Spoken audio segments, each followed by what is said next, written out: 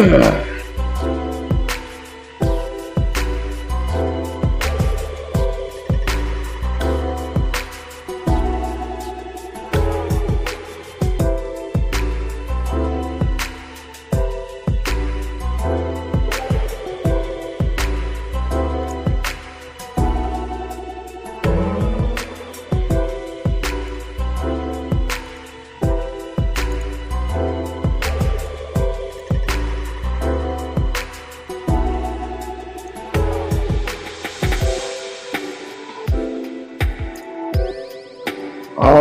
right, we back.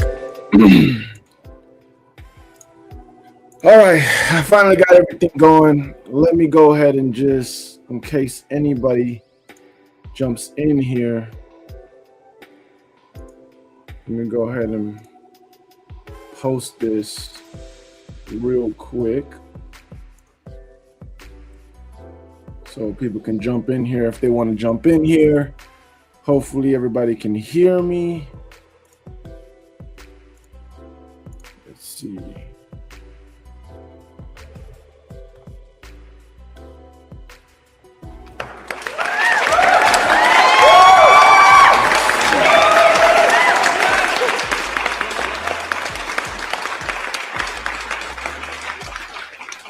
That should be pinned.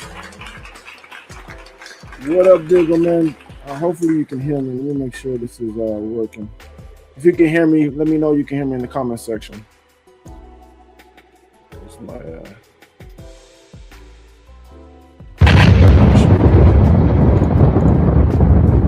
all right. All right, so let's talk about it, man, because there's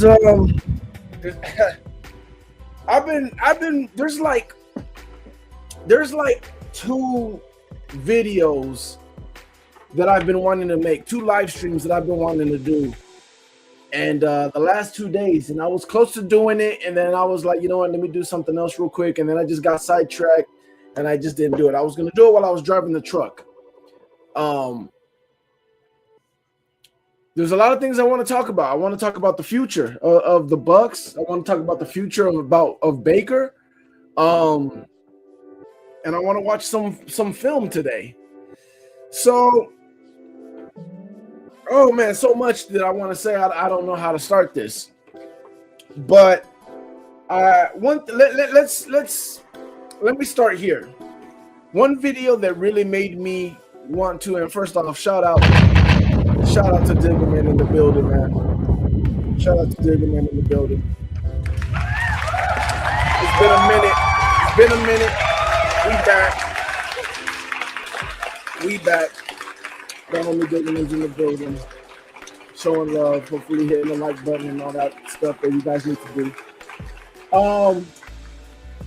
So I seen the video. I'm sure a lot of people have seen this video floating around Twitter, Facebook, whatever, of Dan Orlovsky talking about that the Buccaneers have a Super Bowl contending or NFC Championship contending roster.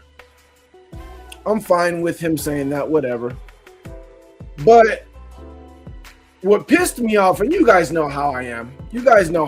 What pissed me off was the fact that all of a sudden we started getting, Locked On Bucks and all these people trying to agree with him. Well, I mean, I can see this and I can see that, blah, blah, blah. And then right away turning it around and talking about, oh, well, that means that if we don't, it's the coaching staff, Todd Bowles got to go. Well, we're not talking about the coaching staff right now. I want to talk about the team. I just wanted to bring that up. That part pissed me off. I do, however, believe that it is very possible that this team is an NFC championship type of team. Get to the NFC playoffs, right? NFC champion playoffs. I believe this can be the team that we were supposed to be last year. Now, I'm not saying we're going to be. I'm not expecting that, but I do know the ceiling is that we are capable of doing that for sure. Will we? I don't know. There's some things I'm worried about. There's some things we got to talk about. And going to the second subject, the main thing I wanted to talk about today was Baker Mayfield. I've been seeing a lot of things on Twitter about Baker and how we have to pay him and all this other stuff. And I've been arguing with people being like, no, we don't have to pay him. And not only that, but saying stuff like, you know, like you know, I don't know if he can get to the Super Bowl. There's things Baker got to get better, man. Baker got to get better. Baker caused us the division. Now, that's not to say, I'm not saying Baker was the worst team on the worst thing on the team. That's not what I'm saying. I'm not saying Baker was the worst thing on the team, because obviously he wasn't. The worst thing on our team was the defense. I understand that. I get it. I know. Trust me. But Baker cost us the division. And how is that? Is because even though our defense was the worst part of the team, well, technically, special teams was the worst part of the team. But without counting that, besides on the other two sides of the ball, defense was the worst side of the ball. Even though that is true, the game and a lot of these games was still in Baker's hand. And not only was it in Baker's hand, the plays that were needed to be made to win the division were there. The third down conversion to close out the Falcons game was there and should have easily been made. And Baker missed them. He didn't see him. He threw it. He saw him. He threw it and he missed him. The throw to Emeka Ibuka in the Saints game to win that game for the touchdown, he saw him. He threw it. He missed him. The games were all in his hands to win it, and he didn't execute. Now, I wanted to break down Baker. This is what I really wanted to do today. We're going to do a lot of other stuff. But what I wanted to come on here first to do was to break down Baker. And I was going to come in here, and I was going to show you guys plays of Baker throwing the ball and what he can do. And I was going to come on here and show you play that Tyler Shough was doing that Baker can't do. Now, we might do that because we might, we're going to talk and we might end up in the Saints game, and we might be able to look at the things that Tyler Shough can do and Shough, however you say his name, Tyler can do for the Saints, the quarterback, and the things that Baker can't do, and vice versa and stuff like that.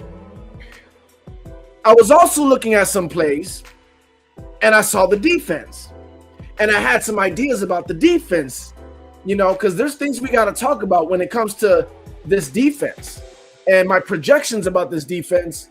And, is it possible for us to reach where we want to reach and become the team we want to become? Diggleman says, I'll never forget that missed touchdowns to Mech versus Miami. It was Miami too?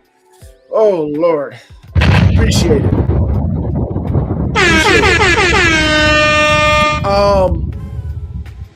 Yeah, so there's a few games I want to look at, and I really wanted to look at this offense and break down this offense and really get into, was it Baker or was it the offensive coordinator? Because that was another thing that I started noticing, right?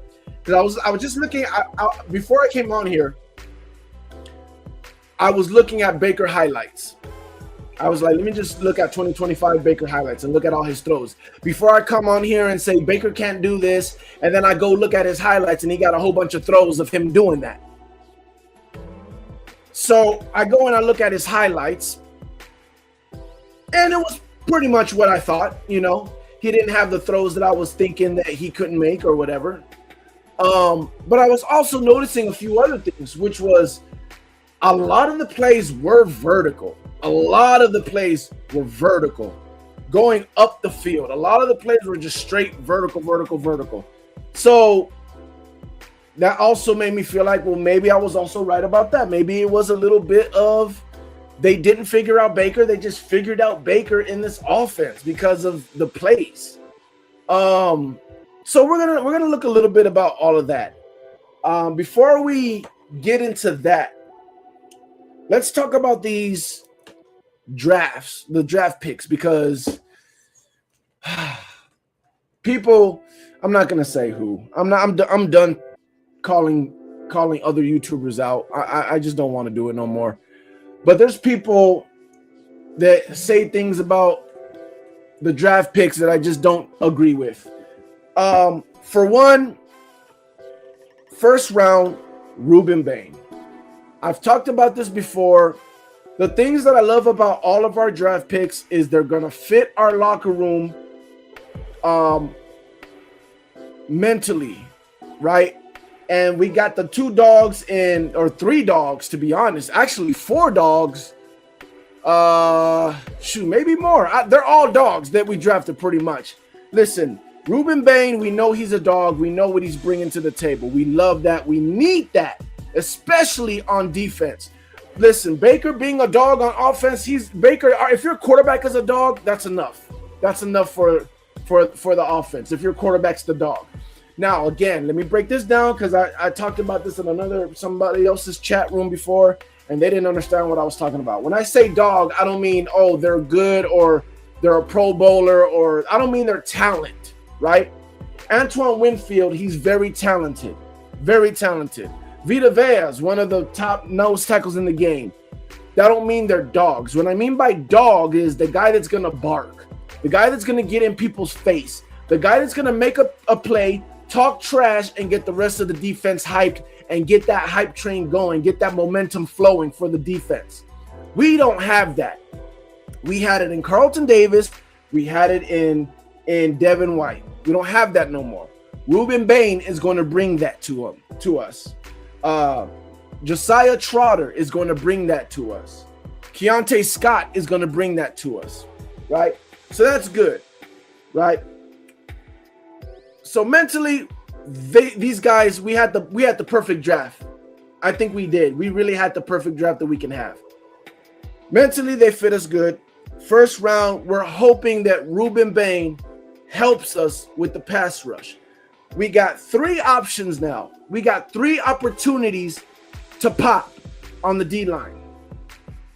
We got our rookie Ruben Bain. Hopefully he pops year 1, becomes that guy we need year 1, and helps that D-line. We got last year's rookie who redshirted last year. Hopefully he pops and becomes someone on that D-line. And then we got Mohammed, the Mohammed guy that we got from Detroit. Hopefully he pops. So we got 3 guys potentially that can pop in 3 different ways. Draft last year, the draft this year, and a free agent. That's 3 opportunities that, hey, let's see if somebody pops. Kalijah Kancey coming back healthy. I love the D-line. I love the D-line. Elijah Roberts, our rookie last year, he might pop. Ashawn, or however you say his name, the one that we got from the Panthers. I love him. I love our D-line. We got a few D-lines that no one's gonna be able to run on us this year. It's gonna be that I'm happy with. I'm glad. Cool. Second draft pick, Josiah Trotter. This, to me, is the biggest risk, biggest reward in the whole draft out of all our draft picks. Josiah Trotter. This is the one that I'm hoping and I'm praying we hit. I'm hoping and I'm praying we hit on Josiah Trotter, because he's gonna bring so much to us, locker room wise, leadership wise. He's going to bring so much to us.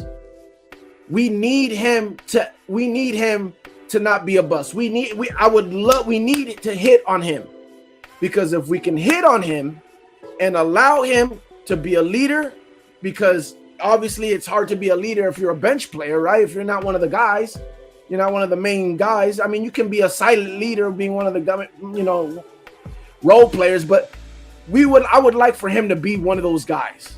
If he can be one of those guys, the amount of leadership and accountability that he's going to bring to the rest of the defense. I'm not talking about the D-line. I'm not talking about the linebacker. I'm talking about the whole defensive room. We need that big time. Now, again, I do believe he is the biggest question mark out of everybody literally out of everybody in our draft, besides maybe the tight end Sharp. That's another question mark. That's one that, if he pans out, that's great, but, who knows if he'll pan out? Probably won't. He probably won't contribute. He might, but again, what is 6th rounder? I think it is something like that. Who knows? But besides Sharp, Josiah Trotter to me is the biggest question mark of if he's gonna pan out or not. Not saying that I believe Rueben Bain's 100% gonna pan out, but listen, I'm taking a flyer on him every time. Then you got Ted Hurst, 3rd round, wide receiver. I believe this guy is going to pan out. I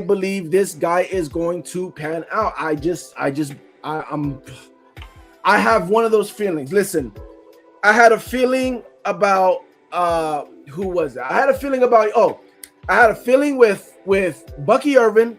There was just something that was telling me, like, I have a feeling about this dude, Bucky Irvin. I had a feeling about Emeka Ibuka, even though, that's a 1st rounder. That's kind of easy to have a feeling about him, right? But still, everybody felt like Emeka Ibuka was like, okay, even though we got him in the 1st round, like, maybe next year or the year after that, when Mike Evans slows down or whatever, he can become something. Now, I'm not saying that I thought he was going to become something the first year, but I had a feeling about him. There was something about him. I didn't feel like he was going to have a Jalen McMillan type of first year. And he did it. Even though the numbers might be a little bit similar, a little bit, kind of, not really. He really didn't have a Jalen McMillan. He had a closer to a Mike Evans first year than a Jalen McMillan first year. And I just had a feeling he was going to show us a lot in this first year. But I had a feeling about Bucky, I had a feeling about Emeka, and I have a feeling about Ted Hurst. Now, I don't have a feeling about Ted Hurst like I had a feeling about Emeka. In other words, I don't know if he's going to be able to touch the ball as much as Emeka. But I do think there's a chance. I do think there is a chance. Listen, a lot of people are looking at Ted Hurst like he's going to have a Jalen McMillan type of season, right? Where it's like, okay, Mike Evans, Chris Godwin, and then, towards the end, McMillan, he was getting catches here and there. When everybody was forgetting about him, he was getting catches here and there. Even though his numbers might look the same as Jalen McMillan, I don't think Ted Hurst's opportunities are going to be the same as McMillan. Where Jalen McMillan's opportunities were, okay, we're watching 1, we're watching 2, and dang it, there goes 3 Jalen McMillan. I feel like Ted Hurst might be like that in the beginning, but in the middle of the season, I have a feeling he's going to be a real contributor. I have a feeling it's going to be Ted Hurst, Chris Godwin on the other side. Emeka Ibuka on the other side, and Chris Godwin in the slot. I have a feeling that's going to be like the main course of our meal. Like I have a feeling that Ted Hurst is going to show this team like, yo, we have to have this guy on the field. He's a problem. That's the kind of feeling I have with Ted Hurst. I have a feeling with Ted Hurst, by the middle of the season, we're gonna look at him like we can't take him out. Like, if we need 2 people on the field, like Ted Hurst has to be one of them. And I'm not saying he's gonna be Mike Evans or anything like that. I just have a feeling he's going to show that, yo, he's a mismatch. He's a real deal Holyfield mismatch on the field. And we need him on the field. We can definitely use him on the field. I don't think it's just going to be the way we got Jalen McMillan on the field, or the way that Tez Johnson, we find Tez Johnson every once in a while. I don't think it's going to be that situation. Now, again, I could be wrong, but I don't think it's going to be that situation. I have a good feeling about Ted Hurst. Then we got Keontae Scott. I think we all have that feeling about Keontae Scott. That's one guy that I think universal through Buck Nation, we all have the same feeling about Keionte Scott. When you watch his tape, it just shows he has to play nickel. He's got to be our nickel. And Parrish, don't get me wrong, Parrish was great at nickel. But he seems like, no, he has to play nickel. I don't know if he's going to cover as good as Parrish at the nickel. But everything else that he does is at such a high level. The blitzing, the run fitting, right? The run stuffing, all that stuff behind the line of scrimmage. Basically an extra linebacker. He has to be our nickel. And I have a feeling Todd Bowles is going to feel the same way. Now, I will say this. We know Todd Bowles don't play games. If you're not ready, Todd Bowles is not going to put him in there. If you don't know what he's doing, Todd Bowles is not going to put him in there. If he can't, play at a starter level, he's going to keep Jacob Parrish in there. And even if he can play at a starter level, he probably going to start Jacob Parrish first too anyways and let him come in little by little and little by little. I don't know. But I think he needs to end up being our starter for sure. Like what he brings to the table, especially in the blitz packages and stuff, he just fits, bro. He just fits. You look at him and you just see Todd Bowles. Like, that's Todd Bowles' scheme to the T, bro. He has to play. We have to get him on the field. Who we get after that? We got 2, 3, Ted Hurst. I believe 4 was Keionte Scott. 5 was Caprahart or Caprahorn or something, Caprahart or something like that. The defensive lineman from Clemson. This guy, love his attitude. I love everybody's attitude, bro. And you know what? I'm gonna be real with you. I don't think it's just our draft class. I literally think it's the whole draft. Just that draft.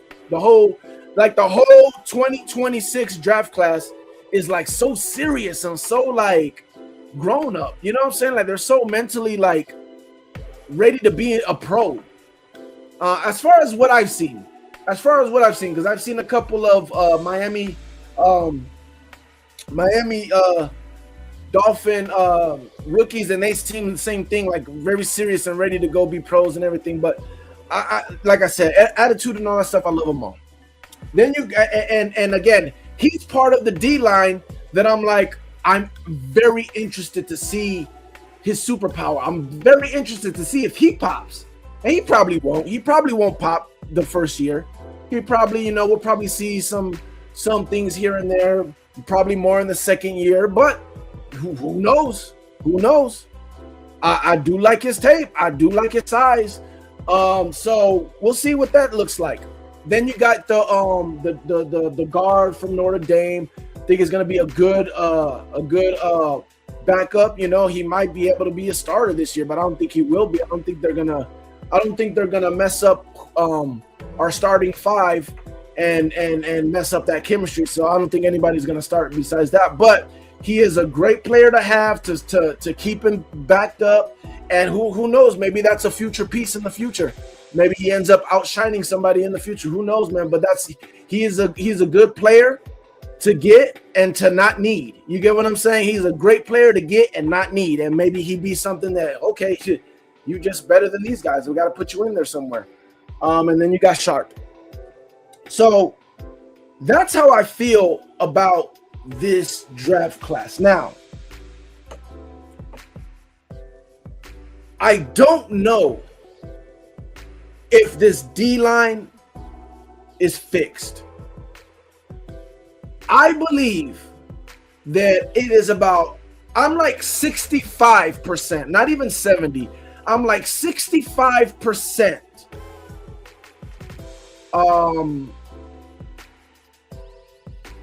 optimistic, I guess you can say. I'm 65% confident that this D-line is probably fixed.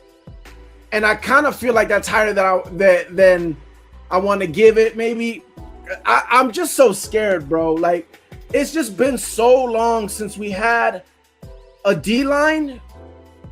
And before the last time we had a D-line, before that, It was forever before we can get a D-line. We only had Gerald McCoy. We could never find edges. So I'm very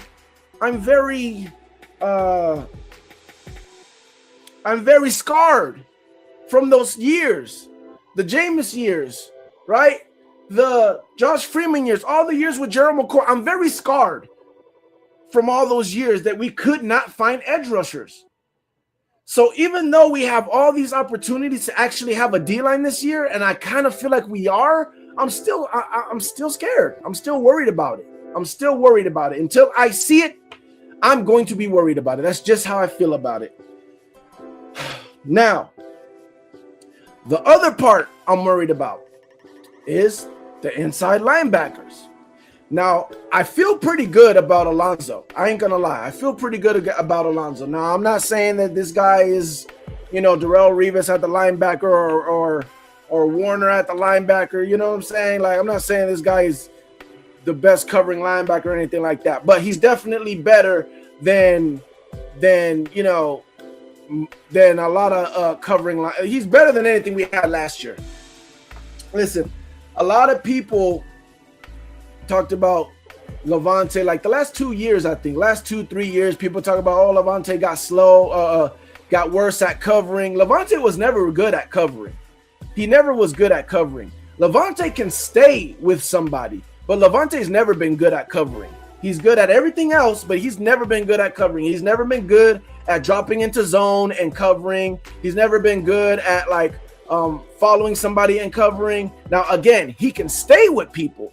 He's always been able to keep up with people. He's agile enough. He's fast enough. And he got good instincts. So he's always been able to stay with people. But as far as covering, locking down type situations, especially in zone, he's never been the best at that. Never. So when people started seeing, throws get by him and stuff, he's starting to slow down. He's always been like that. Now, he definitely started slowing down when it was like tackle for losses and people dumping down the ball and him not getting to the running back and stuff like that. Like, those are plays he made in his sleep, and those were plays that he was starting to miss. So we obviously, you could just tell Father Time was catching up to him. So almost any linebacker would have been better than what we had last year. Now, Alex is actually a pretty good he's a better than average linebacker at coverage. So that's actually I'm actually happy with him. I'm happy and I'm confident with him. It's whoever's going to be next to him. Now, in my opinion, we do got two cracks at it. We got Josiah Trotter, who we drafted, who, again, if you want to ask what my confidence level in him is, especially year one, it's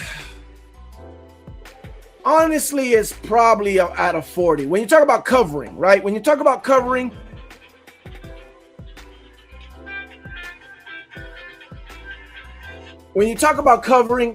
it's probably 40% that I'm confident in Josiah. Now, I hope to God I'm wrong. I hope to God I am wrong. But that's where my confidence level is with him. The second opportunity we have is, what's his name? SirVocea Dennis. People already gave up on SirVocea Dennis. I haven't gave up on SirVocea Dennis. I do believe that, it will be his second year, or no, it'll be his third year, I think. I don't know what year it is. I think it's his third, but it is definitely his second year starting, pretty much. So who knows? Maybe, the game slows down a little bit for him. Maybe something clicks. I don't know. All I know is in training camp, he seems like he's the man. Like, he understands it. He gets it. Regular season comes, things seem a little too fast for him. So maybe all we need is for things to slow down for him. I don't know. But those are the two real shots we have, right? We still got the dude that we got from the Panthers. I'm not counting on him to be the answer. Maybe to start for us, because the other guys are so bad at covering that he might help out Alex. Maybe that happens, but I don't have any plans on him being the guy for us, right? So Savassier and Josiah are the two hopes. Now, there is one dark horse. I believe we got a linebacker from Nebraska. I haven't heard anything about him yet, but we picked him up as an undrafted free agent. I don't know if we still have him on the team or what, but I saw his tape and I was kind of like, I kind of like his tape. I kind of like his tape. So I wouldn't mind, hopefully he's a dark horse that comes out of nowhere, and who knows. But when it's all said and done, the amount of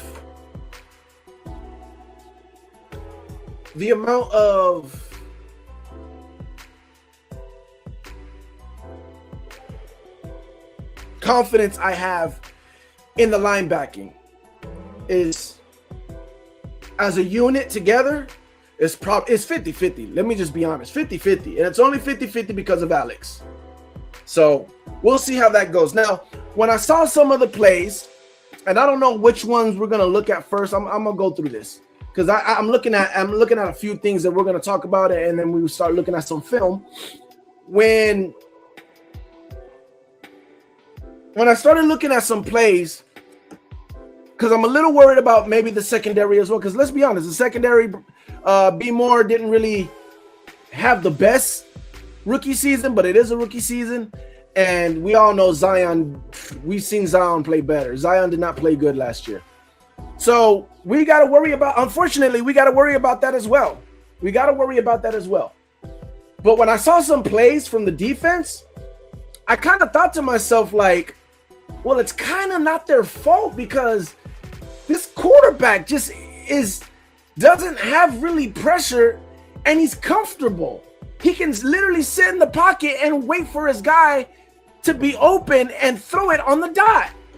We pretty much made every quarterback look like Peyton Manning because we couldn't pressure them. So maybe with the new D-line, everybody gets better in coverage. So we'll look a little bit of that. Now, let's get into this. Let's get into this offense, right? So I've had people, man, I've been on Panther podcasts. I've been on Saints podcast. I've been on everybody's podcasts. Once again, if you want to join the stream, go ahead and just click the link and you can come in here and talk whatever you want to talk. And one thing that they, for some reason, believe is that our offense is over because Mike Evans is gone. So I did a little digging, and I looked at all the weeks that we had Mike Evans and no Chris Godwin. I looked at all the weeks that we had Chris Godwin and no Mike Evans. I looked at the weeks that we didn't have Chris Godwin or Mike Evans. I looked at the weeks where we had Mike Evans, Chris Godwin, and Jalen McMillan, right? Which is the same weeks that we just had Mike Evans and Chris Godwin. The only time we had Mike Evans and Chris Godwin was the only time we had Mike Evans and Chris Godwin and Jalen McMillan, which was week 15, 16, 17, and 18. So here are the points, because I'm sure a lot of Buck fans haven't really thought about this, right? How do we look without Mike Evans? Well, what were the points that we were putting up without Mike Evans? The points we were putting up without Mike Evans, which was week 4, 5, 6, 8, 10, 11, 12, 13, and 14. Those were the weeks that we had without Mike Evans. Week 4, which we had Chris Godwin. No Mike Evans, but Chris Godwin. We had 31 points. Week 5, also Chris Godwin, no Mike Evans, 38 points. Week 6, we didn't have Chris Godwin or Mike Evans. We put up 30 points.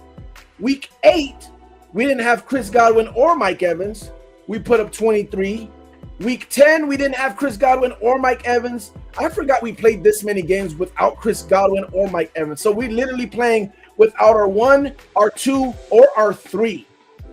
We had 1, 2, 3, 4 games that we didn't play without our first, second, or third wide receiver, because Jalen McMillan is our third wide receiver. So week 10, we had 23 points, and week 11, we had 32 points. Those were all without Chris Godwin and Mike Evans. And then we had a 7-point game where we just had Chris Godwin. 20-point game where we just had Chris Godwin. 20-point game where we just had Chris Godwin. And then when we finally got Chris Godwin, Mike Evans, and Jalen McMillan, which is the only time we had Chris Godwin and Mike Evans together, which is also the only time we had him with Jalen McMillan as well. Week 15, 29 points, 16, 20 points, 17, 20 points, 18, 16 points. So I thought that was funny because, for one, if any other divisional rival ever come at you like, oh, it's over, you got Mike Evans is gone, it's over, you can let them know we put up our best numbers when we didn't have Mike Evans on the field. That's just the facts. 31, the best. This is okay. So these are the points with Mike Evans and no Chris Godwin. 23 points, 20 points, 29 points, 24 points, and that's it. Those are the only 4 games that we had with Mike Evans and no Chris Godwin. So yeah, and the points that we have with the highest points we have with Chris Godwin and no Mike Evans is 31 points and 38 points, and then a 30-point game without Chris Godwin or Mike Evans, and a 32-point game without Chris Godwin and Mike Evans as well. That was later on in week 11. But it's funny because these are our points as the week went on. And when it looks like, to me, based on the points, it honestly looks like the NFL figured, just based on looking at how the points raised and lowered, it seems like the NFL figured us out, right? So week 1, Mike Evans, no Chris Godwin, 23 points. Week 2, same thing, 20 points. Week 3, same thing, 29 points. So it looks like we get in the groove, right? Week 4 comes, no Mike Evans, but we got Chris Godwin. The score is still going up. We got 31 points. Then week 5, same thing, no Mike Evans, but we got Chris Godwin. We got 38 points. The score is still going up. Then we lose Chris Godwin. Week 6, no Chris Godwin, no Mike Evans. We got 30 points. So we're still in that 30-point area. Then week 7, we get Mike Evans, no Chris Godwin, but I believe this is the game that we get Mike Evans and then he hurts himself. We get 24 points. Then we go into the whole 4 games with no Mike Evans and no Chris Godwin. Week 8, 23 points. So it looks like, okay, they kind of shut us down. Another 23 points, week 10, and then 32 points. But that's the Bills game, and that kind of feels like, we were kind of just throwing it up or whatever. Then we go into 7 points, 20 points, 20 points. So at that point, it felt like we were getting figured out. Week 15 with 29 points. Who was that? 29 points. Am I sure that's 29 points?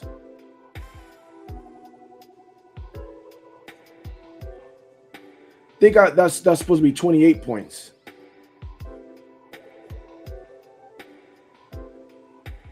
$18, $17, $16, $15. Yeah, it's supposed to be 28 points.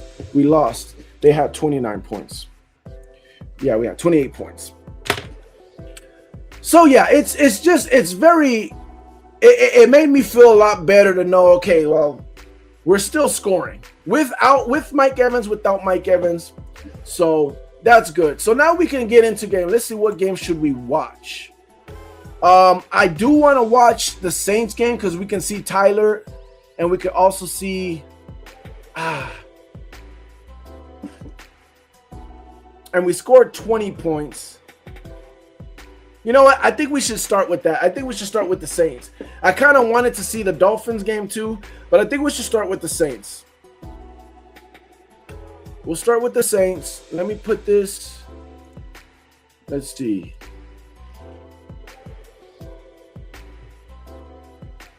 All right. Y'all can see that, right? Let me put this up here.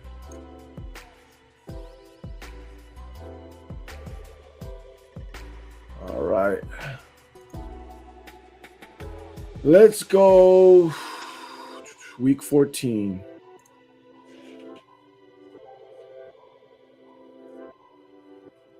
All right.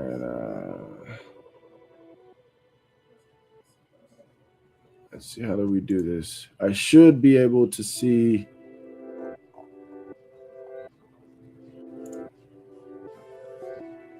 I should be able to see all 22. I'm going to be pissed if I pay for this and there ain't no all 22. There we go.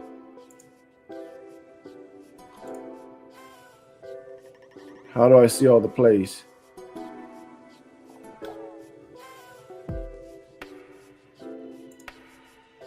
There, okay, cool. Figured it out. All right. What is this for? Okay. So let's watch. We'll watch a little bit of.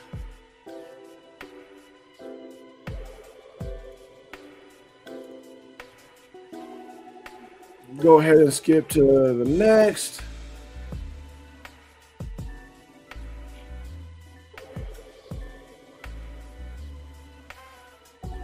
What the heck just happened? Was that the whole? Oh, they don't do it play by play anymore. Come on. They see. People were I'm telling you, NFL. They know, bro. They know, bro.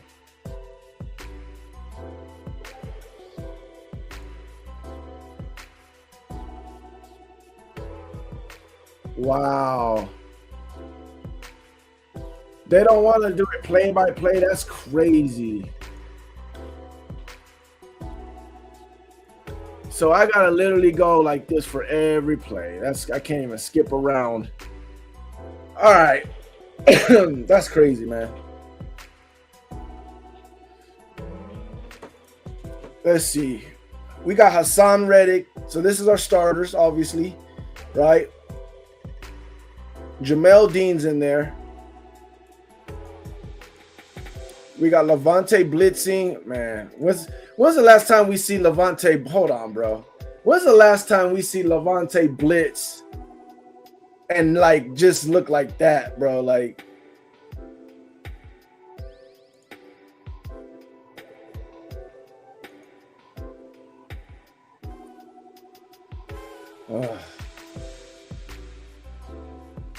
he just took a shot and he almost got it.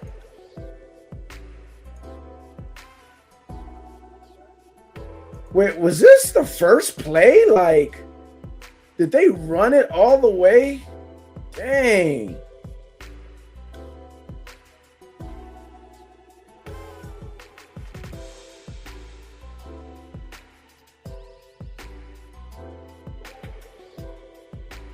Oh my gosh.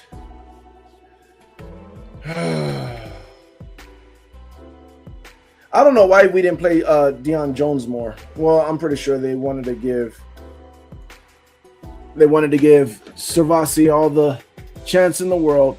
All right, let's see. Levante, we got Jamel, we got him. Look like Antoine and Tyke switch sides. And we blitzed and dropped Hassan back.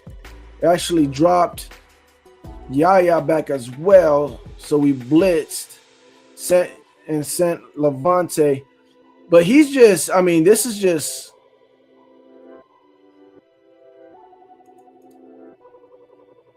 I don't understand if Antoine, that was another player that didn't play good last year. Antoine just, I don't know, man. Antoine been slacking. He just saw and took a. I mean, this is all open, bro. Like,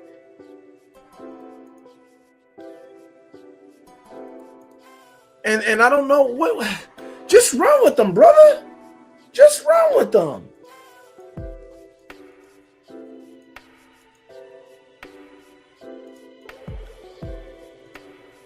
If he didn't do that move, it would have been over. It would have been over.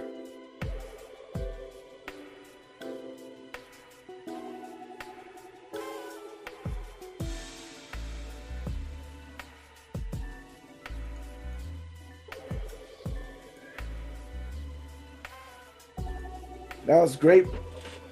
Yeah, if he didn't do that move, it would have been over, brother. It would have been over.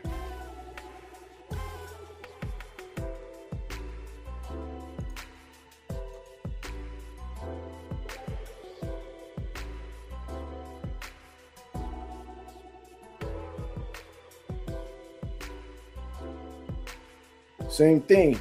He let him get in the inside. Jamel Dean, can you see? Yeah, Jamel Dean up here didn't let him get in the inside.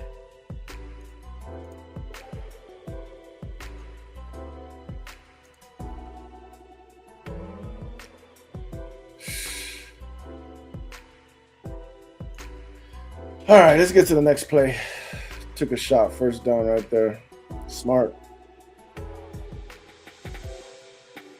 Got Levante at the line. Dennis.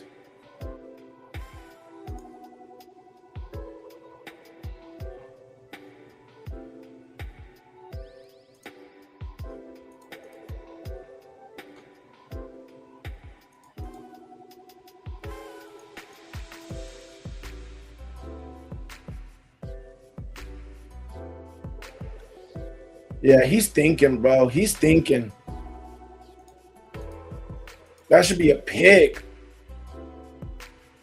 He's just thinking. He's thinking. Jacob Parrish. What you finna do? Jamel.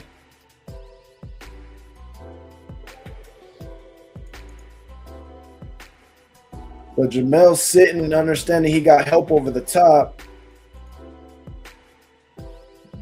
Jacob just manhandling homeboy.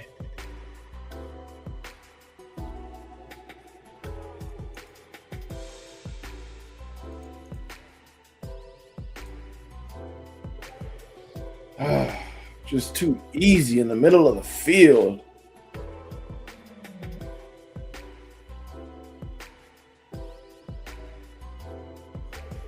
They say he got lighter, so look.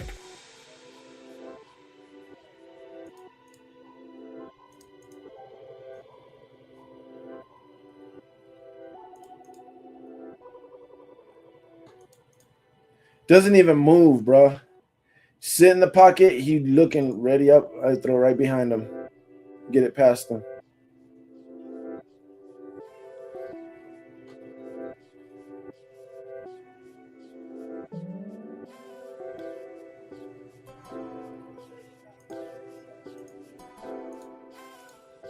Running.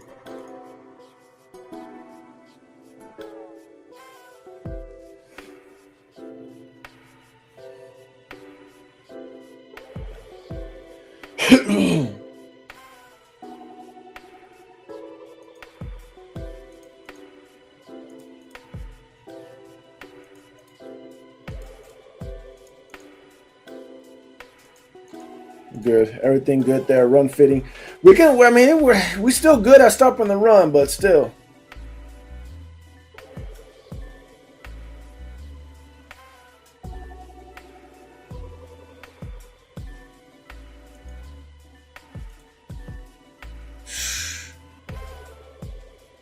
Right at Dennis, man. Right at Dennis. It's like Dennis is like trying to look at his eyes like, where are you throwing it? Where are you throwing it? And by the time you realize where you're throwing it, it's too late, bro. You just gotta pick, bro. Hey, zooming it past you. He always everybody. And this is what I noticed, bro. It just seems like they always put two people right next to him, and he's always in the middle. Like, I don't know where to want to pick.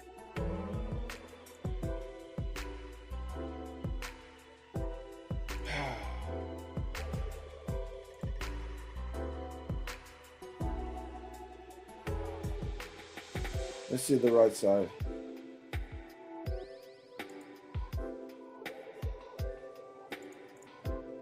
He's ready. He's ready. Going for the running back. He's going to have to squat. Which he's squatting. He's ready. He should be all over him, bro. He shouldn't be worried about. It's like maybe he's trying to do too much. Maybe he's like, okay, maybe he's dissecting everything so fast that he's like, okay, I got this guy and I got this guy. I can make a play on both of them. And it's like, no. Just go to the closest guy to you and make sure he don't get the ball.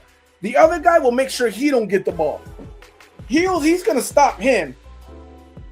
He's going to drive as soon as he throws it. He's going to drive and hit that or at least crack him as soon as he hits the ball. He's going to drive. You're flat-footed just waiting to see where he decides. And by the time you realize where he decides and try to turn, that ball's already coming. See? This too. Look at this. Look at this. I bet you he's still going to go backwards. Yep.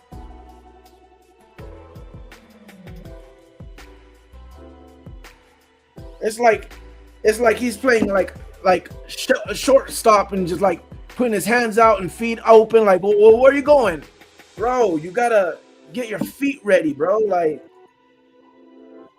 you gotta play better, man. They gotta play better. They gotta play better.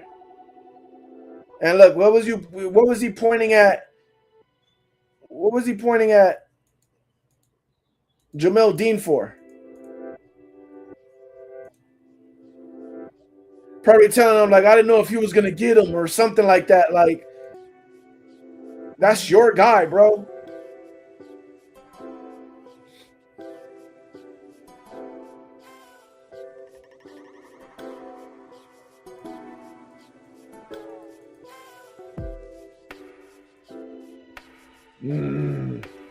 See, okay. So I didn't see that. It might have been Levante that threw him off. It might have been Levante because Levante told him, watch so-and-so. Look, he's telling them, watch so-and-so over here. Whoever's over there, which is the guy that goes to Jamel Dean. He just goes, yeah, you watch over there. I'm going to go right here where you're at. Look at this. See? He was watching him, and then he looked like he was about to fake him out. He looked like he was trying to fake out the quarterback and then go over there and pick him off. He was trying to make a play. You can't see. That's what we got to do now again. I don't know if that's him doing that because of him or him doing that because Levante told him, watch over here. And he's like, okay, cool. It's going to go over there now. I'm going to fake him out. Because he looks at him like, I'm going to cover you. And then he moves out of his way and looks at the quarterback like, I'm going to jump him. As soon as he throws it this way, I'm going to jump him. And no, bro. Oh, shoot. He ain't even looking over there. Was he looking over there in the beginning? Let me see something. Watch him. Tells him, watch. He's looking this way. He's looking straight. He's looking directly at this guy. Directly at him. Because this is an easy play for him. I'm pretty sure Kellen Moore told him, look, we're going to send the motion to the left. Watch for that middle linebacker. If those linebackers shift, watch whoever's playing that middle of the field. It's this guy. He's looking at him. If he moves a little bit past this hash, that's your spot right there. Okay, so now he's watching. He's going to look over here. Now he's looking directly at 83 like, okay, I got you. He's still looking at him. He's going to jump out of his way instead of like literally just jumping at him or pushing him or something. Look. Now he looks at him and gets out of his way, looking at him like, oh, I'm about to, oh, I faked you out. Like if I faked you out, now I'm gonna watch his eyes and I'm gonna go pick it off over here. I'm gonna go pick it off over here. But as he turns to look at the quarterback realizes, oh shoot, he's looking over here at me, at this spot. He's throwing it to him. It's too late, brother. It's too late. It's too late. Should have just been in the spot you were supposed to be and played the man that ran to you in your spot. See, what I think is, this is what I'm thinking. I'm thinking these players have gone into the classroom and the teachers are telling them, when they do this, they're going to try to make you come over here so they can throw it over here. That's what I think they're doing in the classroom. That's what I think they're doing in the classroom. In the classroom, they're telling them, listen, they're going to motion because they want to overload, which is true. This is what they do a lot. They want to overload. They're going to overload one side, right? They're going to send this guy over here to keep you over here while they overload it this side, and they're going to throw over here to the overload side. But they're not doing that. A lot of offenses are not doing that now. Well, at least against us. What a lot of offenses are doing now is saying, oh, they know the game within the game. Let's just go back to the regular game. Instead of saying, okay, let's bring him over here to move you over here and throw it over here where we overload it. We're already expecting it, so we're jumping over here to go help the overload, and they're going, no, we're just going to do the regular play.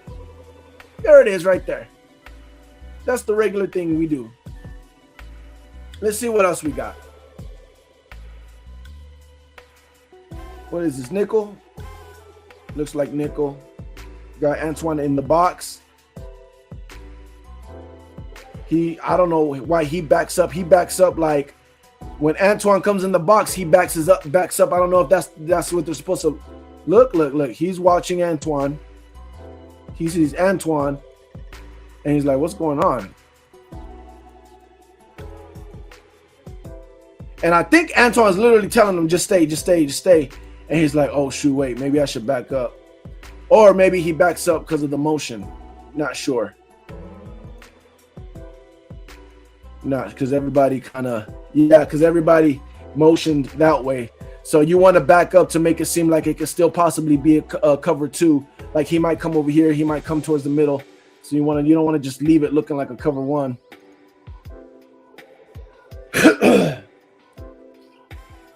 Run play, RPO. Jeez.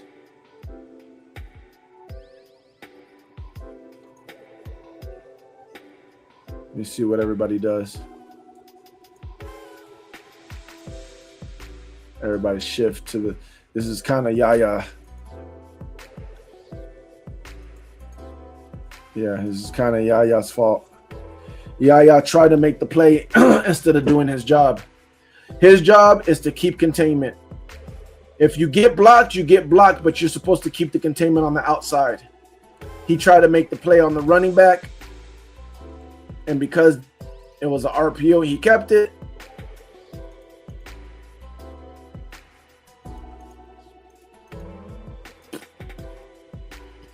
Yeah, that was Yaya. But see, stuff like this happens when the defense is bad. When the defense is bad, people try to make a play.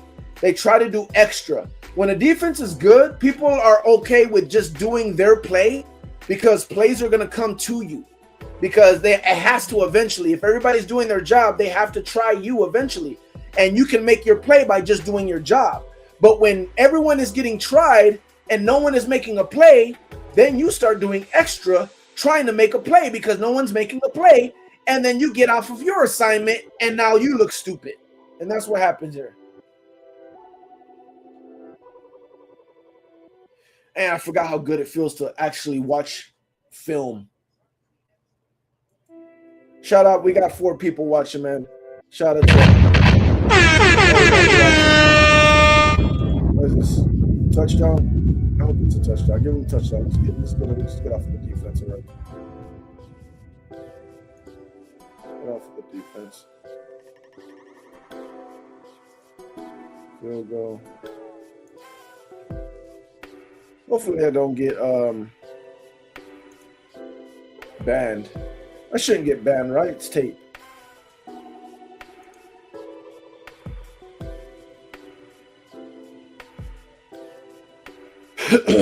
All right. Let's see. What is the Saints game? What week is this? 9? Wait, no. Hold on. Let me see. This is week. This is week 18, 17, 16. 18, 17, 16, 15, 29, 28. This is week 14. So we had Chris Godwin and no Mike Evans. Okay.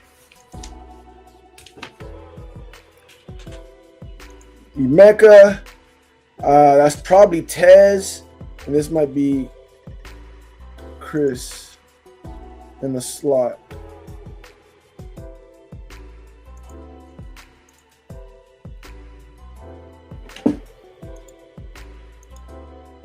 Oh no, that was, dang, Chris Godwin wasn't even in here. That was Shep.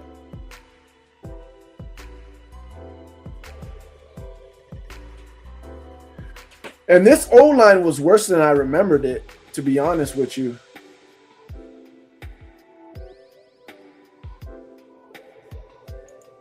Oh, Tristan wasn't even playing in this game?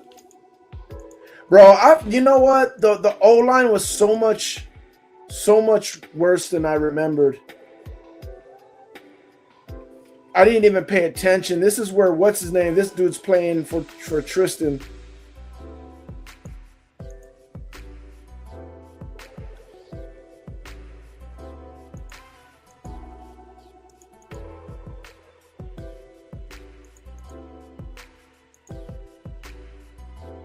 Bucky's in there. He's not doing nothing.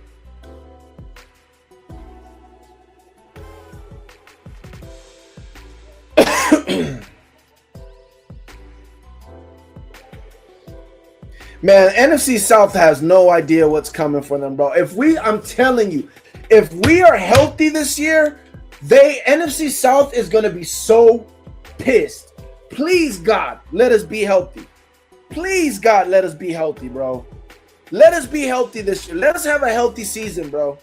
Let us have a healthy season, bro. We have a healthy... Oh, yeah, see, Chris Godwin was here. We have a healthy season, bro. NFC South ain't going to know what to do. They're not going to know what to do. Oh, Carolina Panther guy in the building. Yeah, we done came on out with the tape, man. We done came on out with the tape.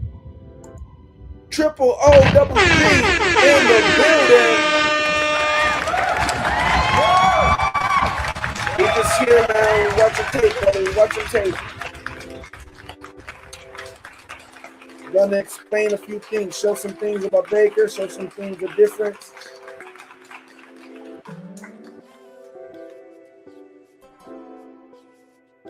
Come on, let's get to it, bro. Let's get to it. Let's see. Chris in the slot, Mick on the outside, Shepard on the other outside. See, this is what it's gonna be. Instead of Shepard, though, it'll either be Jalen McMillan or it's gonna be Ted Hurst. And I think towards the middle of the season, it'll end up being Ted Hurst, bro. I just have a feeling.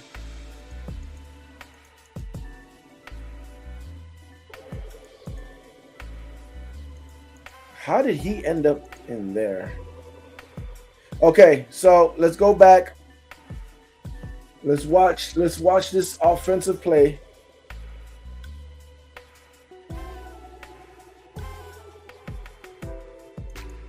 Stop. All right. Look in here.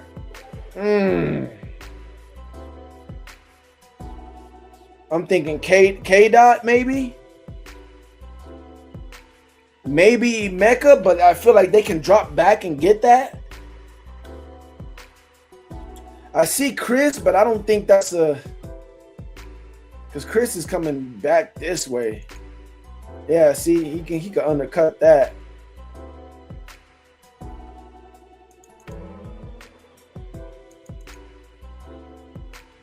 See how he's drifting back.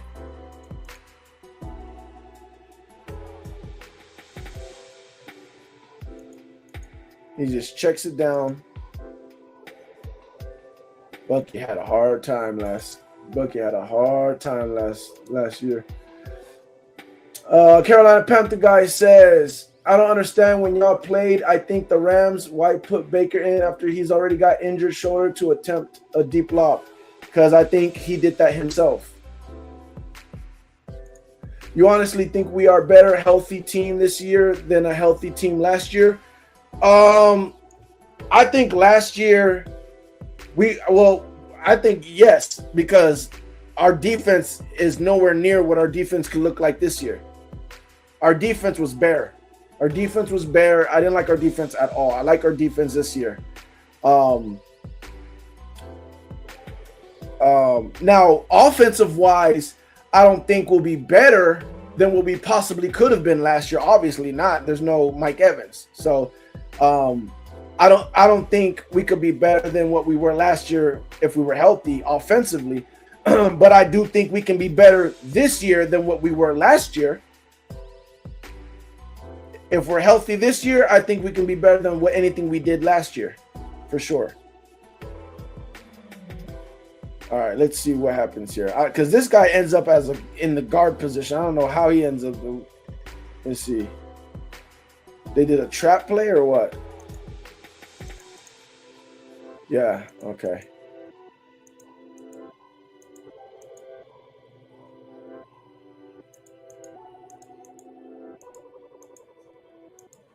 Yeah, he was hurt too.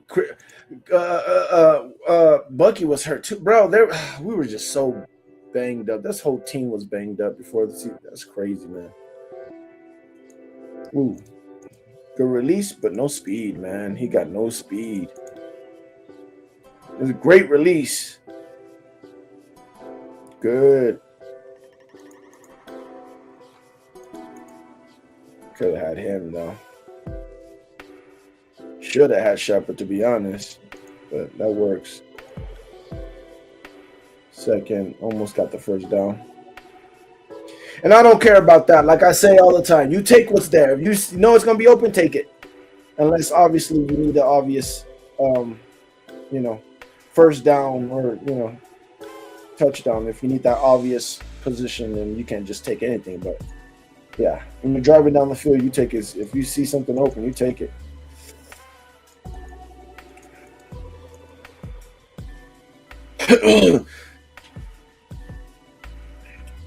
But so far, all we've seen is baseball throws. You know what I'm saying?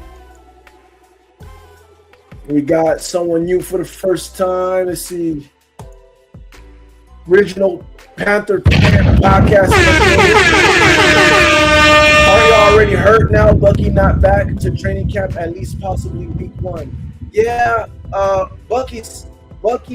Well, he's not hurt. He's rehabbing from the surgery. So he didn't get hurt. He's rehabbing from the surgery. But I mean, if you wanna count that for Bucky, then count it for Bucky. I'm not really looking for Bucky to be back in shape. I hope I'm wrong. I'm really more counting on Kenneth Gainwell, to be honest with you. Really hope this OC is good as he should be. Yeah, that part right there. Yeah, that part. Yeah. I mean, so far these plays.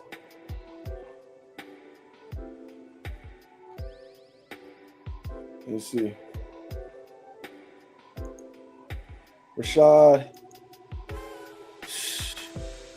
So we got Cade Otton, Rashad, and Bucky, and nope, that's Tez. I mean, See, perfectly moving with him. Perfectly.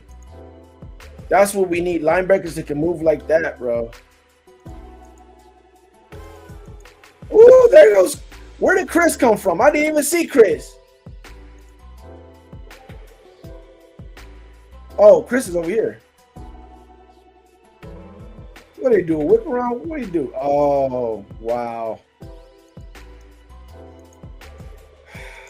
See, I hate. That's what we had to do.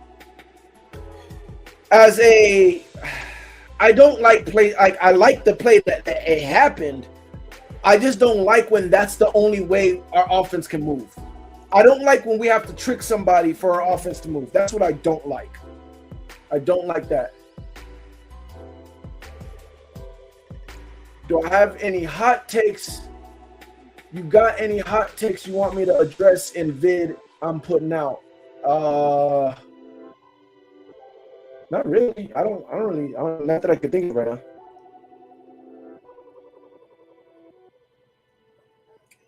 Let's see. Oh, what just happened? Did it just start over?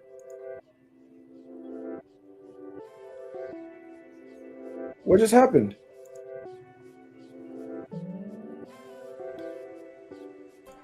What the heck just happened? That was dumb.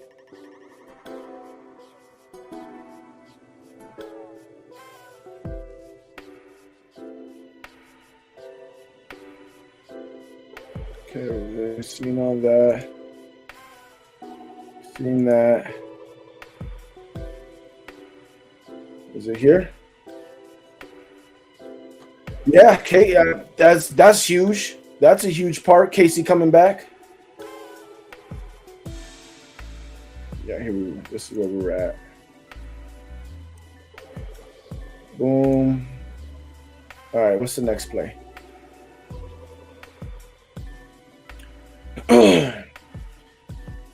I don't mind it when our offense is clicking, but when our offense is struggling and we got to use a play like that to get going or to get a first down, like, come on, man.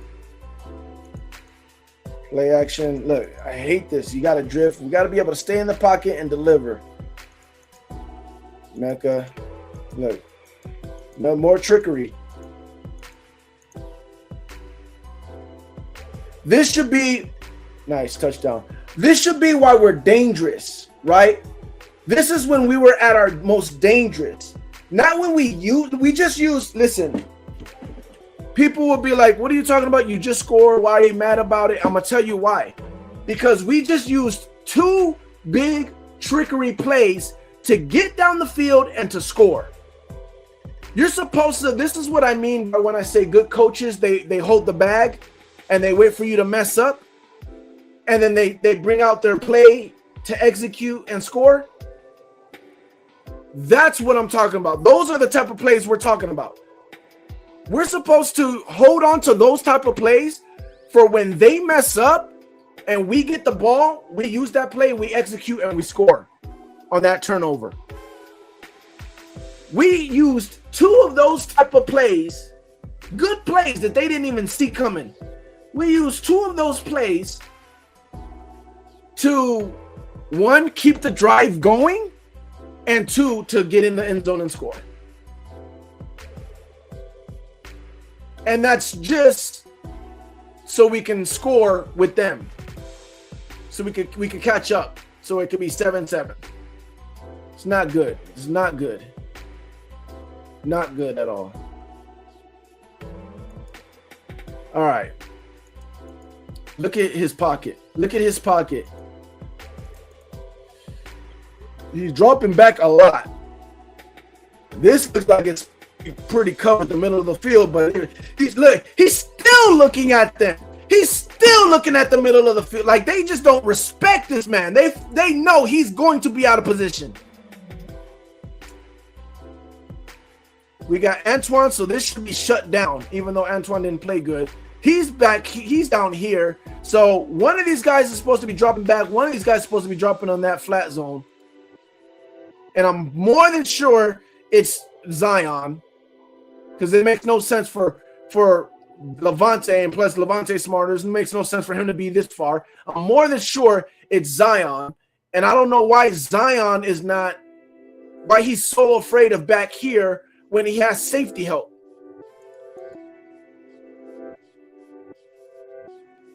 Now he's looking at that corner. Now he's looking at that corner. Or it could be still about to hit here. Let's see. Okay, now he got pressure. He's probably going to dump it down if he's smart. Oh, no, we get it. Woo-hoo-hoo. Vita, big Vita. Big Vita. Let's see that in real time. That play took too long to develop. Yeah, that play took too long to develop. That play took too long to develop.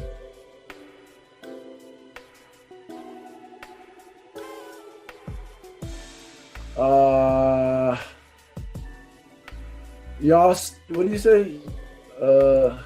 Y'all still praying him or Yaya become really good? Kancey is good. No, he definitely can't be. I ain't gonna lie. I was about to say he definitely can't be resigned if he gets hurt again. If we could get him for the low, I'm still, bro. He's too talented. Kancey is too talented, and that's to go with what you're saying, Panther Fan Podcast. Like, listen, brother. If Kancey's that, he's already that. We're not waiting on Kancey to become that. Kancey's that. We just waiting on him to stay healthy. We just ready for him to stay healthy. That's what we're waiting on. All right, this will give us a real good view of if he had enough time.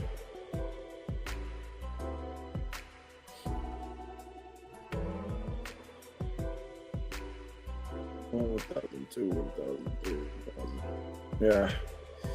You got to check that ball. He should have checked that ball down a long time ago. Zion was giving him the check down. He should have checked the ball a long time ago. He was sitting there reading, waiting for it to be open. It's the same thing that I said with Michael Penix. Fake like he was gonna blitz. He dropped back. Looks like he's looking straight at him too. So he's probably looking, let's see. Nope, he's gonna look more to the middle of the field. So far, so good. He's looking to the left, looking at Levante. He wants to hit this. Levante sees the break. He breaks on the ball.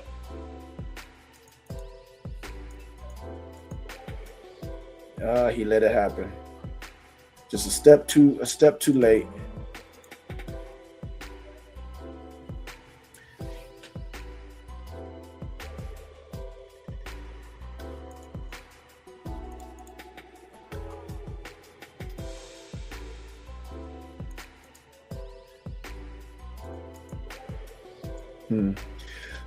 I don't think anybody did too bad on this one. Just kind of like, all right, it is what it is. He threw it. Got what he got what the defense gave him. Now again, maybe Levante has a quicker step. If he's younger, maybe he knocks that down. Who knows? But it's not too bad.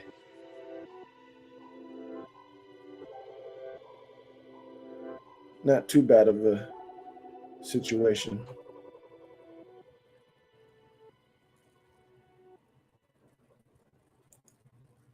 Ooh, I don't like your back being turned like that, but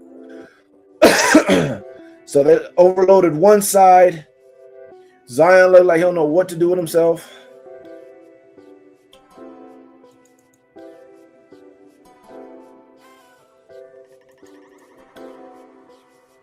Wait, how did we look? Because where is Antoine? Okay, Antoine's in the box. Okay, I was wondering how he got. So they look like they were blitzing. Okay, we got our two linebackers. Okay, gotcha. All right. They go back. Yeah, see, Antoine just seems like he's been caught off guard like all year, bro.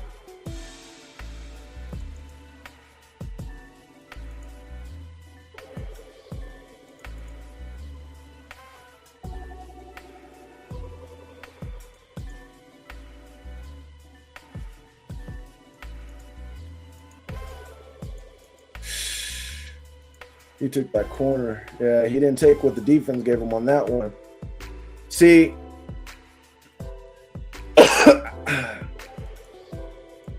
who gets this guy? It's definitely not Jamel, because he has to play the corner. He has to play over the top. But you got homeboy over here. Where did Parrish start? Because that's Parrish. Okay, so Parrish is playing the nickel. He's playing there, but he's going to drop into safety. Drop into safety mode. Tyke's going to be over here. And basically Antoine drops into nickel. Got it. Antoine's going to drop into nickel. So he's going to play anything underneath to this guy. So he was supposed to be playing flat. He just...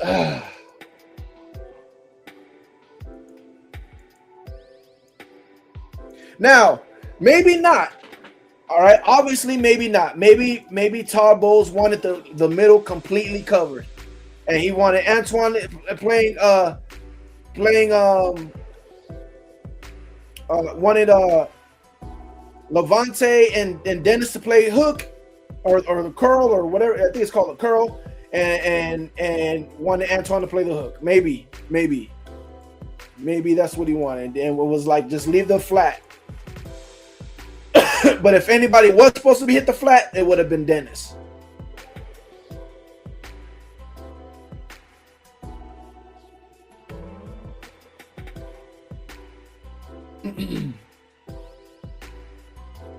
I'm forcing what?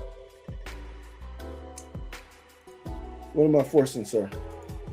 Let me see. So now we're on offense already. All right. I hate the special teams, man. I wish they go back to regular special teams, regular kickoffs. All right, what we got? Can't see. Okay, Rashad again. Rashad and Bucky.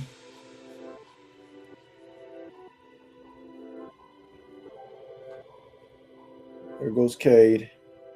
Oh my gosh.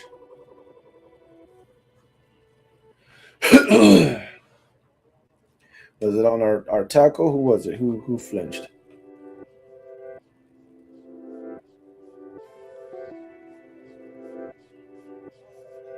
Who flinched? It's probably our tackle, I bet.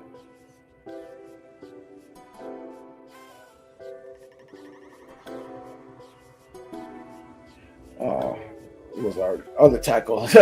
Not the rookie tackle. The Oh no, Cansey's good. Trust me, Cansey's good. Cansey's good. There's no matter of fact. Shoot, hold on. Let me see. I'll tell you his stats.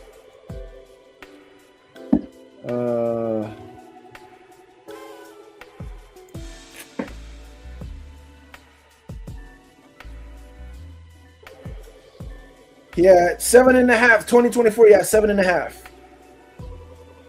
And I don't even think he played all the games. Yeah, 12 games. 7.5 sacks with 12 games, bro. Rookie year played 14, had four sacks.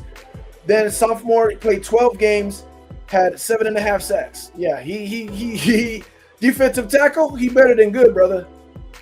I know you don't want to hear that, but he better than good. Okay, what we got? Here's what it is.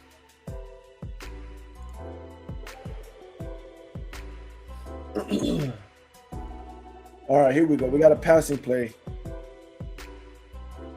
Again, a lot of these stop, stand there. Okay. This is what it is.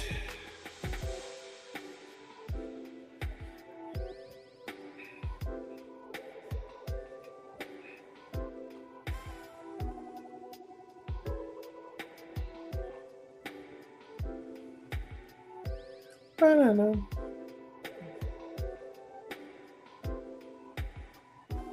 No, what we got? What we got?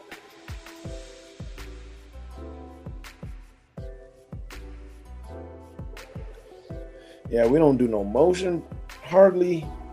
Hopefully, we have more motion.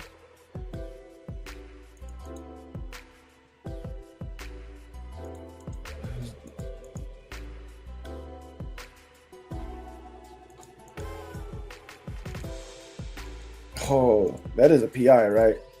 I finna say.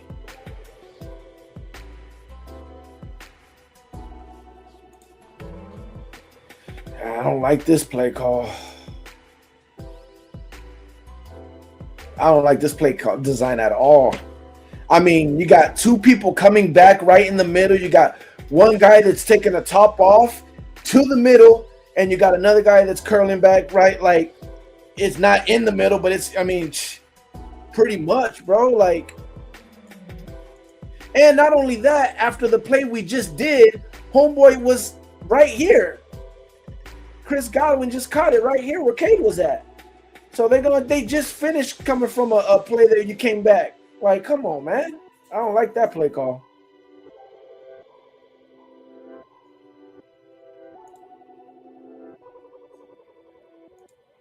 All he doing, that's why his tackle be in the 20s, huh?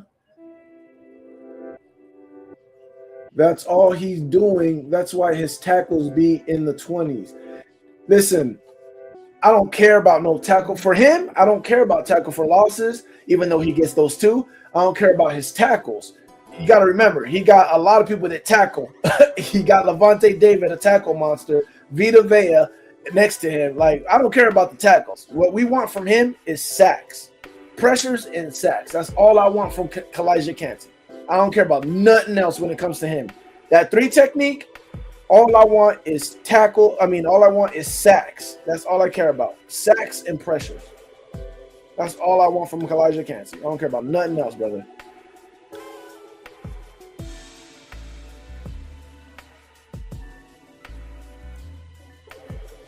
Yeah, I really. Come on. Next one. All right.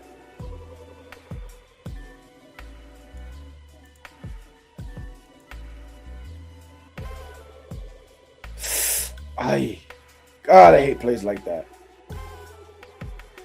Yeah, you could tell he's just calling plays. That's the one thing. Like, I don't like when they put Josh Grizzard under the bus like that. But it is true though. It seems like he's just calling plays. Like, it's nice.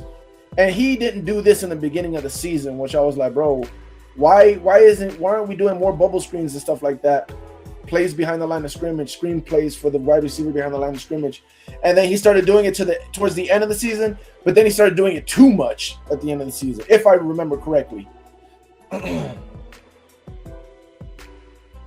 But this is why we were so deadly in the Liam Cohen offense, and why we were kind of deadly with Dave Canellis, was because we were able to have a regular offense where we're throwing down the field or whatever, and then we can mix it in with some bubble screens, with some wide receiver screens, with some screens, with some running backs, with these hiding players on the lines plays and stuff like that.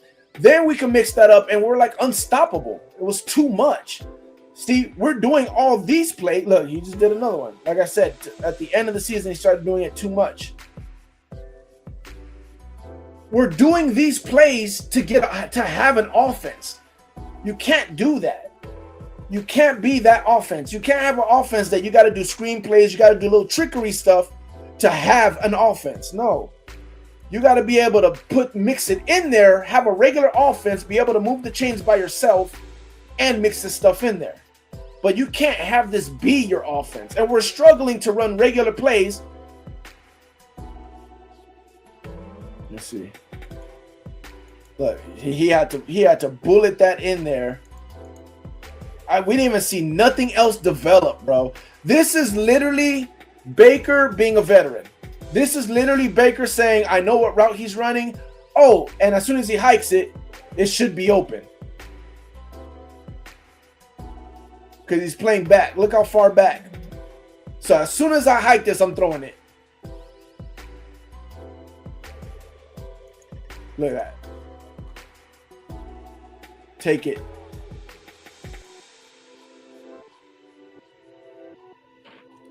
Now, this is what you just saw is one of the reasons why when we talk about like Tyler Shaw, right? I say Tyler is like a better quarterback, or some of these quarterbacks are better quarterbacks than Baker. And they're like, would you take that person or would you take Baker? A lot of times I'll still say I take Baker. It's because of this, the veteran, that veteran smarts of that. Like, okay, I'm just going to take this real quick.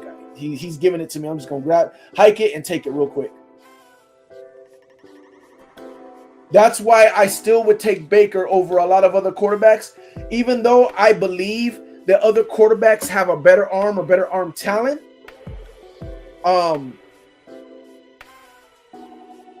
They're not mature enough yet. A lot of them are young and they're not mature enough or smart enough.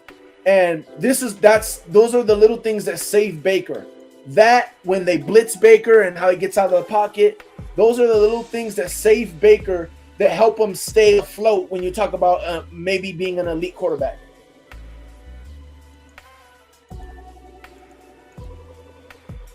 See, these run plays are there to be made, but we don't threaten them. We're not threatening defenses. Now, I will say this, and this is why I do give Josh Grizzard a little bit of leeway, right? A little bit of slack, even though I just said, like, you know, it was kind of his offense. We don't have a deep threat. This guy, number 15, is literally our only deep threat. We don't have Mike Evans. Mike Evans and this guy, number 15, Tez Johnson, is our only deep threat.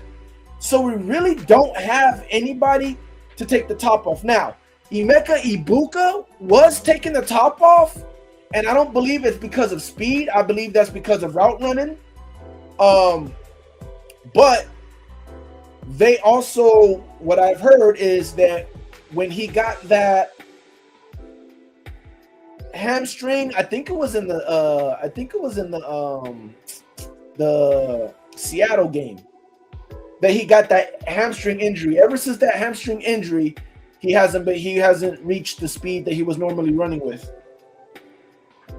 So that hindered the rest of his season. So supposedly, I don't know. But yeah, we're not threatening them. So they can all run downhill, whether you're talking about bubble screens, whether you're talking about screen plays, regular screen plays, whether you're talking about running the ball, they can all run downhill. They're not threatened about anything over the top. So when we can get back to that with Ted Hurst, then those plays are going to be dangerous again. Our running game will open up again. But nothing. Yeah, you could tell, but Bucky can't even, bro. Bucky couldn't even shake him, bro. You can know he was hurt. Bucky couldn't even shake the big man. You know he was hurt. Yeah, that's crazy. That was a fourth down.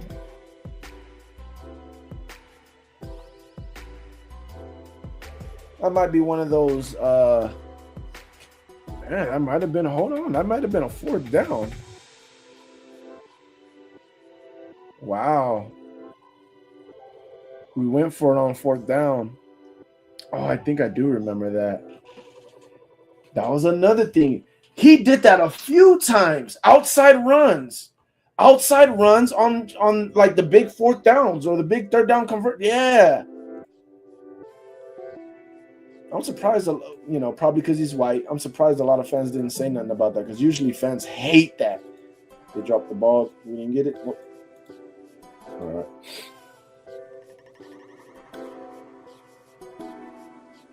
All right, let's see.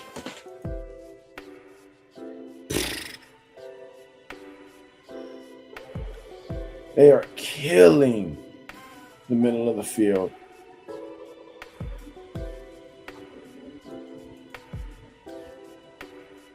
Yeah. Okay. So these are the moments. These are the moments that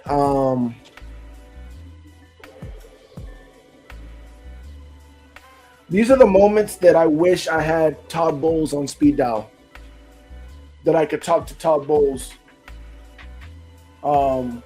be in the meeting with him, because this is what it is. This is what it is. When we're in zone covering all that.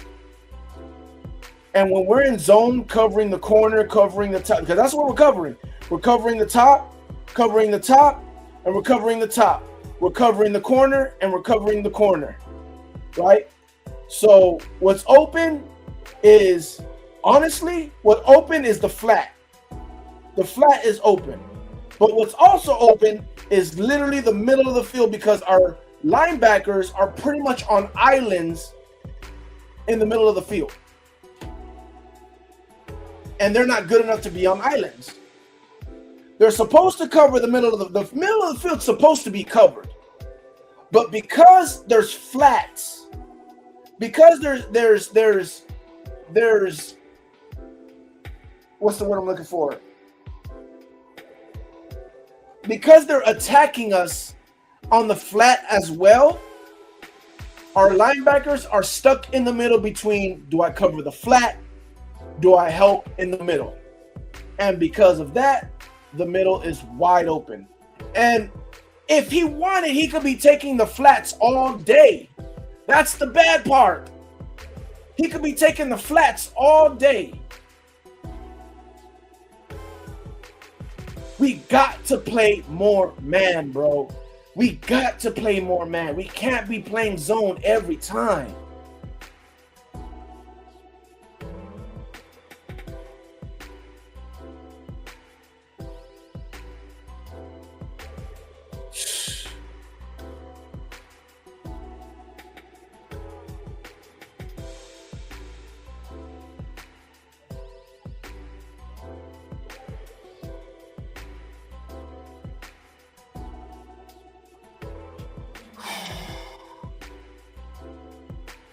We're in man.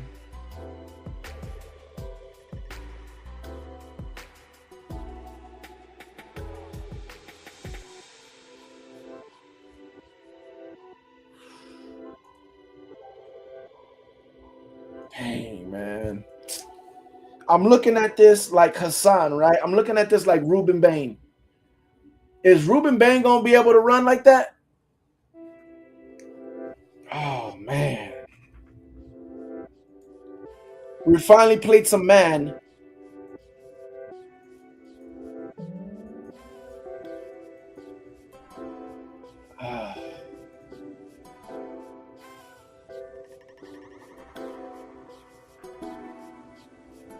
All right.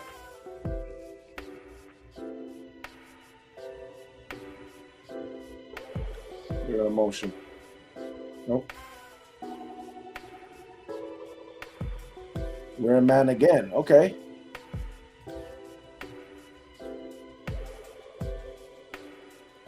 See? That's what I'm talking about. That's what I'm talking about. That's what I'm talking about. You see? Okay. So do you see the difference between Todd Bowles and Josh Grizzard? I literally criticized Josh Grizzard, and he continued to do what I was criticizing. I criticized Todd Bowles, and he goes, man, two plays in a row. That's what I'm talking about. That's what I'm talking about. I literally just like got depressed because I said, bro, we got to get out of the zone, bro. They're literally attacking the middle of the field because our guys are in freaking islands because of the zones. We're using our corners to help protect we're using our corners, outside corners, and even our nickels to help protect the corner route. And our safeties are doing nothing because they're protecting the route over the top. We're wasting players protecting the top when they're literally just attacking the middle of the field, and they're using the flats to occupy the eyes of our linebackers and they're occupying their eyes. And when their eyes get occupied, they just throw in the middle of the field because they're looking, and they react too late. We have to go man. Make him go through his progressions. We have to go man, and we go man, and we get a sack. I didn't like that first, man, but man again. Oh man, my knee's acting up. Ugh. Looks like we're going man again.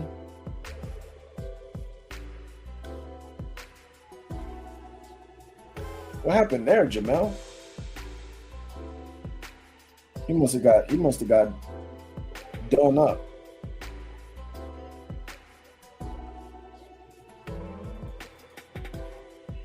Oh, got it. He's supposed to play safety.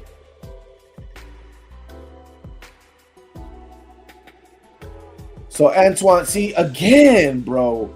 I don't know what was up with Antoine last year, bro.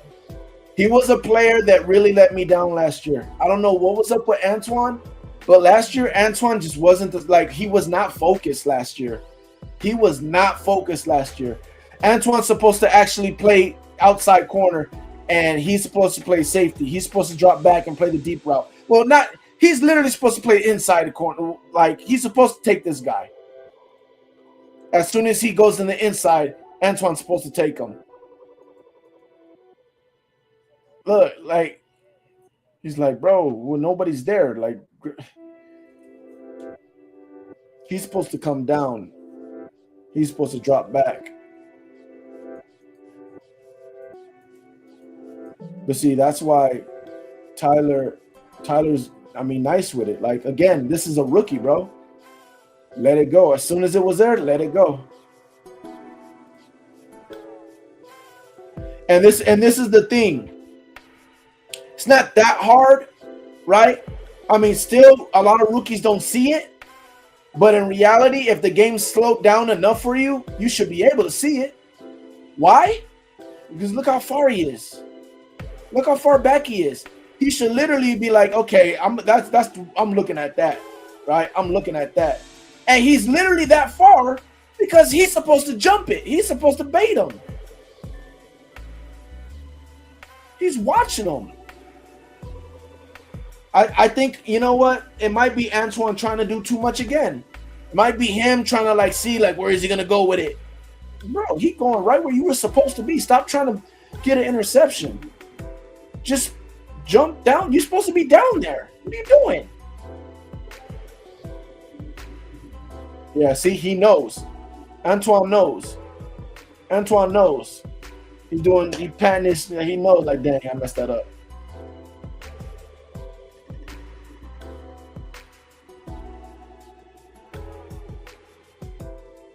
He's definitely one of them. He's definitely one of them, but he did not have a good year last year. He did not have a good year last year. But it happens. Yeah, he definitely wasn't the best safety in the league last year, for sure. For sure. But that happens. Everyone has a bad year here and there. It happens. It happens.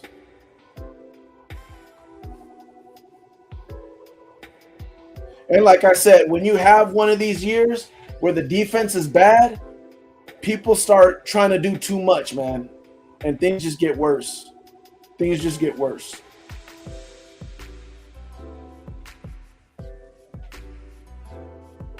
But I hope you taking notes, Panther Podcast. I hope you taking notes. This is how you're honest about your team. This is how you watch tape and be honest about your team. Shoot, we could watch the Panther game next. We could watch a Panther game next, since there's some Panther fans in here.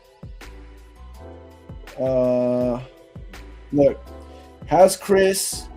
He has a Mecca. That's that corner route. It should be a corner route. He has a Mecca, but he can't. I don't know if he can make that throw. And everybody's open here, except for down here.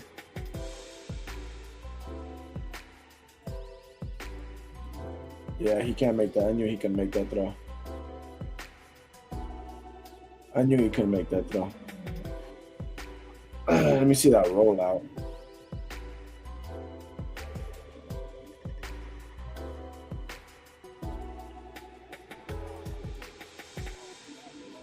That's another thing, bro. We have to use our tight ends to help block, like because of our O line being bad this year, being injured.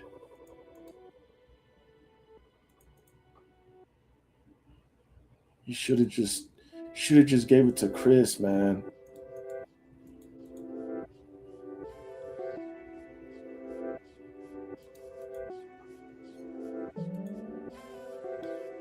I knew he wasn't gonna hit that. I knew he wasn't gonna hit that. Like I said, I know the type of throws Baker can make.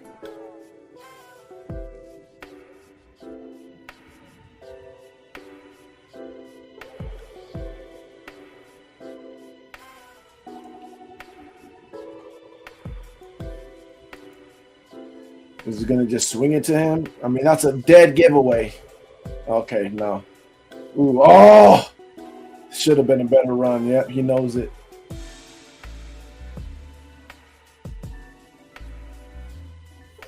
But again, do you see how now we have to use trickery? Again, we're trying to use trickery to try to get something going. I love that we have all these plays. I love the plays. Don't get me wrong. I love these plays. It's just, it's not good that we have to use them to get going.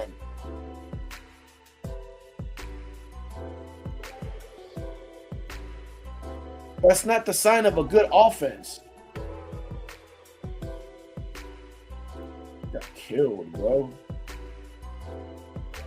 We got demolished.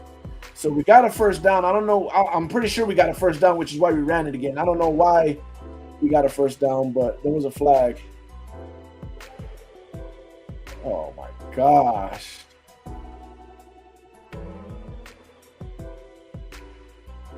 Ugh.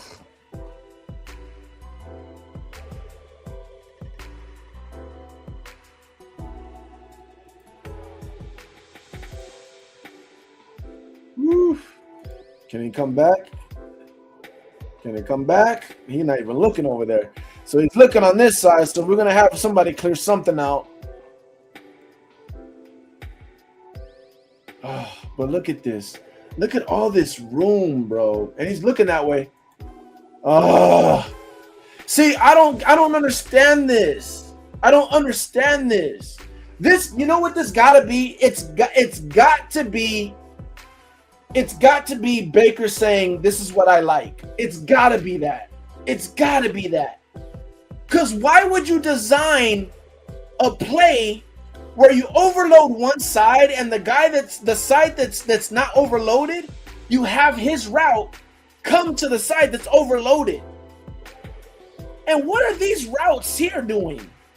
Like, what is that?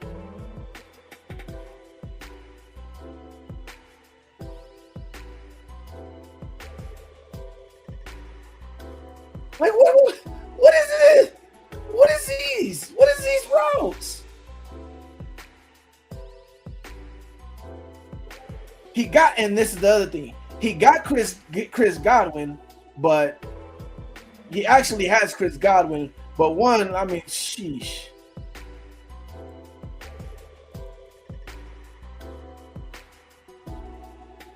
I hate the route combinations.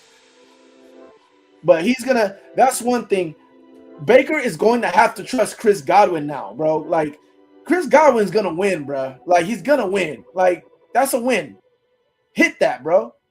Hit that. Hit that. He hits it right here, turns up. We've seen him do it many times. Many times. This route should be going somewhere to the left, bro. Why was this route, or at least stop and come back? I don't understand why we would have a route going back inside. That is so dumb.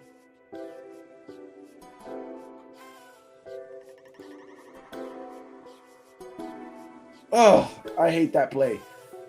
So that's like what, 2, 3 plays, 4 plays that I don't like. Like, and I don't say that much. It's not. It's really. It really takes a lot for me to not like a play design.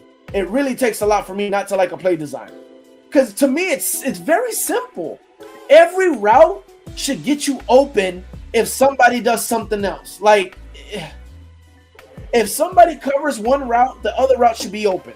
Plain and simple. Unless they're playing man.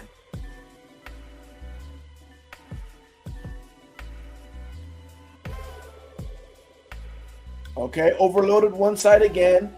They're gonna have maybe slip the running back on that side. Is that a tight end? What are we doing here? Okay, they overloaded. Sat. Look. Oh, he did throw it to him. But this is what I'm talking about. This is what I'm talking about. This is the stuff where I see rookies. I see people like Bryce. I see, other quarterbacks that are not good sit in the pocket and make this play. Am I tripping? Oh yeah, no, I'm not tripping. He sat in the pocket and he didn't make the peak. You got to make the throw, bro. You got to make that throw. That's an NFL quarterback throw. You got to make that throw. You got to make that throw. Did it get tipped?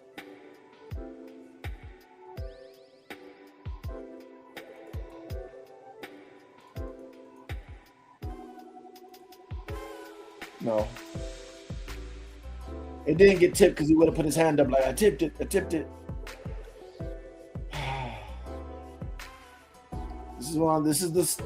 That's the part I'm talking about. Those are the things that I'm talking about, right? Oh. Those are the things I'm talking about. What I mean, Baker, like, bro, he's got to get better. Those are the things that are going to cost you a playoff game. Plain and simple. You got to, when a defense gives you that, you got to get it. You got to get it. We're struggling running the ball. We can't do anything. We got bad plays being called. We're struggling to move down the field. When a play is available and you see it, I understand if you don't see it because, again, you got to move. I hate when people do film and they're like, oh, he missed this or he missed that. It's like, okay, sometimes you can see in a play where he's supposed to see that. You're supposed to. That next progression was supposed to go there. He just completely missed it, and you could be mad at him. But sometimes some people are like, "Oh, this guy over here, he missed him." It's like, bro, he was looking. The play was supposed to start the progressions on this side first. There was no way by the time what happened on the D line and everything, there's no way he was going to see that over there. There's no way. I hate when people do that. But when the player sees it, has time to set the feet, throw it, make the play. It's supposed to be made. Missing a corner route. There he goes again. He is going to take that shot. He already decided. Safety still in the middle. I'm taking the shot. He hasn't even beat him yet. Why? I don't know why homeboy did that. I don't know why homeboy stopped like that. Probably an option route. But they were obviously on different pages. Obviously in different pages.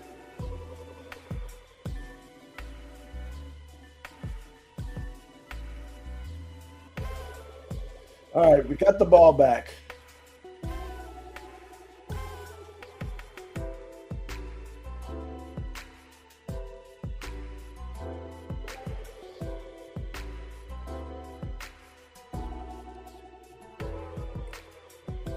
See, now is where we're supposed to pull out those trickery plays and make sure we score because we just got this ball. We want to make sure we score a touchdown.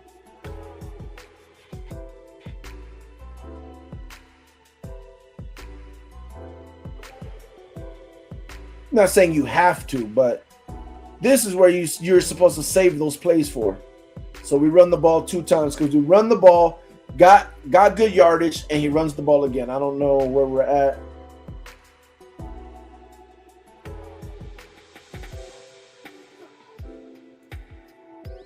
Want to run the ball for a 3rd time? I hope that wasn't 3rd down. I hope to God that wasn't 3rd down. Okay, good. We must have got a 1st down on one of those. So it's got to be 3rd down right now, probably. Or maybe a 2nd. That should be Cade Otton. That should be Cade Otton. That field is open. It looks like he's throwing it to Chris.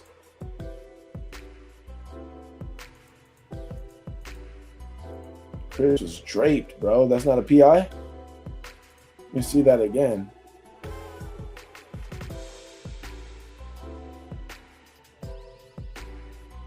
Yeah, that wasn't. I don't like the route. I don't like that Baker threw that. I feel like Baker should have seen that's covered.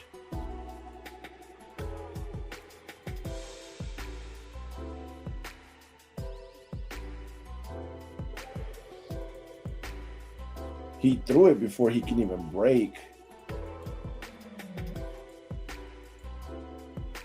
That should have went to Cade Otton, though. That should have went to Cade Otton. Maybe the other view will show something better. Yeah, I should have went to Cade Otton. Or shoot, should have went over there too. He had the inside. Who was that? Emeka? Let's see this view.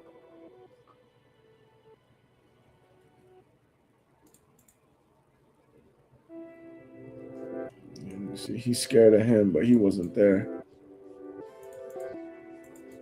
Could have been a medicine ball too. Yeah, he shouldn't have thrown it. Yeah, there's no chance. There is no chance. Let me see one more time, bro. So that was 3rd down.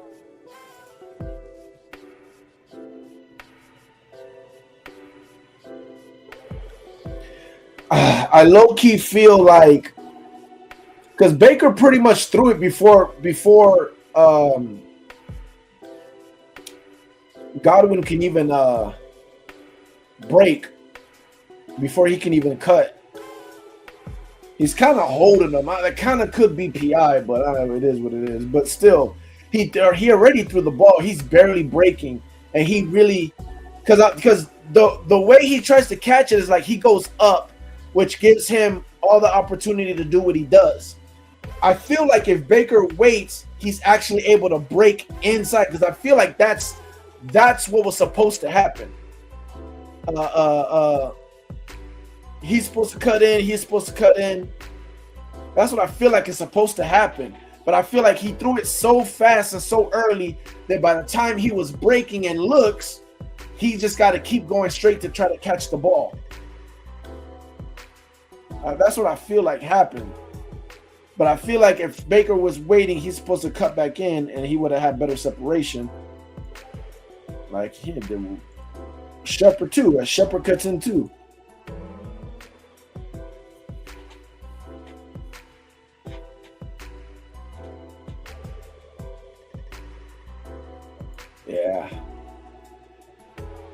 Yeah. He should have gave it to Shepard. But see, that's what I hope.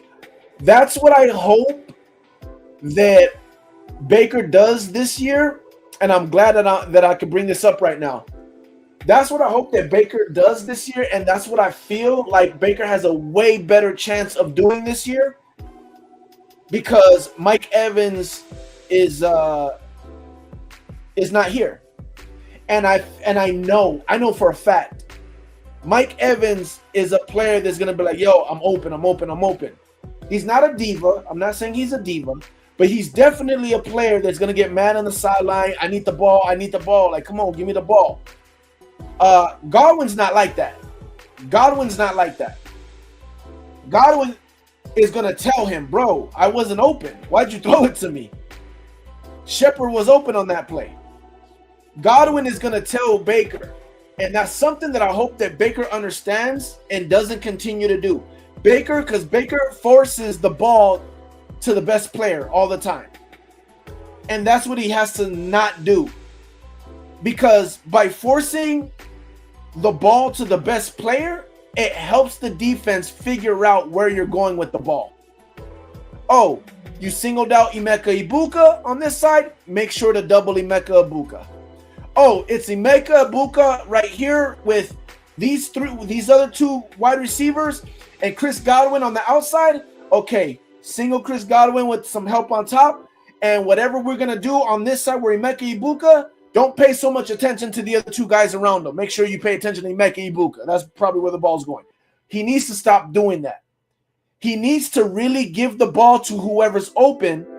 So by the end of the season, like this, the defense don't know who to key on to. They gotta respect the formation.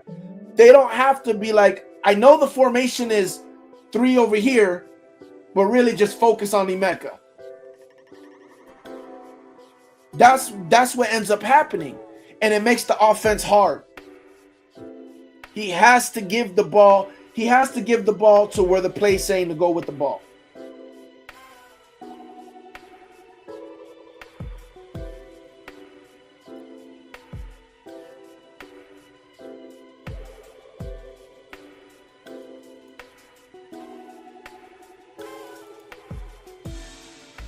In zone again.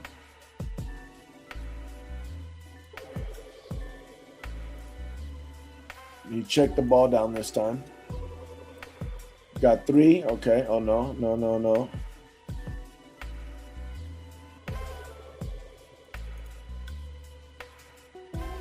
Bro, what's up with my eyes? I'd be like missing people.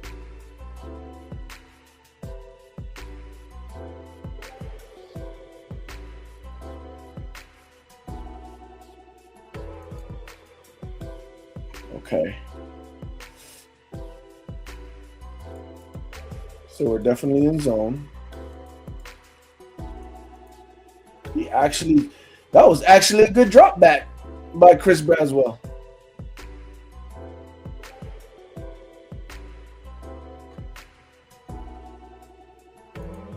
Now, I can't be too mad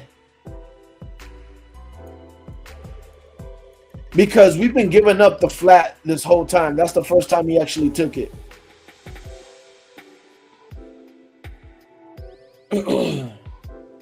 I was actually, what if we actually have a linebacker right here, inside linebacker? Because that was a good drop back, bro.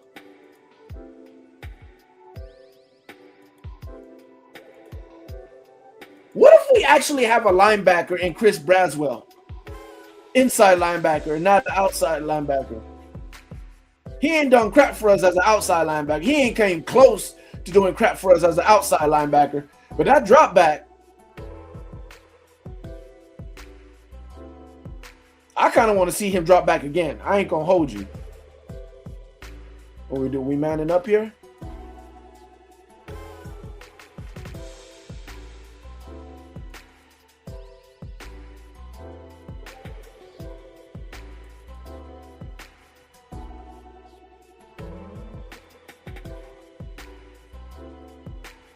I like.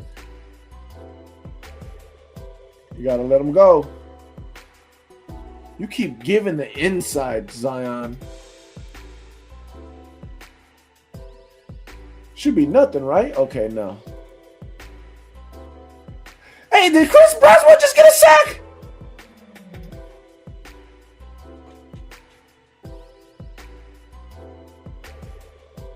I just said he ain't done nothing for us.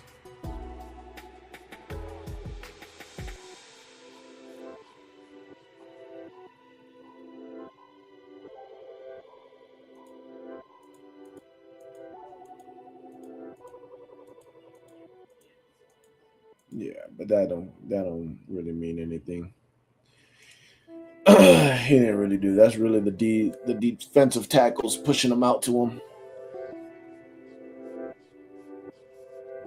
Him running out, yeah. I mean, the second sack, congratulations, but still.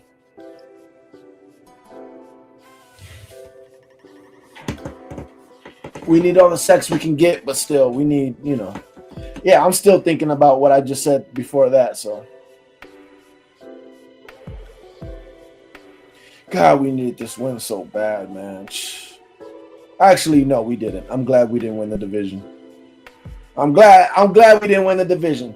I'm glad the Falcons let the Panthers win the division because we wouldn't have gotten Ruben Bain, bro. Ruben Bain is the perfect draft pick that we needed, man. It was the perfect draft pick that we needed.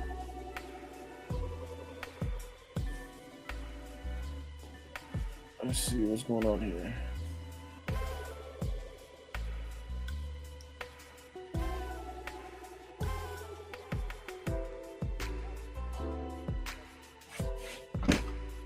Yeah.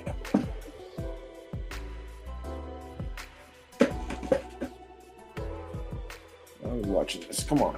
Get the next one. Mecca, Shepard, and it looks like Tez. Oh my gosh. They gotta stop doing this.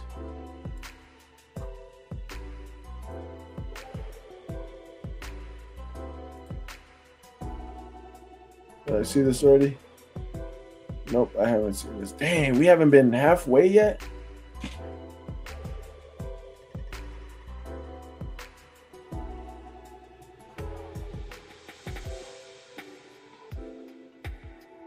We haven't seen this either.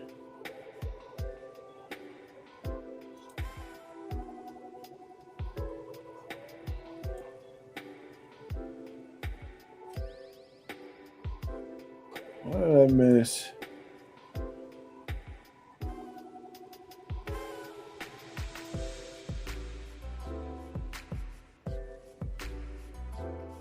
I swear we were past this.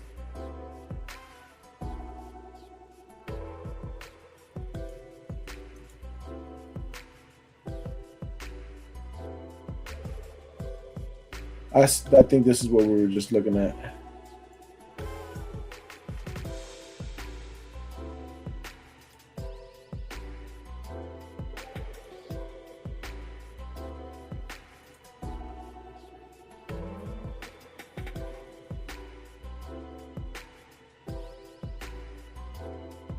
Yeah, I think this is where we were at.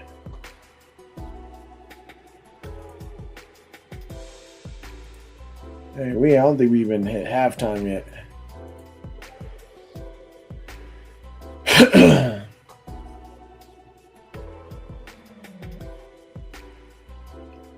All right, this is where we left off.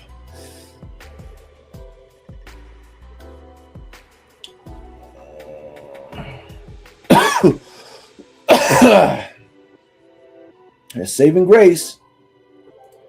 Do you have something to throw?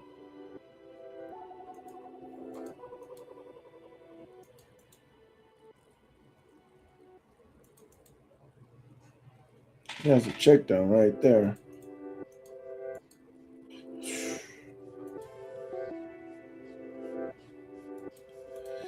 Whatever. I can't be mad at it. It is what it is.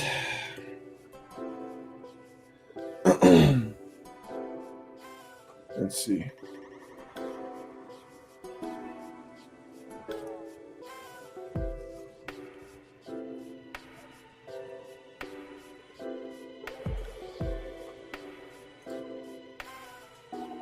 I can't wait till we get our freaking O-line back, man. Good Lord.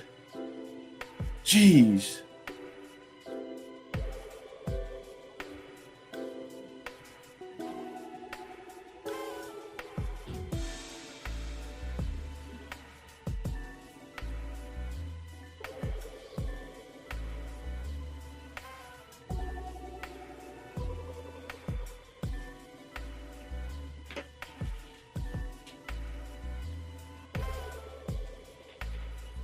Someone's hurt.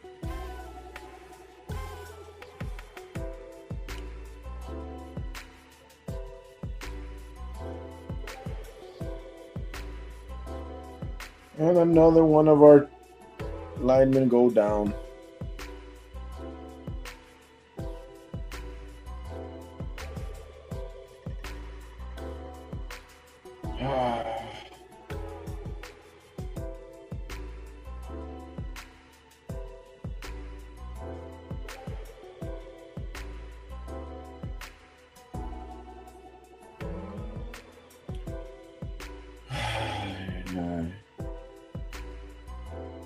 went for it with our offensive lineman just going down.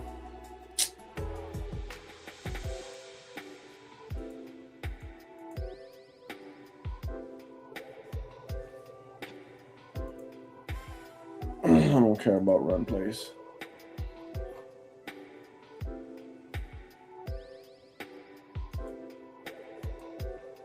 Another run play.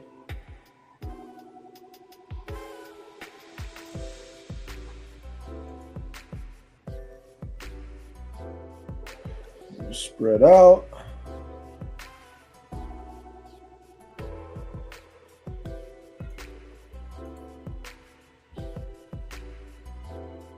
He's looking to the left.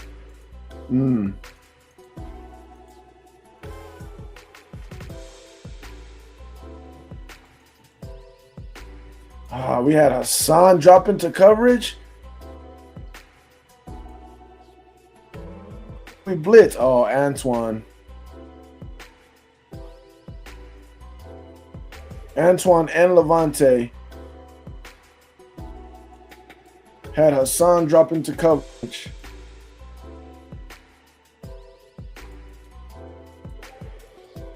See, that's not supposed to. Now, okay. So that's supposed to be covered. That's supposed to be covered. But again, people get mad because it's an outside linebacker. But you know what? Outside linebacker. It's still a linebacker. We're in a 3-4. People get mad because it's the edge rusher that's supposed to be rushing the ball. But that's why it's a 3-4. That's why some defensive ends can't play outside linebacker in a 3-4. Because outside linebackers are supposed to drop in coverage as well. So I hate when people get mad. Oh my God, you're going to have them go. That's what an outside linebacker, that's what a 3-4 outside linebacker does. They rush the quarterback, but they can also drop in coverage. So yes, that's our edge rusher dropping into coverage, but he's an outside linebacker. He's supposed to be able to cover as well. And we're not asking him to cover down the field, but he's supposed to be able to cover that. He's supposed to be able to cover that. Now, I think they got Zion for pass interference anyways. Or maybe it was a push-off. Let me see. Maybe it was a push-off.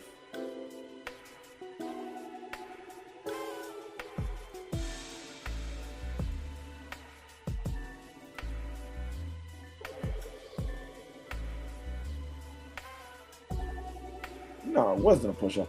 So what the heck was that flag for? Probably holding.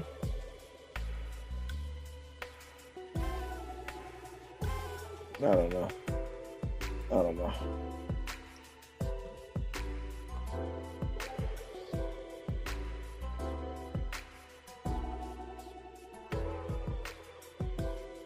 It was on them though, whatever it was. We're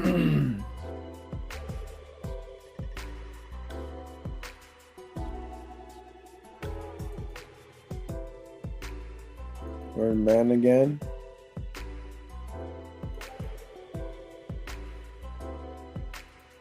No, we're in zone.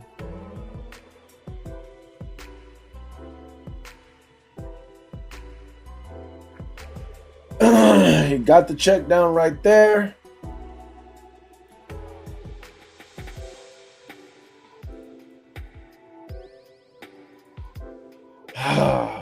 This is oh my goodness. I don't know why it's taken so long.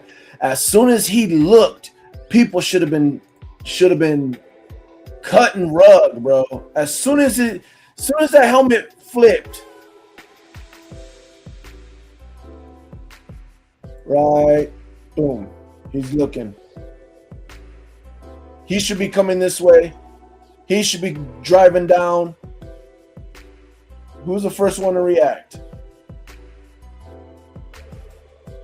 Let's see. Back, arms back. He's about to throw it. Still going back. I think Levante's the first one. He sees it, but his feet ain't reacted yet. Still stopping. Here, already catching the ball.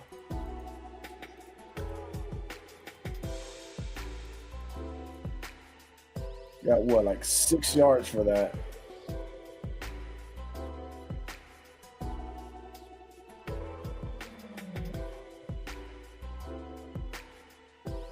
Tight end.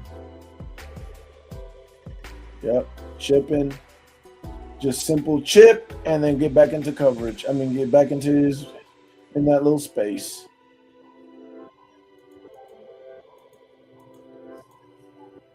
Yeah, I feel like Tyke was supposed to be reading that a little bit faster, brother. Or reacting to it. They all should have reacted to it faster. Ugh.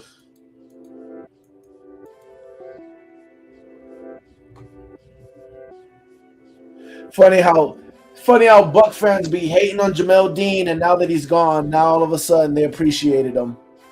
Now all of a sudden, yeah, he was our best player on defense. Funny how that works. Funny how Jamel Dean's on the team, and all we talk about is him getting burned by somebody. And now that he's on the Steelers, all of a sudden, oh yeah, we're not gonna burn him. They got Jamel Dean. Now things are different. It's funny how people change.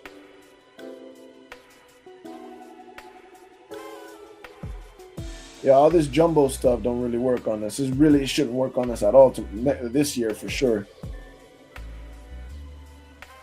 For sure. All right, back on offense.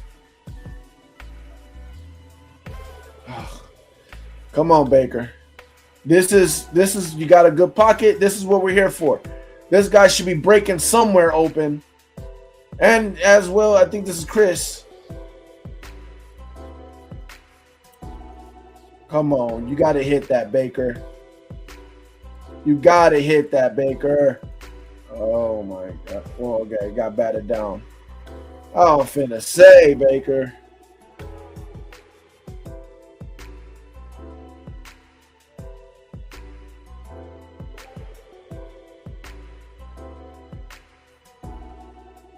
All right, let's see.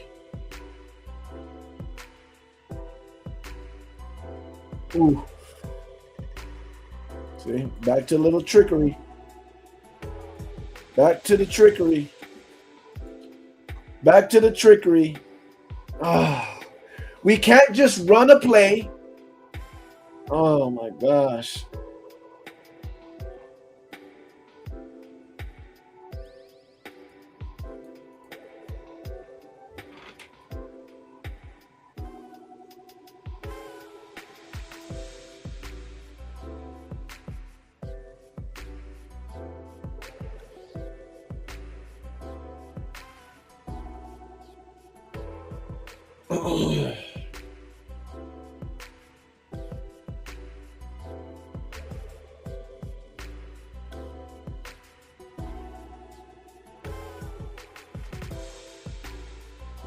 Did we get a first down? I guess so.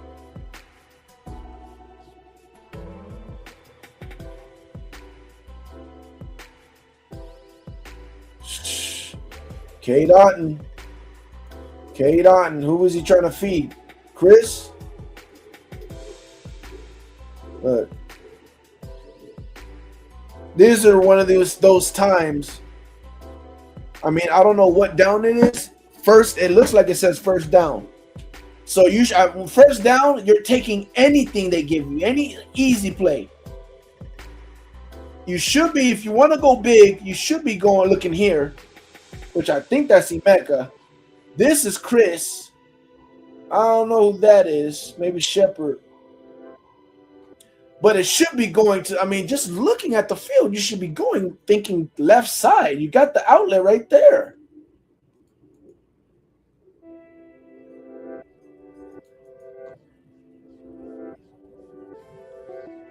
Looking like he was going to go to the check down. And then he says, no. I'm going to run it. No. I'm going to throw it. That goes open. Why doesn't he hit it?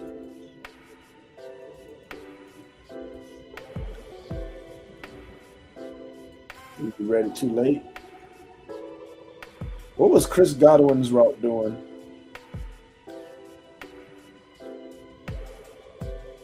See what I'm saying? That's a stupid play. That is a this is what I'm talking about. Yeah. I mean, listen. Again, I'm not taking nothing off of Baker, but mixed in with this, come on, bro. This is stupid. I do not understand this. What kind of route concept is this? There is no concept here. This Chris Godwin's route completely destroys these two concepts. It just completely destroys it. What was the... Oh...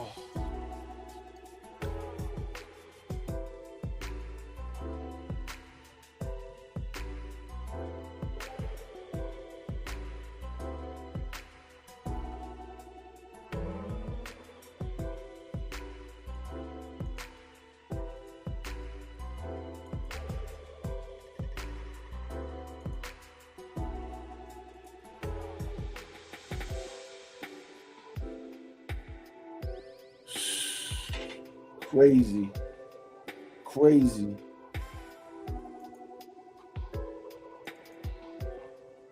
There you go. Oh, bad throw. See, again, it's them corner routes, bro.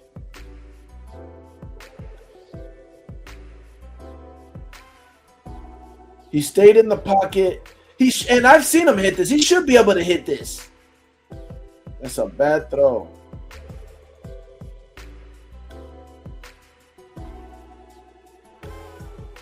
He's got to get better accuracy with that, bro.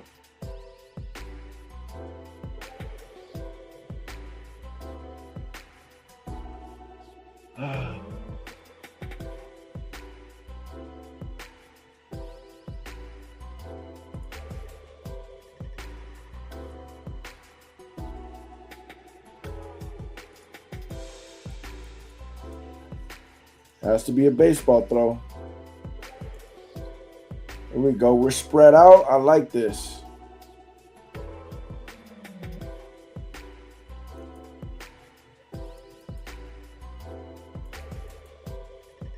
Ooh. Little bit of a push off. That's Tez too. See, this is why we got to incorporate Tez more. Tez be getting open, bro. They can't stay with Tez.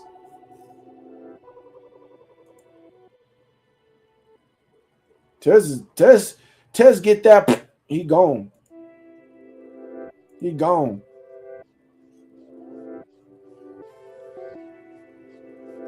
Yeah, Baker should have seen that too, bro. The motion, brother. The motion. You got to see that, Baker. Look at this. No. You got to see that pre-snap, bro. He got too happy. For what? You should have seen that, brother. You got nothing but linebackers and a safety to cover Tez. Come on, bruh. As soon as Tez passed this linebacker, should have been zipped right there. Boop. Caught right here. Continue to go. And he had time. God, if he just would have looked at Tez. But again, who is he focused on? Ibuka. If it ain't Ibuka, it's Chris Godwin. If it ain't Chris Godwin, it's Ibuka. See what I'm saying?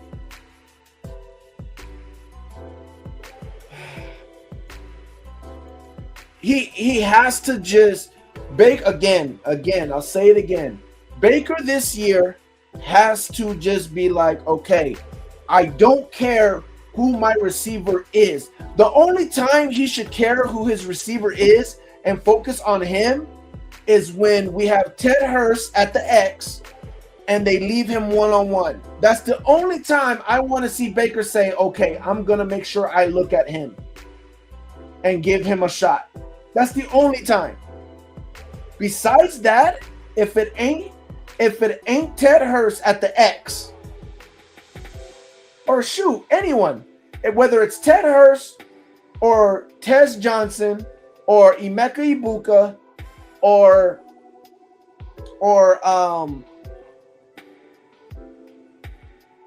Chris Godwin, if they're getting pressed at the line and it's cover one, that's the only time you should be looking at them and being like, all right, I'm going to watch that. If he beats him, I'm hitting him. Besides that, he should be looking at the play and saying, okay, the play, because of the way the defense is showing me, I should be looking here and going here. I don't care who the receiver is. That receiver got to get open, because this play and the defense that they're showing me should put you in a position to where you get open. I don't care if you're Tez Johnson, I expect you to get open. I don't care if it's Ted Hurst, I expect you to get open. You got to stop with the, okay, I got Emeka, Tez, K-Dot, okay, Emeka's my best guy. I'm going to wait for him to get open. You got to stop with that. You got to stop. Oh, they did call a push-off. They did call a push-off on that. I think. They got to stop doing, he got to stop doing that.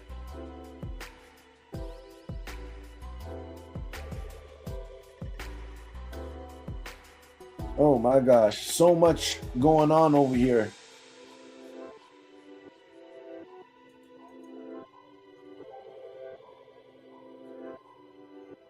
Oh, what you gonna do? I don't know if that's a good play, because they're pretty much ready to go right there. He looks like he's about to get into, unless he cuts in quick. The only play is probably if you just look real quick and give it to him. Oh my God. Look at this route combination again. What is this route combination again? Oh my goodness. Oh my gosh. And he goes to Ibuka. Out of everybody, he goes to Ibuka again. Ugly. Oh my gosh. So this is the quarterback and the offensive coordinator doing ugly. First off, it was, what down is it? It's third down. Okay, it's third down. Just throw it anywhere, get a couple yards, see if you can get a long field goal, whatever. That's one. Number two, could be checking it down right here. Look, easily check that down right there. Number three,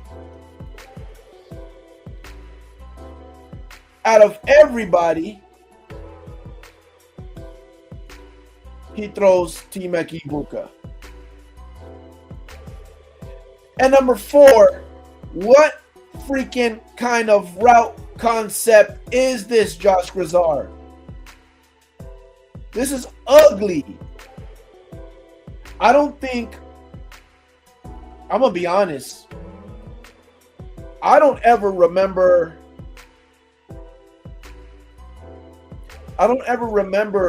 disliking so many designs in one game. I said it before. It's really hard for me to not like a play. It's easy for me to not like a play call, but it's really hard for me to not like a play, because most plays, it's like, bro, if you call it at the right time, whatever, you know, it could work. There's a reason for it. There's a design. It is very hard for me to not like a play design. What is it? We're going for on fourth down? There's got to be like the end of the. Yeah, there's got to be a Hail Mary end of the.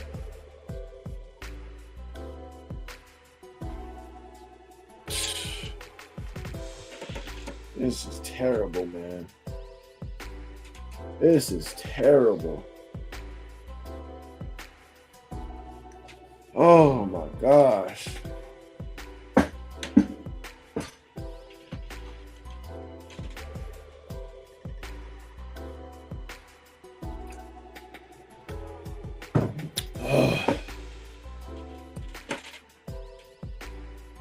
I'm not gonna lie though. See, this is why I love. This is why I love watching film, because you get to know. You get to know. There's no wondering, even though I've already literally said all this after game recaps. Like, that's how good I've gotten at being able to just watch a game and know what's happening, because it's confirming everything I've said, which was half of it was Baker. There's things that Baker's has got to be a better quarterback. We're seeing that. I said I don't know if they figured out Baker or if they figured out Baker in this system, and I don't think. It might be a little bit of both. Now, I will say this.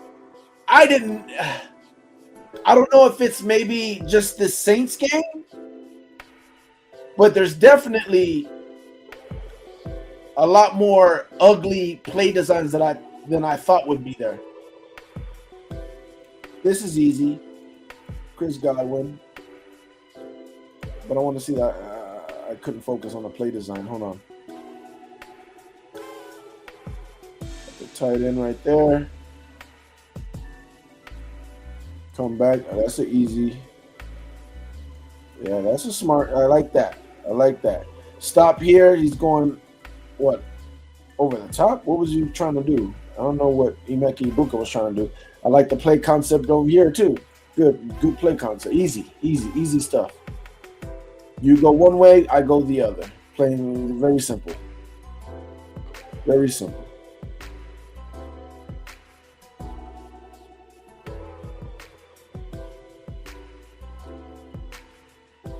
Let's see.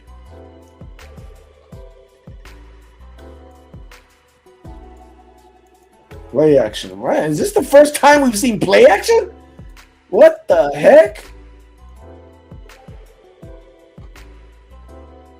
That's crazy. That might be the first time we saw play action. I don't know if the other type of play action has been like, let me see, maybe we did it here too. No, that's the first time we did that. It wasn't a complete rollout, but yeah, that's the first time we did like a fake handoff play action. Usually our play action is a stupid RPOs.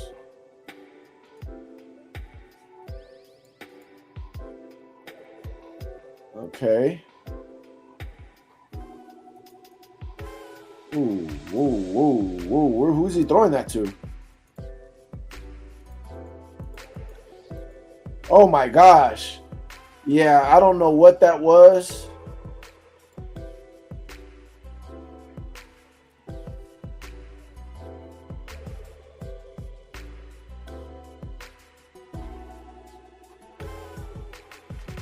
Yeah, homeboy stopped. Homeboy straight stopped.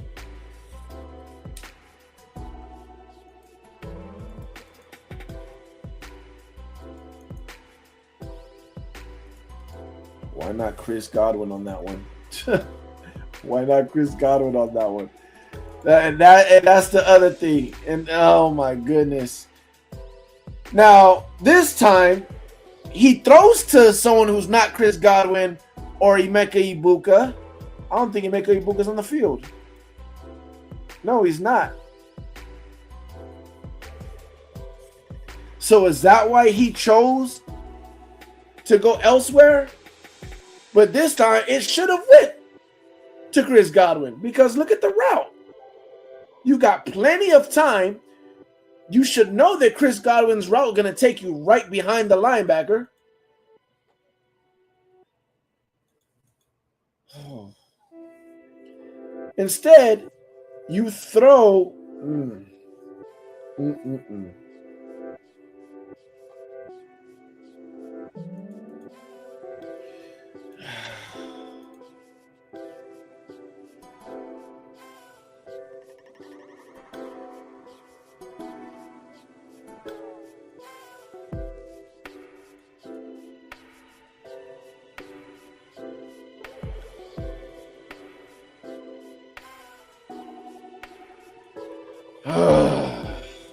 I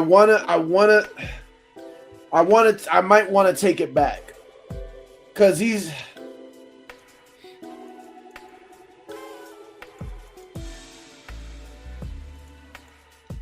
I might want to take it back.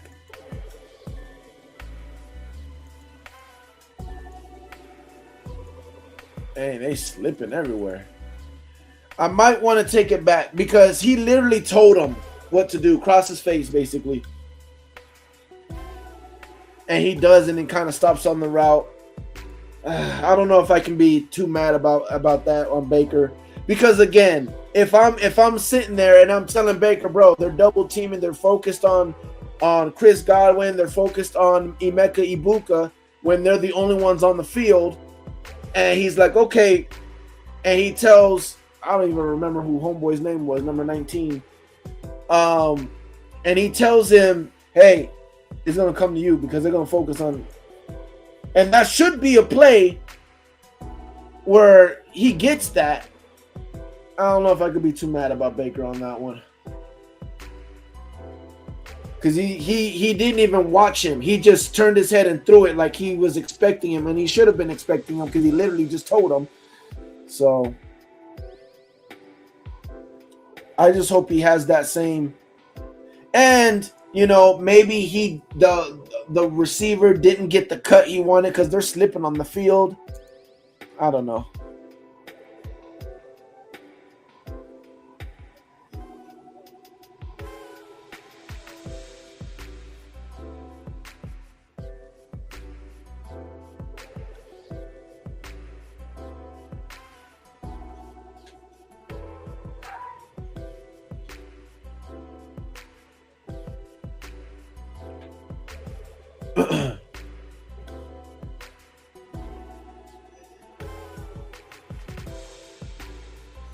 Oh my God. Now Tyler Shaw starts.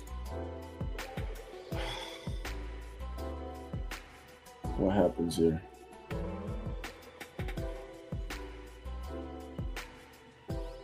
Oh, easy. Levante.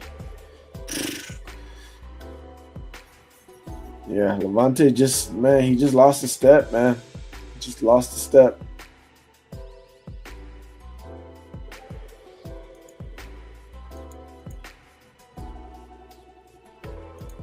You don't got it. Oh, it's Shaw. Yeah, Levante just lost a step, bro.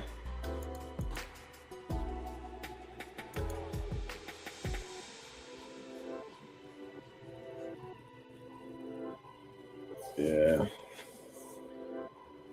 Dang, man.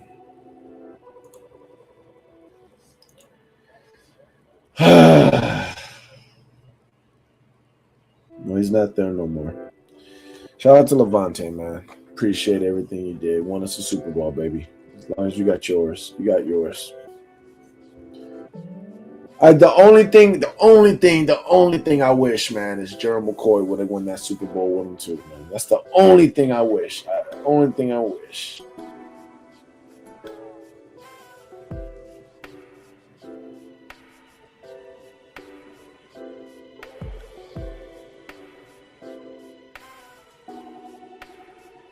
But did you notice how they got that turnover? They ain't ran with Tyler the whole time. They got that turnover and they ran with Tyler. Like they were saving that. You see what I'm saying? That's what I'm talking about.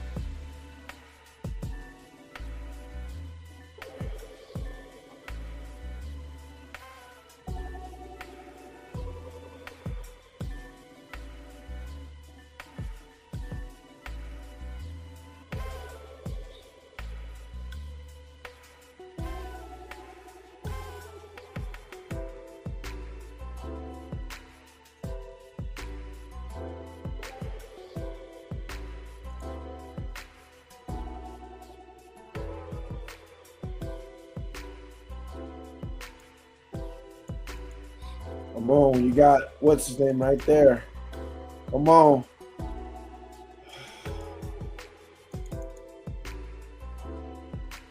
Yeah, these plays are.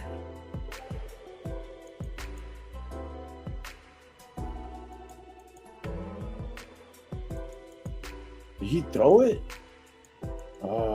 That's a PI. That's got to be a PI. I was finna say.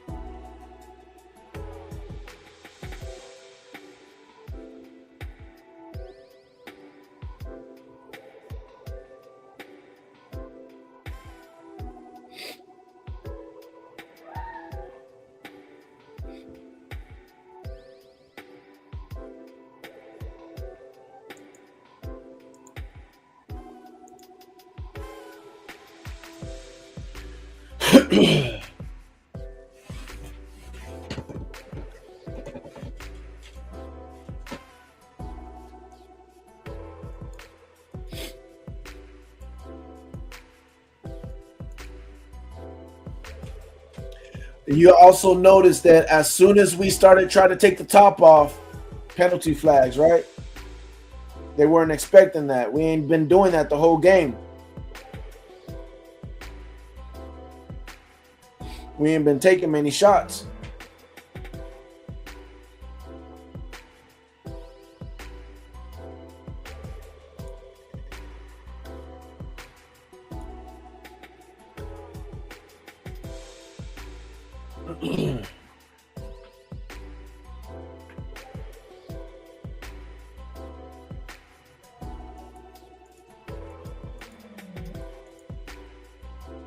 Let's go. Good run, Tucker. Why he always be, man.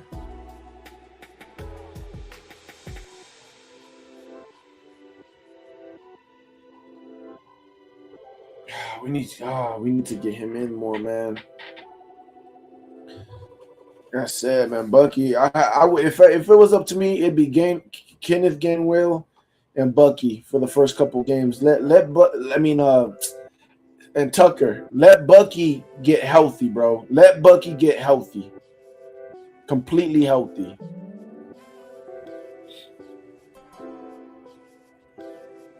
Even though now that I think about it, it is a shoulder surgery, but still, let him get healthy.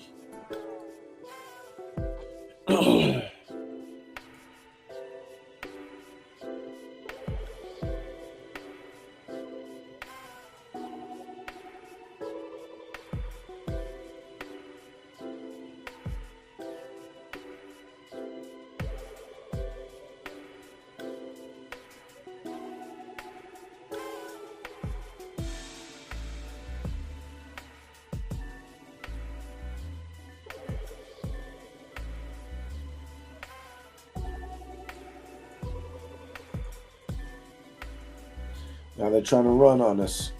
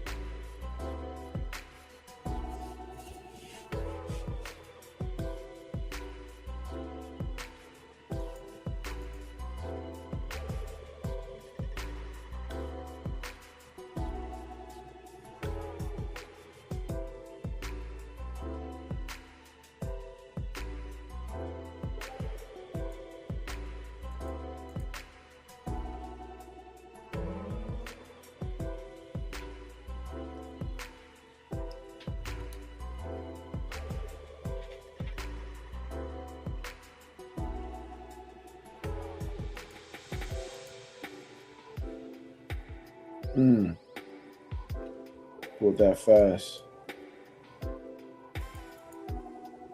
Stick him.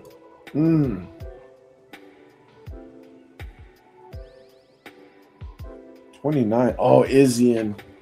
Man, I forgot about Izzian. Wait, but what is he playing? Is he playing safety?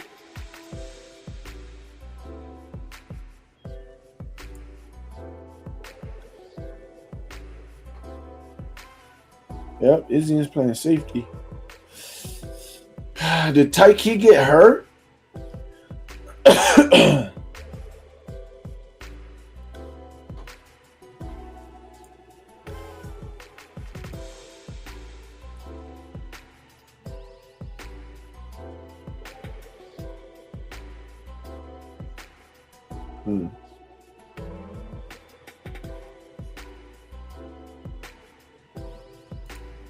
Man, Braswell had a lot of snaps.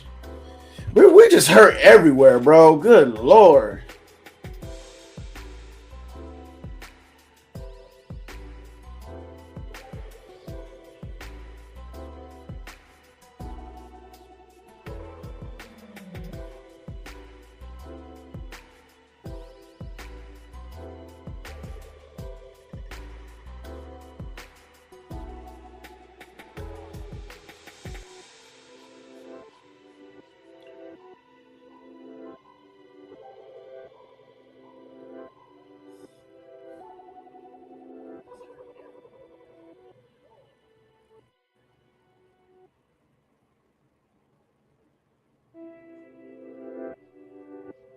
Big Vita Vita.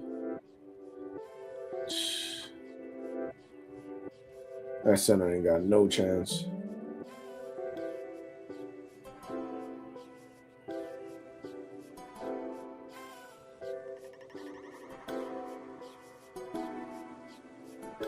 How? They really started running on us, bro. That's crazy. They got us trying to stunt. That's what happened. They caught us trying to stunt.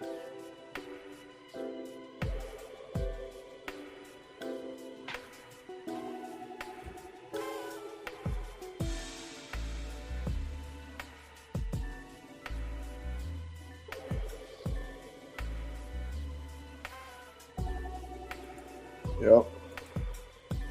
I don't know if that was supposed to stunt or he just, I mean, I'm more than sure he didn't just do that on his own. But once he did that, the outside was broken.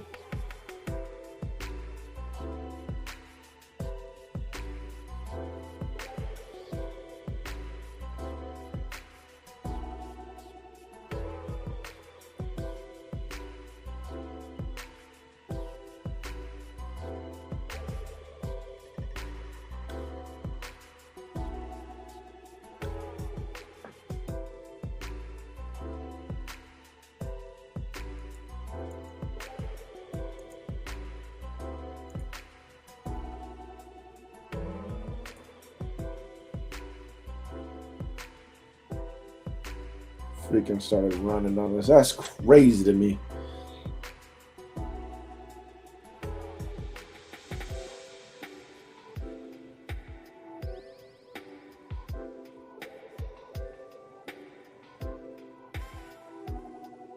I don't know why people were hating on Great Gaines either. Great Gaines been doing good for us.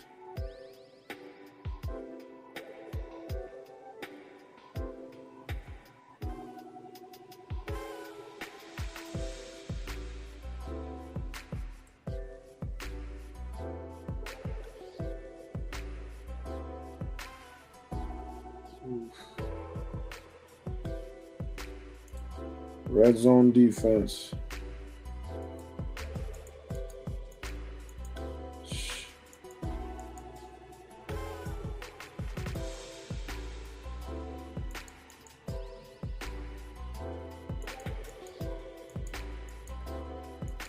Zion, how do you like?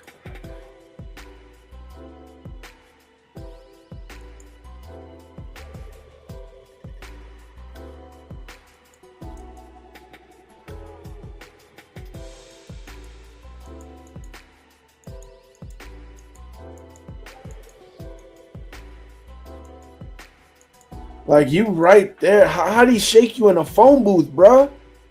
That man shook you in a phone booth. You literally, he's just right there.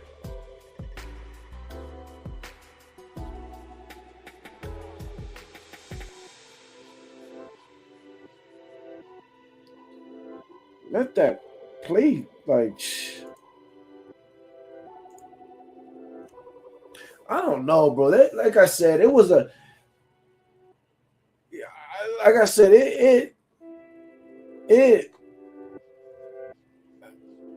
Zion had a weird season. Antoine Winfield had a weird season. Levante, we just know he got old. Savassier, I can't say it's a weird season because that was his first real season.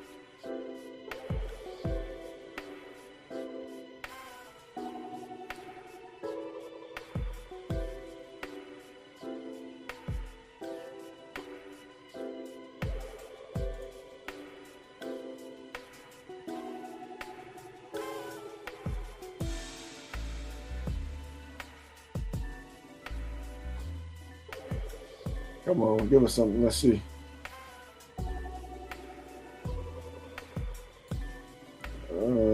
The fake, okay. Seen that plenty of time. What? Oh, it's got to be. Yeah, okay. Oh my gosh. Yeah, we've seen that play a couple times. It's not a bad play.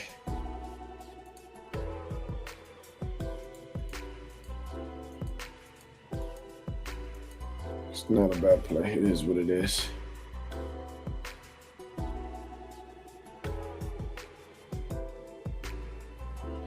Man, our O-line was just decimated, man.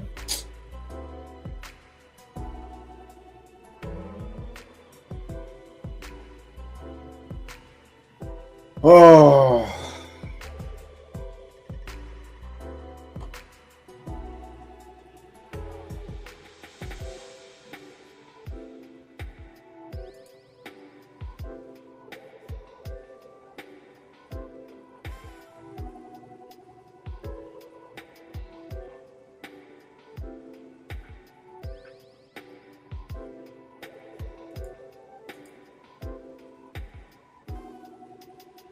We gotta feed him. We should have fed him more last year.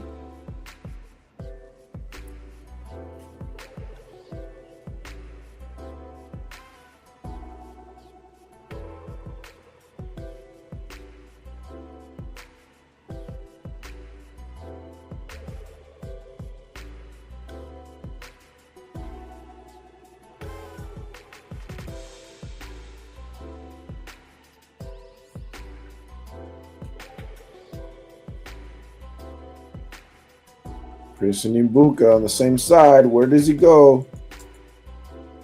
Probably Ibuka. Let's see.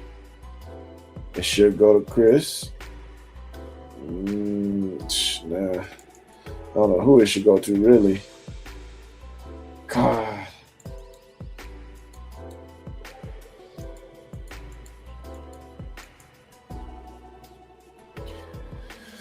Oh.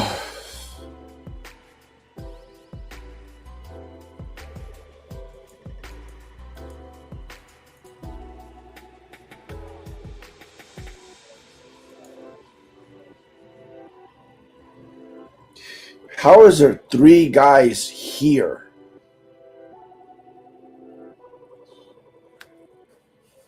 This better be. Oh my Lord! See, this is what I'm talking about. This is what I'm talking about. There's 3 guys on Shepard. How in the world does Baker not know that this out route is going to be open? Is it third? It better be like 3rd down or something.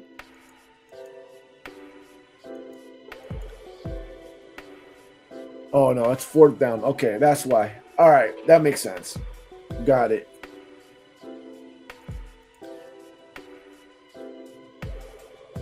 Oh my God, Shepard is what? Oh Lord, Lord, Lord, Lord, Lord.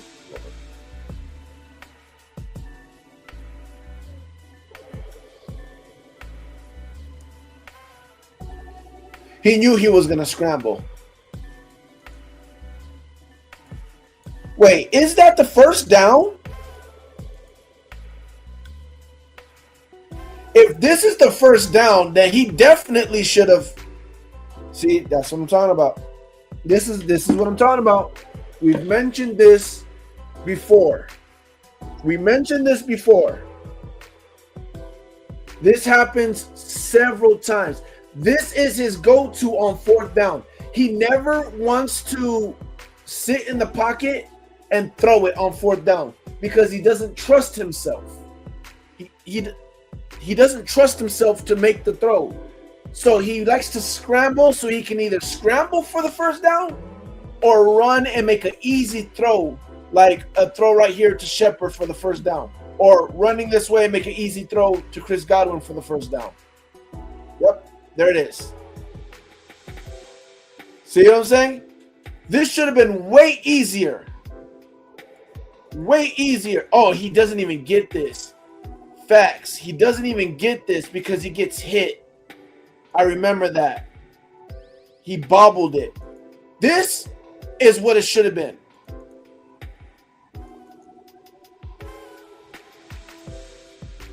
Should have been thrown.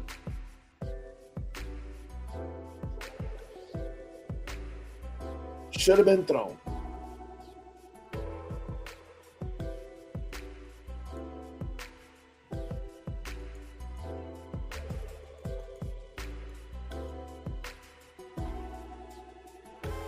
Could have been thrown here.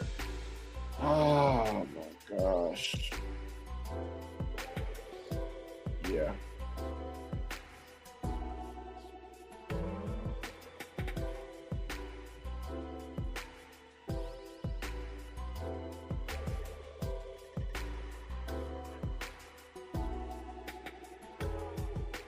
They get so hyped to play us, bro. I swear.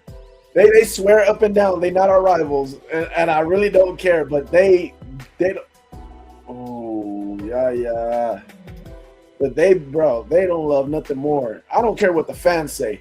These players don't love nothing more than to beat the Bucks.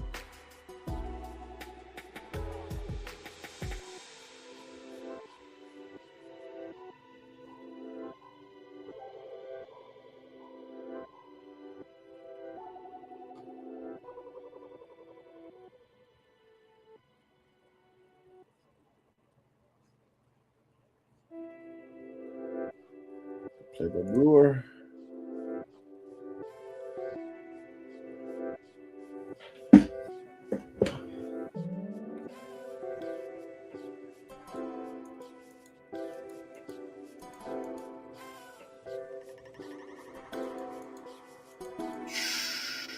See what I'm saying? That's what Baker's supposed to do. That's what Baker's supposed to do. Let's bring this back. Let's bring this back. Stephen Pryor in the building.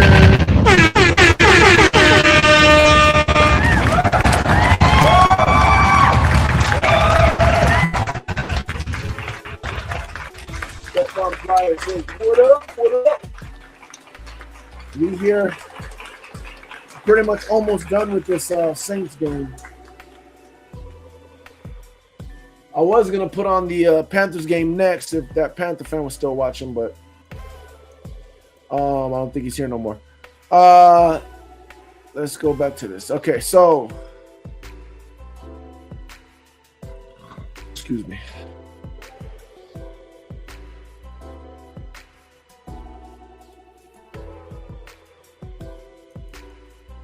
Yeah, it's like, what is he? He has to figure out something. He's doing something wrong, bro. Like, I don't know. There's something wrong because he like has to stare at the guy to say, "Where are you going?"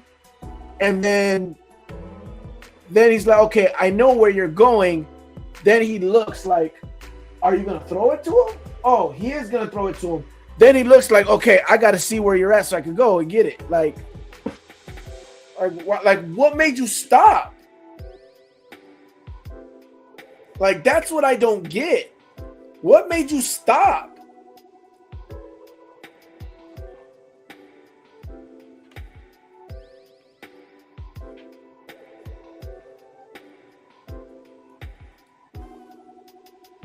Okay, who's my guy? That's my guy. Are you going that way? Yeah, you're going that way. Turn around. And then he like stops. Well, you know what?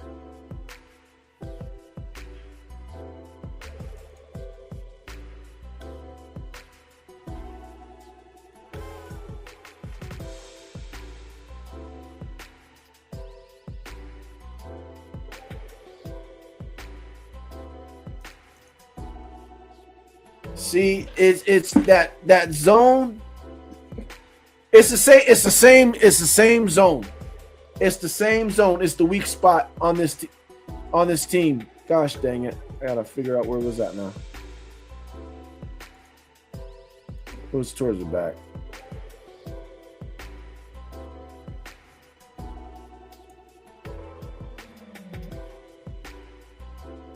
No, I didn't see that. Wasn't that?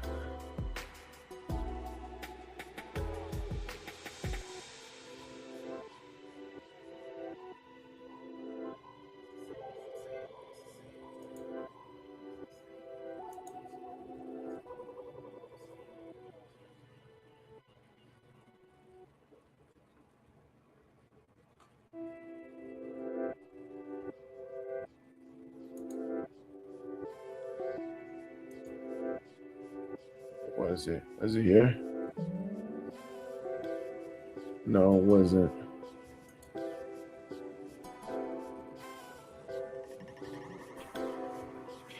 Okay.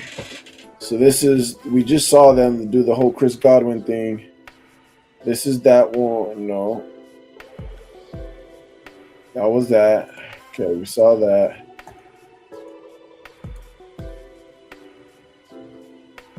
I think it was this one, yeah. Actually, I think this is on Jamel Dean.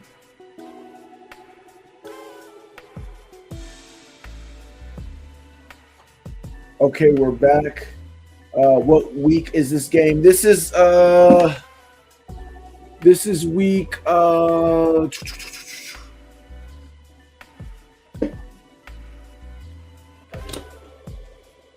like 13 or 14.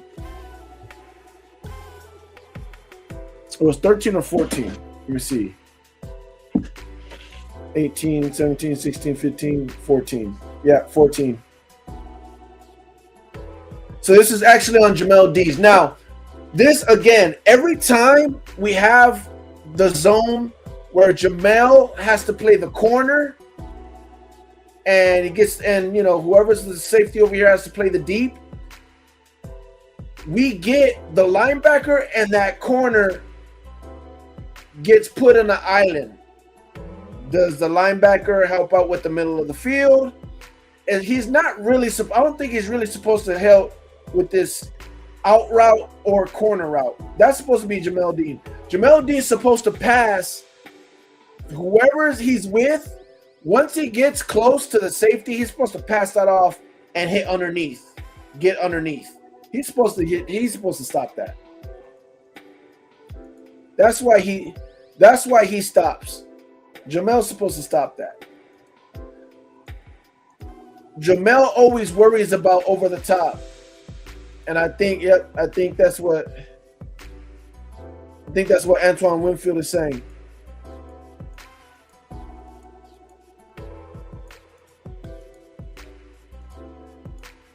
Yeah. Yeah, that's on Jamel. That's on Jamel.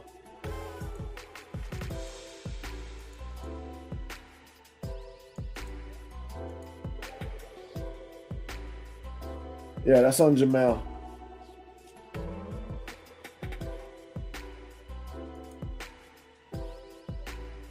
What was that? We didn't even see that. Maybe that was it. Yeah, that was on Jamel. Jamel always takes too long. You know what it is?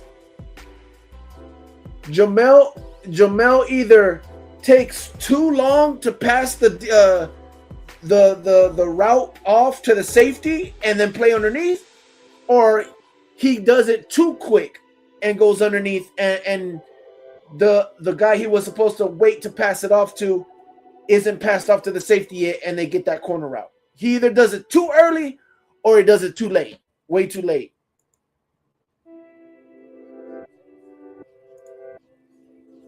Yeah, it's not really that bad for his size. Like he doesn't move back too bad at all. It's more of his reaction more than anything. Because when he plants his foot and goes, he plants his foot and goes. It's more of a when he decides to do it.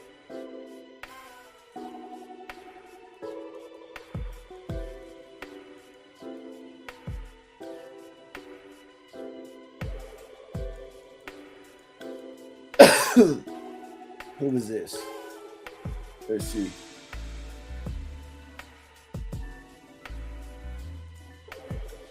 Really?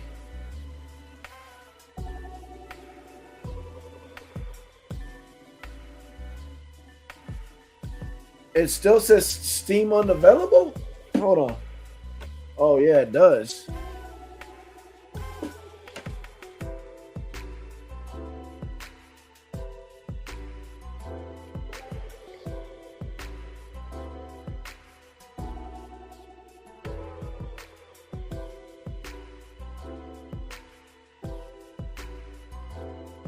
Hold on. It should pop back up.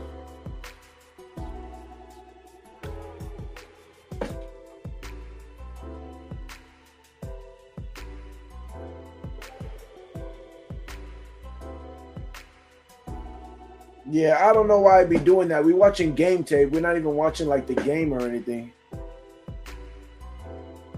don't know why it would block it like that.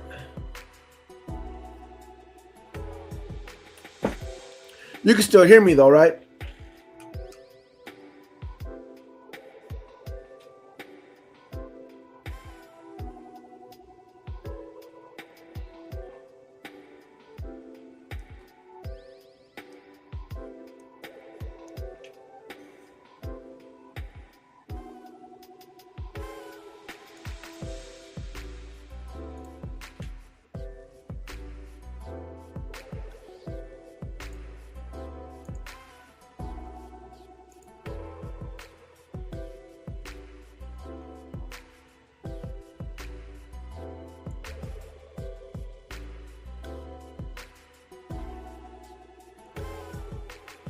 Can you still hear me?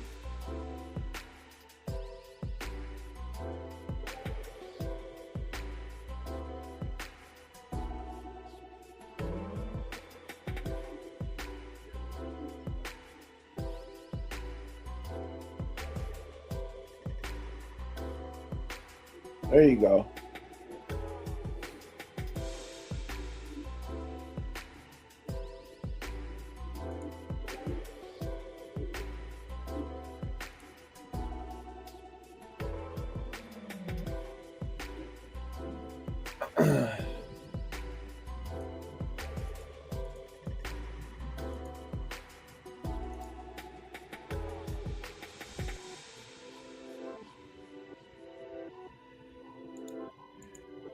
Yeah. So I have the link. I think I still have the link. If you guys want to come in, if anybody want to come in and give some opinion or talk or whatever.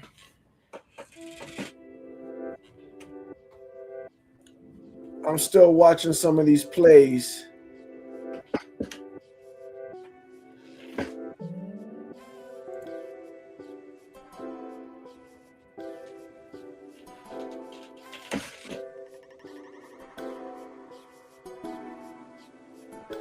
Yes, we're back. We're back. We're back.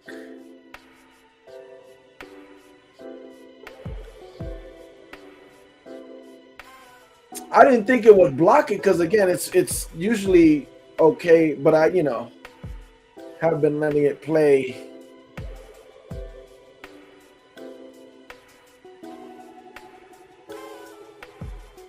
I gotta do like them other people doing, just have clips of certain plays and be like, look at this play, look at that play. I like to look at the whole game because just having one play here, one play there, it doesn't tell the story, man. You got to see the whole thing.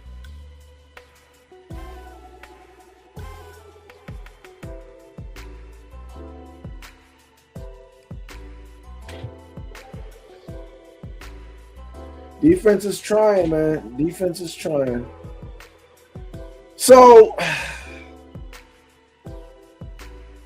basically what I've got from this game, man, and again, it's only one game, but I've been, what is this? Hold on, real one. I want to see what this is. Widgets. Oh.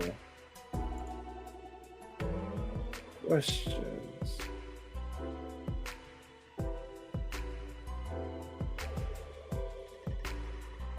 Okay. Let me see.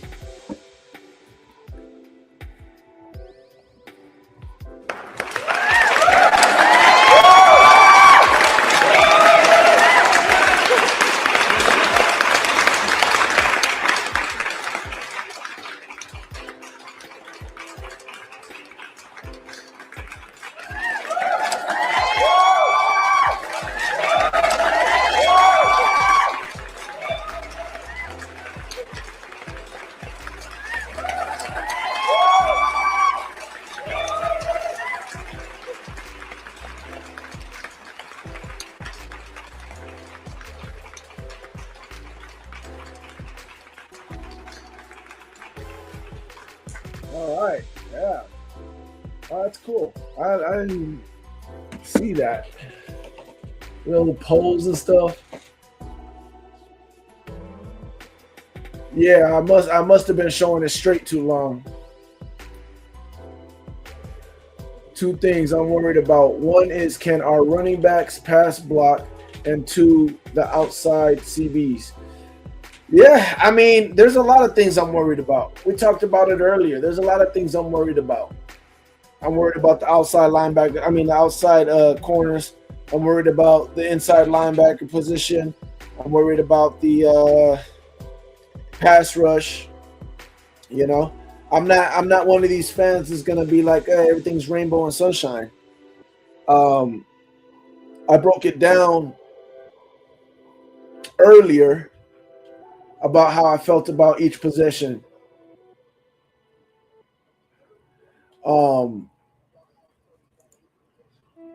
But yeah, that's because we're honest. Again, we honest on our side. We're definitely honest about what we're dealing with. And here's the difference. Panthers podcast. Here's the difference.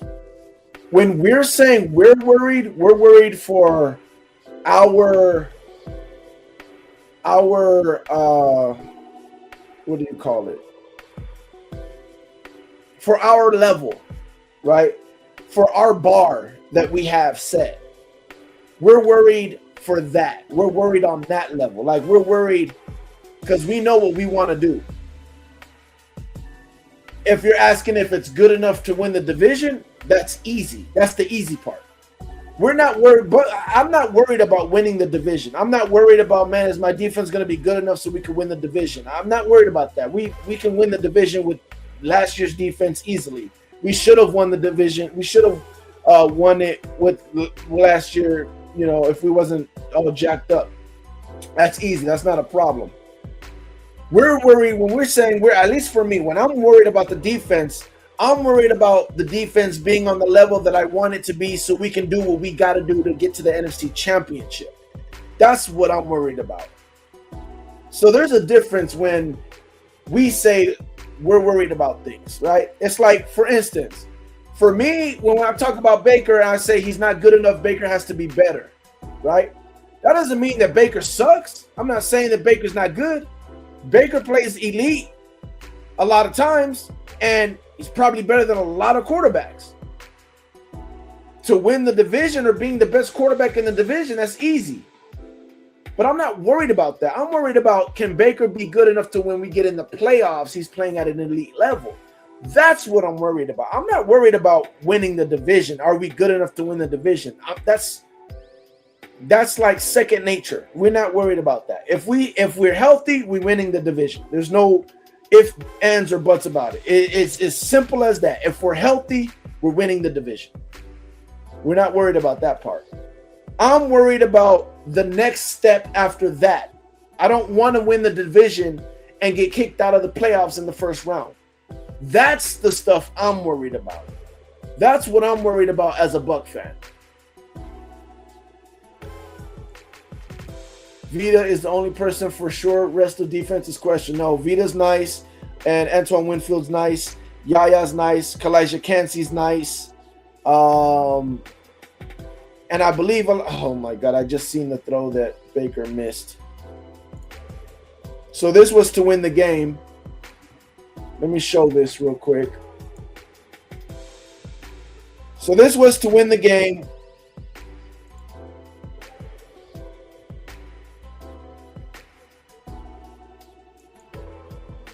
Pocket clean. Did him with a move. Did him with a move up here. Oh. Oh my gosh.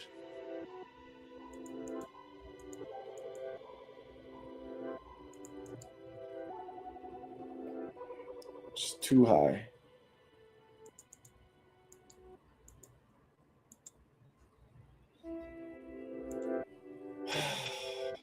Gosh, man. That was to win the game.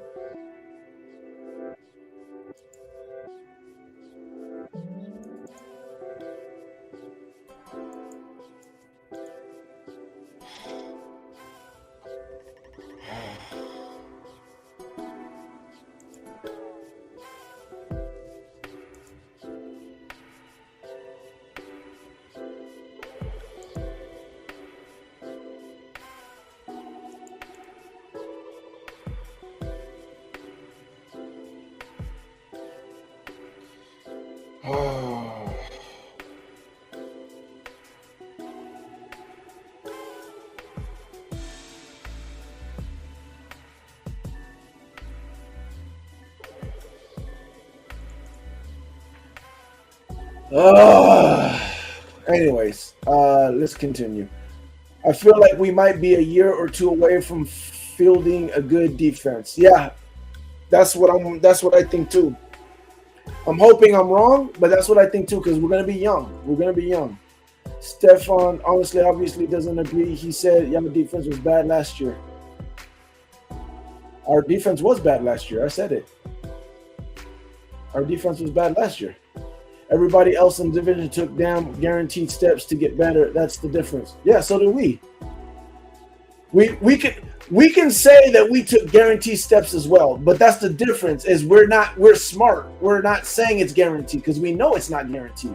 Y'all don't know if it's guaranteed. Y'all just think it's guaranteed. That's the difference.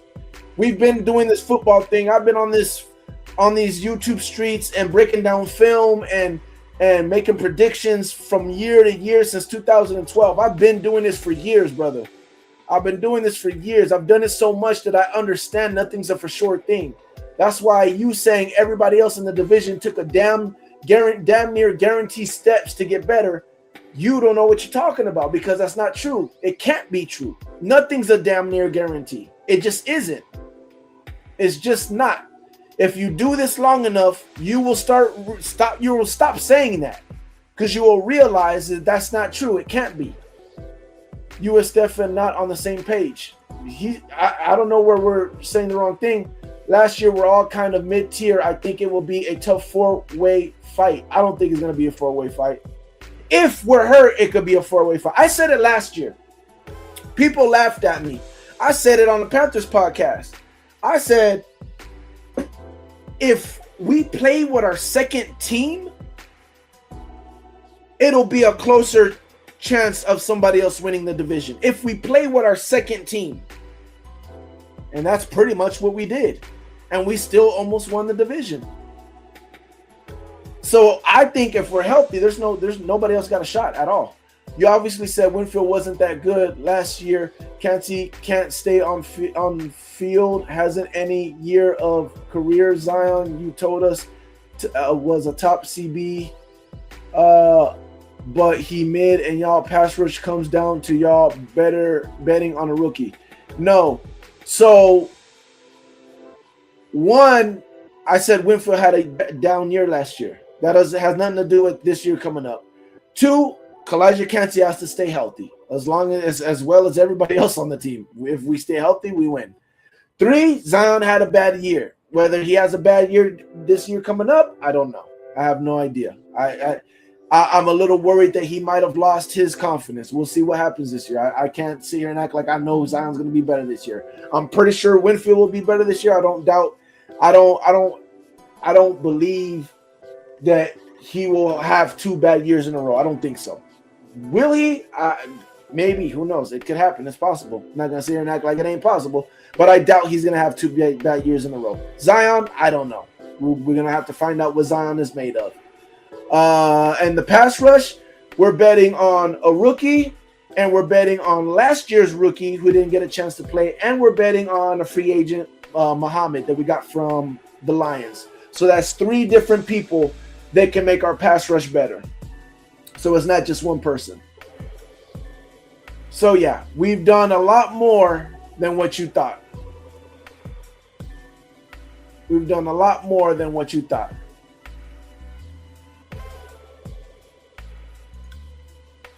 Yeah.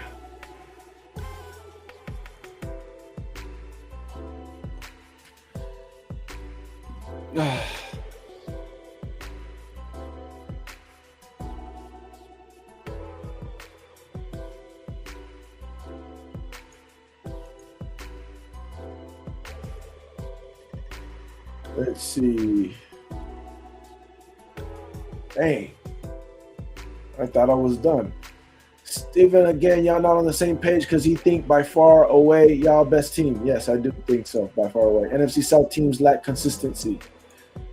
Damn near guarantee step y'all took. Latmire Gainwell as a backup. What step? We don't have to take a step though. That's the thing. One, there's no guarantee step. There's no guarantee step. I don't know where you're getting this, what guarantee step. Nobody took a guarantee step. There's no such thing as a guarantee step. That's one. Number 2, we don't have to take a step.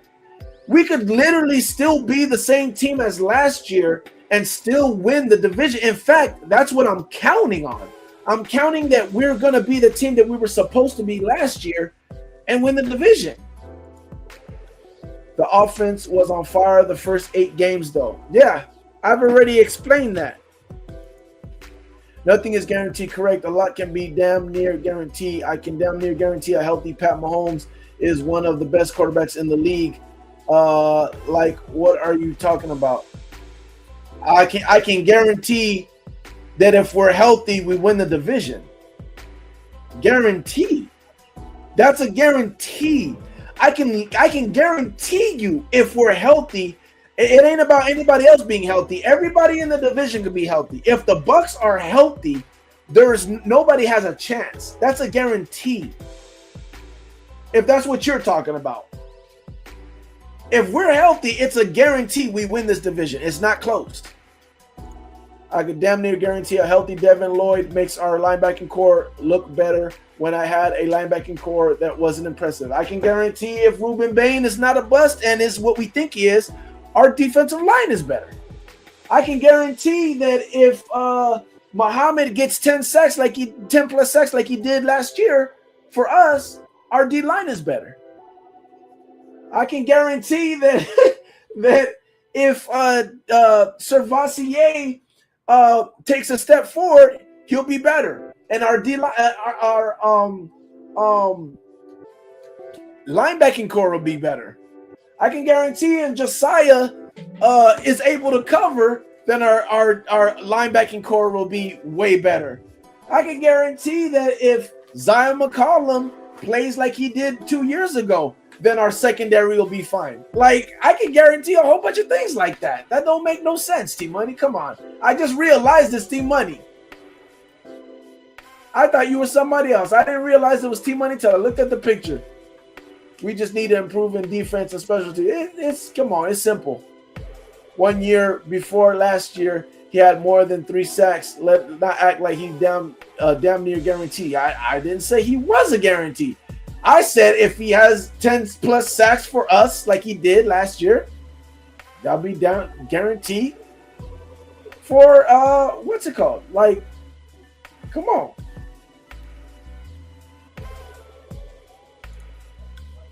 that if Todd Bowles your coach, y'all have a point during the season where y'all are going to on the losing record. Maybe. But even if we do, that still doesn't stop us from winning the division. Defense needs to play better as a collective. Yes, of course. Our defense did not play good last year, period. Our defense did not play good last year. I'm a rookie. Stop it. You can't guarantee on anything you're saying. That's the point. That's the point. I'm not guaranteeing on a rookie. I was guaranteeing if he pans out. Just like you were guaranteeing if someone is healthy, then he's going to do this. I was guaranteeing things too. Don't have a track record like Devin Lloyd, who is an all-pro linebacker. Him being an all-pro linebacker doesn't make you guys better, though. Doesn't make your offense get out of being the bottom of the league in scoring. Like it doesn't make your offense any better. Your offense is the problem. Your defense was never the problem. Your offense was the problem. You have nothing to guarantee that you're not going to be at the bottom of the NFL and making and getting points.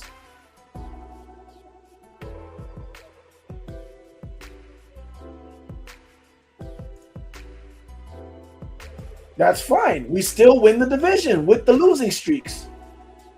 We still win the division. Like I said, you can be good on defense. Your offense was the problem. It was never your defense. And you can't guarantee nothing on your offense to get better.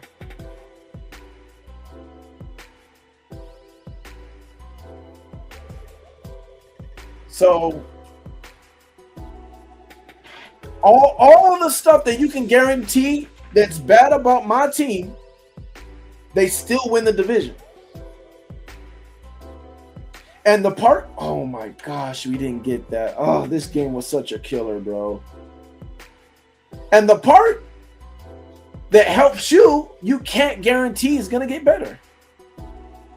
So there that goes. Deion Jones, how you not get that, bro? I didn't say guarantee. I said damn near guarantee. You can damn near guarantee on a lot. Like I said, you can't guarantee on nothing on offense. You saying if you and you can't guarantee for Lloyd either. You know, just because he was an All-Pro in one on one team, don't mean he's gonna be an All-Pro on another team. You come on, bro. We've watched this game long enough. We've watched this game long enough. It don't mean nothing. Nothing's guaranteed, brother. Sorry. Nothing is guaranteed. Doesn't matter. Just because he was an all-pro on one team does not mean he's an all-pro on another team. There's been plenty of times where someone was an all-pro on one team and wasn't an all-pro on another team when they went to another team.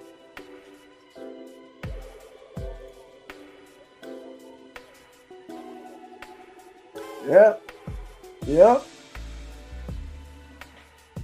He knows this. He knows the answers, bro. He just tries to be slick and say things and hope he gets away with it.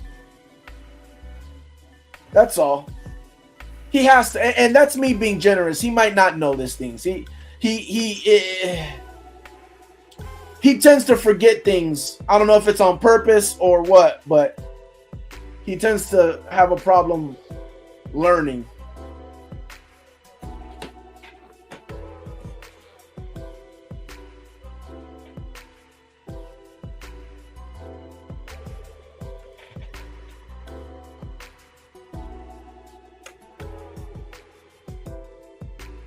I can't believe this game, man.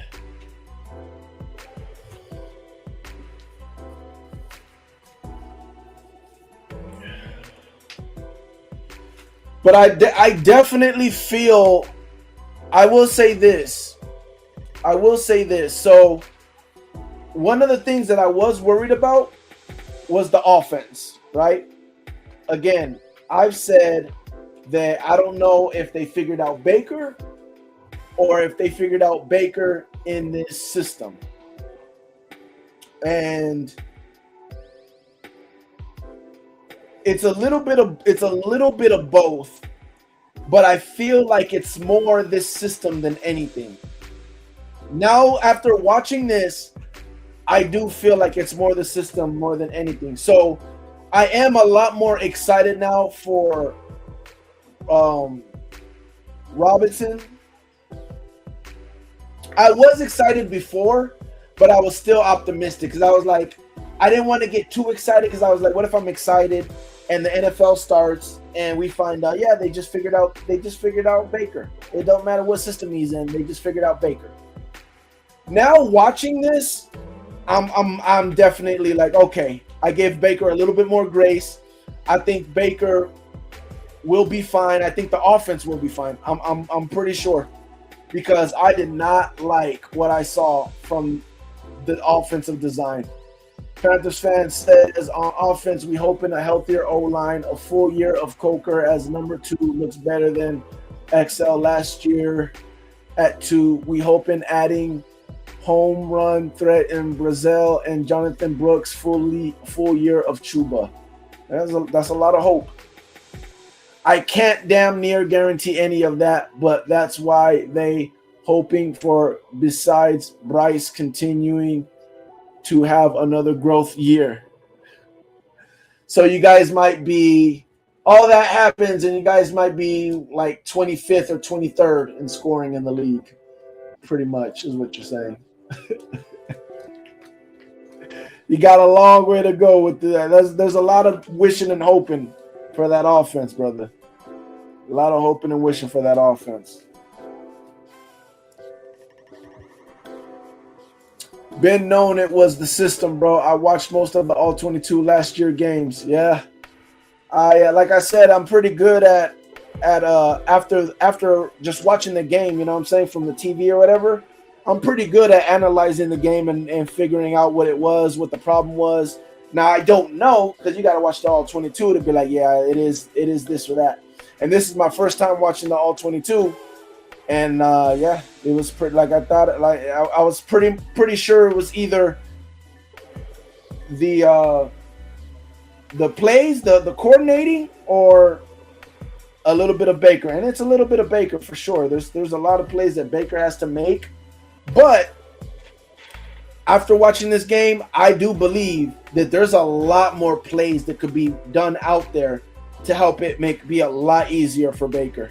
Now, I do say that Baker has to get out. And again, I said, I'm now that I know that this is team money, well, maybe he didn't hear me say this, but I have said this and people thought that I was BSing. There is a good thing to Evans not being with us no more.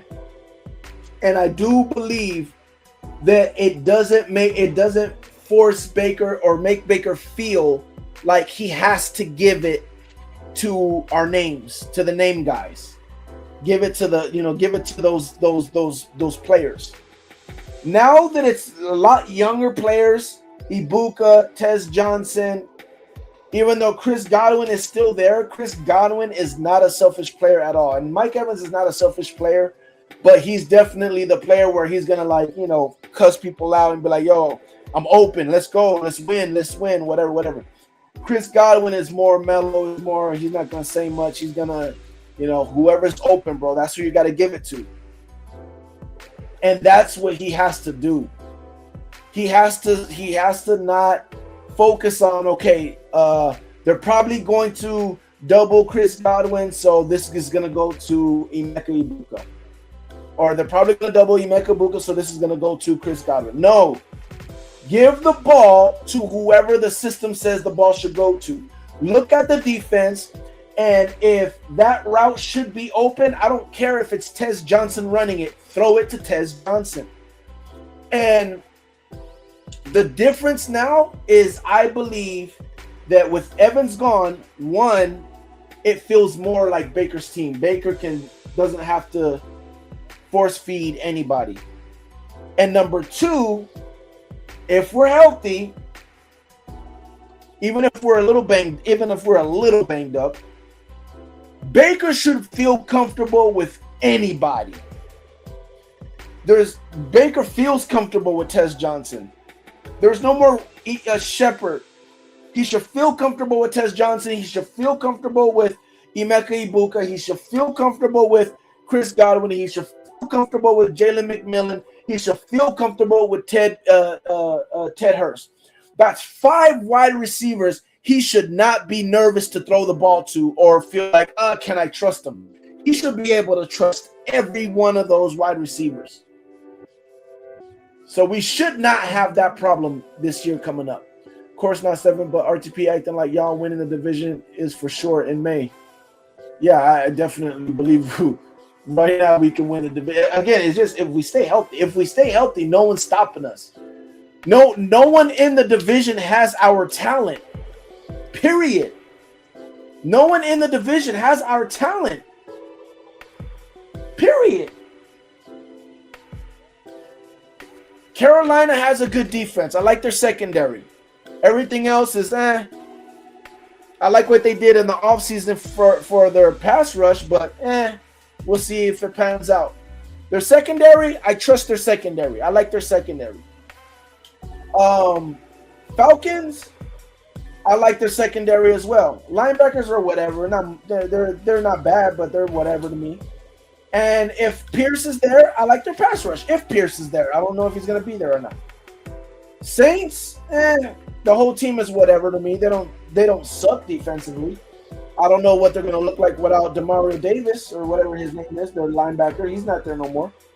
I don't think their secondary sucks, but I'm not nervous or scared of it or anything like that. Their pass rush is whatever. They don't suck defensively, but it's whatever. But nobody touches us offensively. Nobody touches us offensively.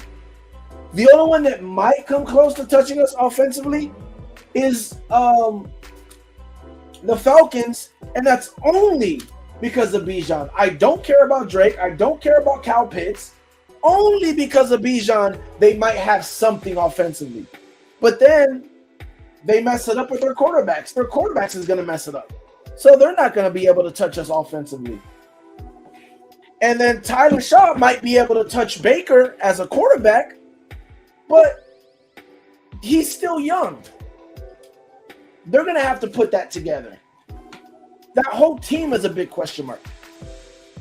So to me, nobody touches us. And again, I said what I said about our inside linebackers. I said what I said about our secondary. And I said what I said about our pass rush. Defense as a whole, that's all 3 levels. Even with all of that, if we're healthy, it's still good enough. Easily. Because of our offense putting out what they're going to put out offensively. And our defense being able to get enough done because of the blitzing. And I doubt that our defense is going to be as bad as it was last year. I doubt it. It's got to be better. Again, is it going to be as good as I want it to be? That's what I'm worried about. Is it going to be as bad as last year? It could be. I'm not going to act like it can't be. It could be, but I doubt it. I doubt it's as bad as it was last year. The only way that I'd really be like, yeah, it's probably going to be as bad as it was last year is if we're not healthy. That's it. That's the only way. Bo's trying to be all slick, trying to fake out the other team, and it will confuse our guys sometimes. Bo's probably got 3-foot tall playbook. No, I disagree with that. I didn't see that. Again, I didn't see that at all. The only thing I saw was them killing our zone. And what I saw with them killing our zone was 1, Jamel Dean not doing his job, and 2, Antoine Winfield either being lazy or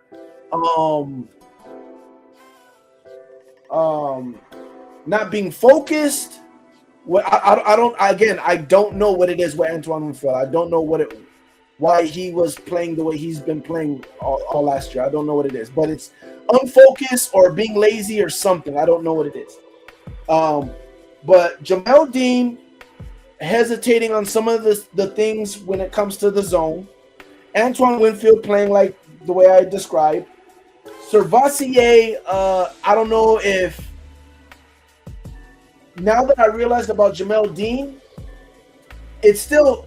I just think Servassier just got to play better. So either he got to play better or Josiah gotta come in and do the thing.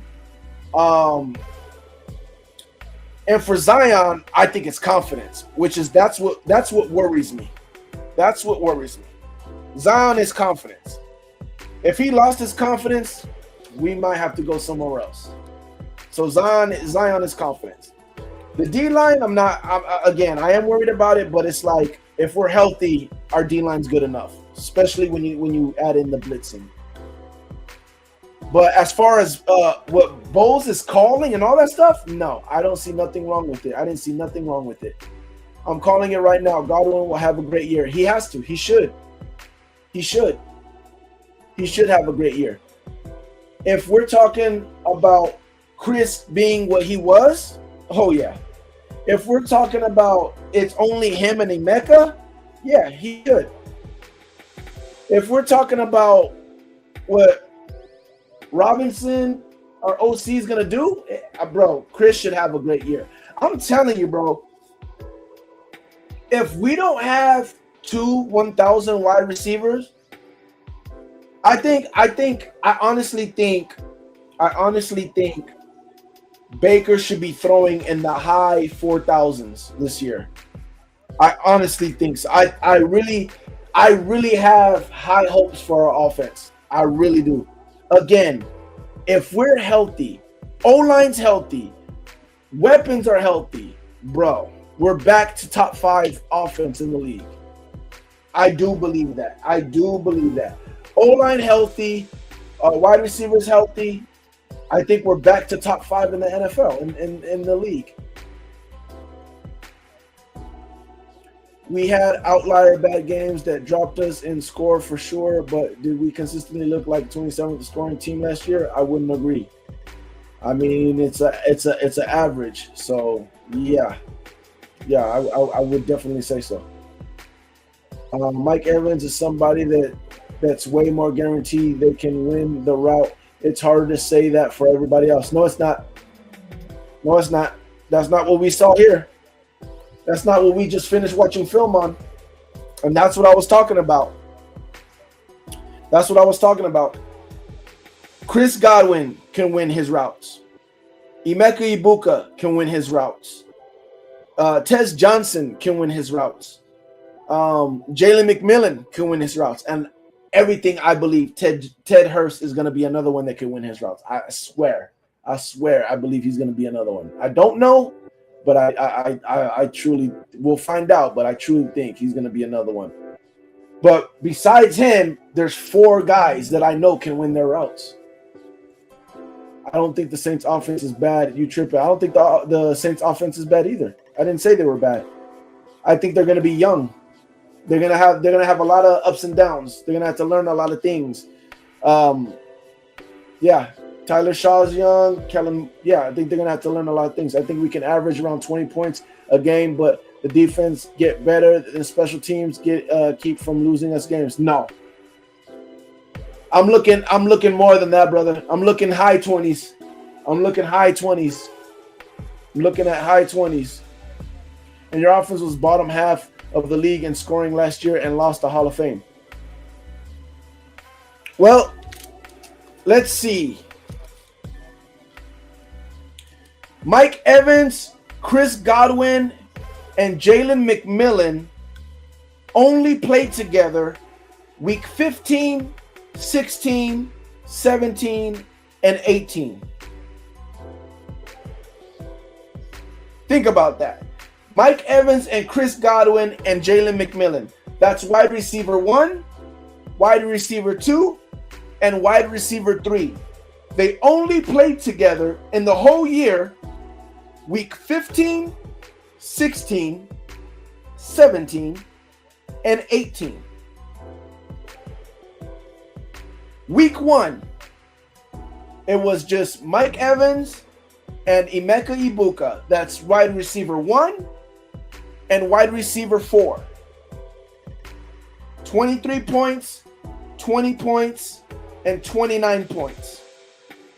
We lose Mike Evans week 4 and 5, it's only Chris Godwin and Emeka Ibuka.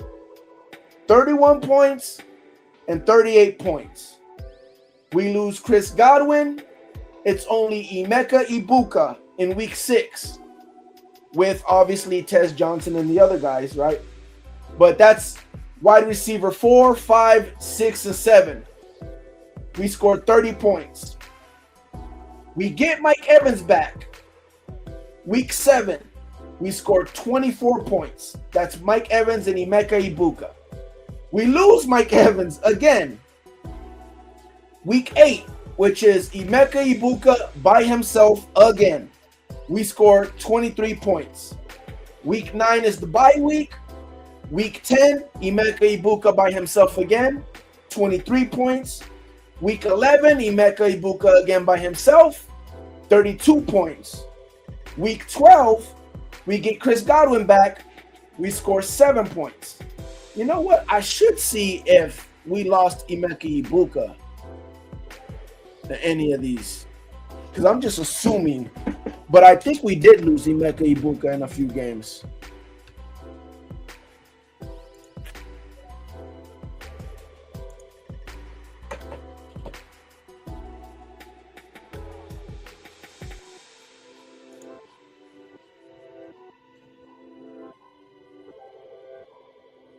Let's see.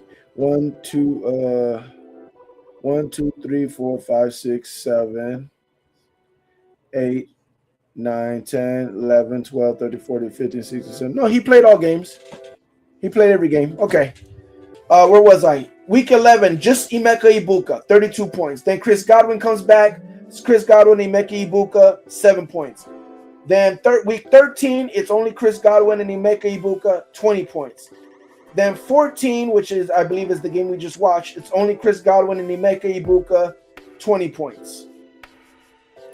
And then we get our number 1, number 2, and number 3 wide receiver back. Week 15, Chris Godwin, Mike Evans, and Jalen McMillan. We score 28 points, and then 20 points, and then 20 points, and then 16 points. So, yeah, like I said, if we're healthy, it's a wrap. And that's what a terrible O-line the whole time. That's what a makeshift O-line the whole time. I think with our starting O-line, a lot of these 20 points would be even more points. Yeah, Zion needs something. Zion needs something. And the first half of the year saved y'all on being that high. And the first half of the year saved y'all on being that high. What do you mean? I don't know what you mean by that. I think the run defense will be top 5. Yeah, for sure. For sure. Yeah. I think we're back to being an elite run defense again. Let's be real. Wide receivers is the least of our worries right now. Yeah, exactly. I don't know who was calling offensive plays last year, but it wasn't good. It was Josh Grizzard. Josh Grizzard. What is this? Open new window. Yeah, it was Josh Grizzard.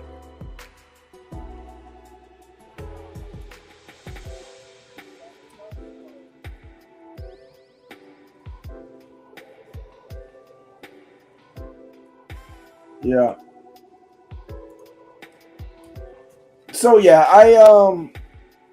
I'm not worried about the offense, to be honest. And Bucky was hurt, all that stuff. Like we were just hurt. We were just hurt. And that's the thing.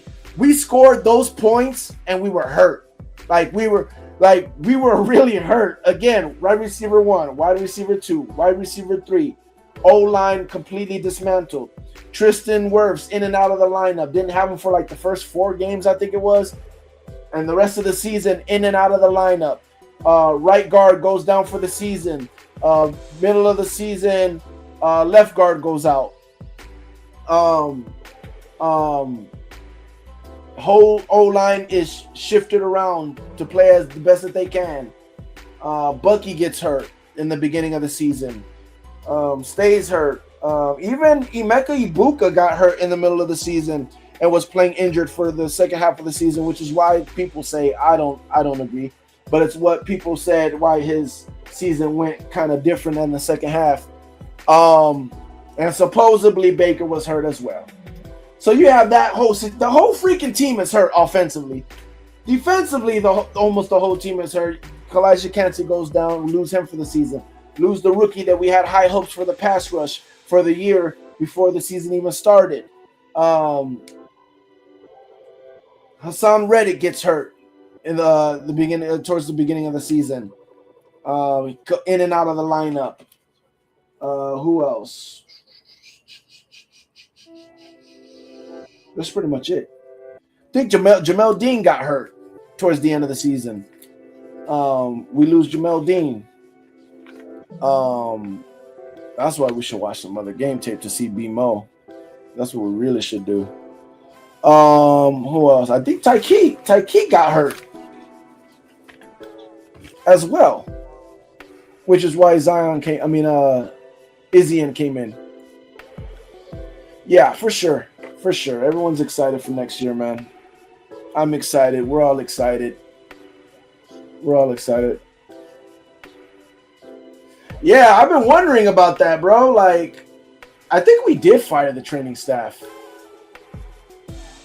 I think we did fire someone from the training staff. I could be wrong, but I think we did. I don't know. But yeah, the whole freaking team, bro. That's the thing that the NFC South, they're like, oh, everyone was hurt. You can't use that as an excuse. And it's like, bro, trust me. You was not hurt like me. You was not hurt like us. You was not hurt like us, bro. Trust me. Matter of fact, I'm going to take a picture of this just for when I get on other people's podcasts. I can have this because people don't be understanding when I said, nah, we was hurt, bro. We was hurt.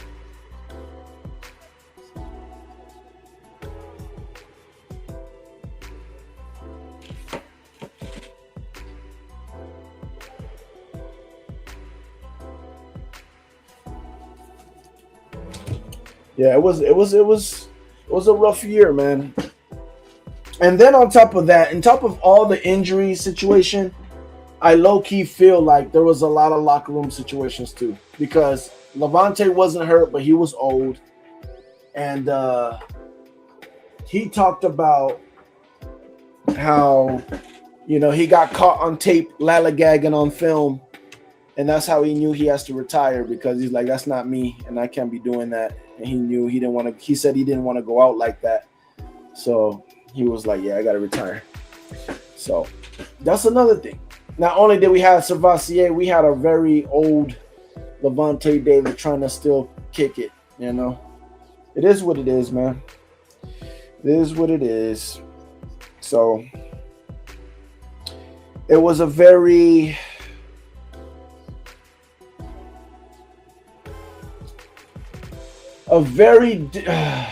very different type of year. Different year. But it is what it is, man.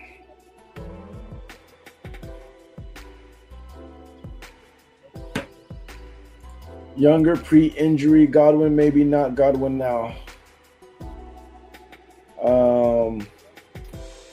I think of Godwin now. I mean, the dude takes care of his body. He knows how to take care of his body. He had Tom Brady as a quarterback.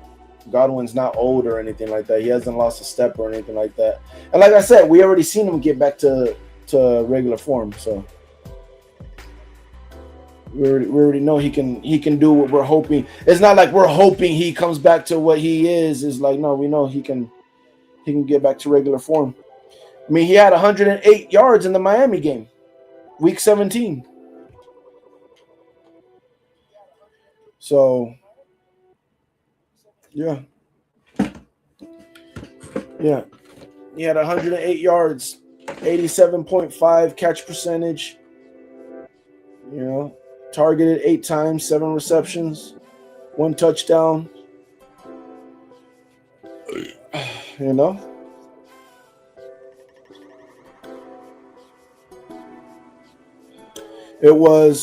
He had 26 yards week 4, 26 yards week 5, 9 yards week 12, and then because that's when he came back from, he got hurt again week 5, or re-aggravated something, and then he didn't come back till week 12. He started slow with 9 yards, and then week 13 had 78 yards, and then week 14 had 55 yards. Week 15 had 20 yards. Week 16 had 30 yards. Week 17 had 108 yards, and week 17 had 8 yards. 1 target, 1 reception. Game started is okay. So yeah, like I said, it's not like we are hoping that he returns back to form. We already seen him come back to form. And yeah, you overestimating Baker, your wide receiver core, and Zach Robinson. I'm definitely not overestimating Baker. I know who Baker is. I know who our wide receiving core is, and I know who well, I can't say I know who Zach Robinson is. I know who he's supposed to be. I know who Zach Robinson is supposed to be, and so far in training camp, he is looking like that. So I'm pretty confident in Zach Robinson right now. But yeah, I know who Baker is, and I know who our wide receivers are for sure. And between playing McVay twice, the Packers, and the Falcons twice, that showed me that my defense shouldn't fear the McVay offense, and Zach runs the worst version of it. No, you ain't seen. Zach never ran McVay's offense. He ran the pistol with the Falcons. He didn't run McVay's offense. He tried to as much as he can, but he ran the pistol with the Falcons. He really didn't run Sean McVay's offense. He said it. He told us. He said because of the weapons and the quarterbacks he had, he was limited. He wants to run the McVay offense. He's a McVay guy, and it's going to look different with us because we have the weapons and we have the quarterback that likes to run. He didn't have a quarterback that could run. He couldn't run the Sean McVay offense. So, yeah. And you're talking about your defensive coordinator who knows how to go against Sean McVay. How Sean McVay likes to run his offense. You don't know nothing about Zach Robinson running the offense with us and our weapons. If Ibuka doesn't look like first half of last year, y'all effed. Yeah. I mean, I don't think we're effed. I would be mad though because he's a first rounder. I expect him to look like the first half of last year. I expect him to have close to 1,000 yards. Forget first half of last year. I just expect him to be close to 1,000 yards. He should be close to 1,000 yards. If he's not close to 1,000 yards, if he has like 700 or 800 yards, then Ted Hurst has to be close to 1,000. And what I mean by close to 1,000 yards is high 800s or in the 900s. So if he doesn't have high 800 numbers or 900, then Ted Hurst better have high 800 numbers or 900. Yeah, that's one thing we're not worried about. Yeah, agreed. We just need a competent OC. That's it. Which, again, there's no way, because this OC wasn't really competent. And we still...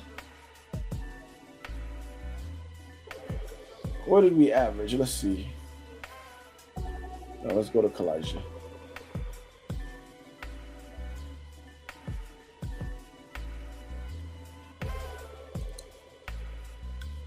We were still 18th in points, averaging 22.4.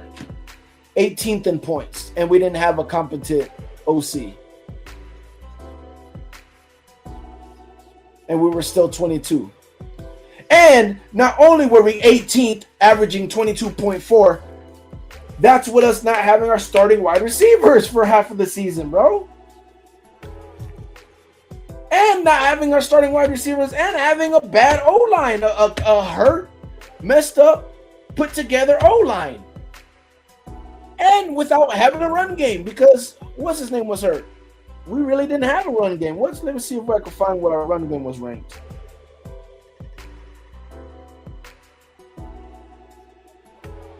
How do I see?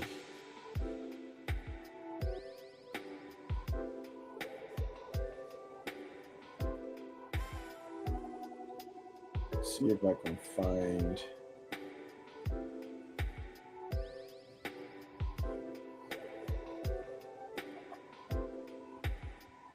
Team offensive split, advanced stats, team stats, rankings. Let's see, how can I see the run game?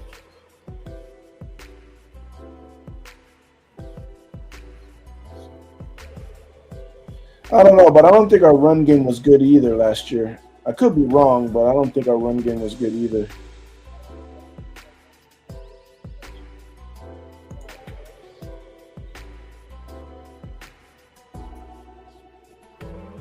How do I see by like team?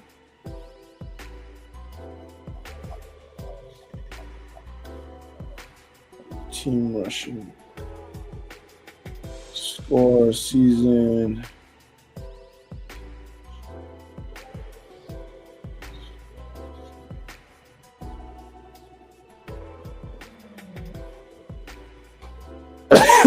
Career passing. Single season rushing TD. Let's see.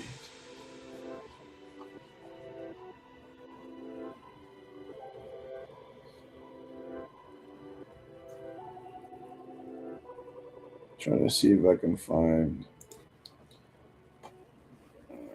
No, this is going into like that. I don't want that. I'm trying to find. Let me just Google. Sheesh. NFL rushing team.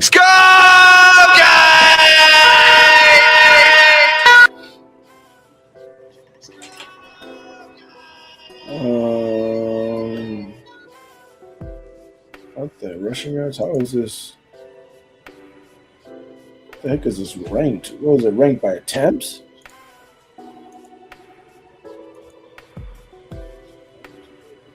Is this defense or okay? This is offense. So the Bills had the most rushing yards? Really? Is this correct? 2025 rushing team stats offense. The Bills had the most. Okay, Ravens are 2. All right, I guess so. Yeah, we were out of the oh no, okay. So we were second to last out of the division. Saints were last. 1, 2, 3, 4, 5, 6, 7. 8th was the Falcons. 9, 10, 11, 12, 13, 14, 15, 16, 17, 18. 19 was the Panthers. 20, 21 was the Bucks. Yeah, it was not good. Pretty much middle, a little bit worse than middle of the pack. So yeah, all that said, bro, and we still had the offense that we had, man. That's crazy. The people you naming get hurt almost always get hurt. Who am I naming that always gets hurt? Chris Godwin, that's it? What else are you talking about? Only ones is Chris Godwin and Kalijah Kancey. Which is why I said if we don't get hurt, those are big names. Will Baker be able to throw to open even with Hurts being the tall? Yeah, man, that's the thing. That's the thing. Godwin will lead the team in wide receiver yards. Yeah, I believe that. Grizzard's issue was clock management instead of attacking down the field. I don't know about clock management. I don't think we ever. When I hear clock management, I feel like, we don't have enough time. We've never left the game feeling like we don't have enough time. It's always been we missed the throw. Or we're struggling offensively. We're not able to move the ball. It takes time to really recover from injuries like what Godwin got. Yeah, exactly. Godwin had one good game versus one of worst secondary in football. Saw him twice, and no, he didn't look the same. I don't think you did see him twice. I think you only saw him once. Oh, I guess you did see him twice.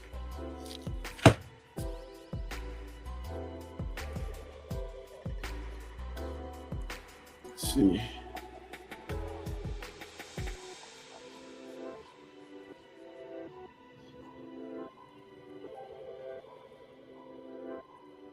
What am I doing? Oh.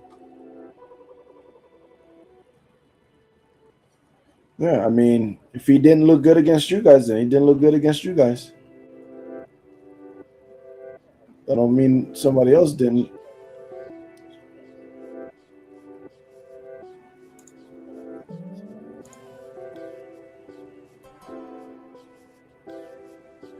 Because Emeka Ibuka had 6 receptions for 73 yards and a touchdown. Oh no, that was McMillan. Dang, Baker 140. That's a what's it called stat, bro? See, I gotta watch that game now. 18 for 26.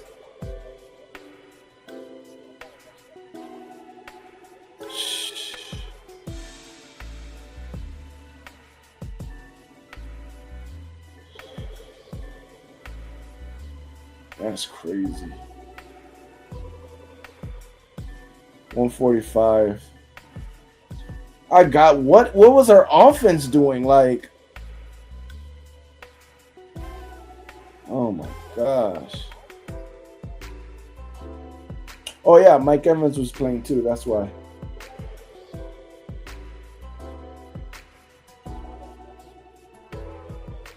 Yeah, Mike Evans, 5 receptions, 31 yards. Chris Godwin, 5 receptions, 30 yards. Same thing. Yeah. This might have been when I started feeling like, bro, there's got to be Baker too. Can't just be the what's it called? I don't know what we were doing defensively, bro. I mean offensively. Oh man, glad that's over. Steven, that's a better excuse than to just say he's still that guy. He is that guy. That excuse was for before. He's talking about before. We know he's still that guy. We're not saying we're hoping. We know he is. We already seen it. Like we know he is. When McVay ever had a quarterback that can run, I don't understand that point. No, Bradford can run, and what's his name can run. I don't know what you're talking about. Kirk Cousins can't run, and what's his name don't like to run. Put the tight end position needed to get better. Plus the tight end position needed to get better. Godwin gonna ball next year. Yeah, I know he is. 19th in points from what I saw. Said 18th, I believe. If we're talking about our offense, it was 18th. Example, Grizzard ran 9 to 10 plays, but still they were barely at midfield. Yeah. I don't know. I don't want to. It is what it is, bro. I'm done. I'm glad we're done with it. I'm not really worried too much about the offense. It is the defense and special teams. Yeah. Cook led league in rushing yards, and Allen run too. Dang, I did not know that. Saints running game going to be better with Etienne, even if they don't get Kamara back. Maybe. Also, again, just because Etienne was good somewhere else doesn't mean that he's going to be good with the Saints, bro. That's not real NFL. I'm not saying he's not going to be, but it doesn't automatically mean he is. Also missing Keith as the lead blocker hurt the running game a bit too. Yeah, again, I forgot he was hurt too.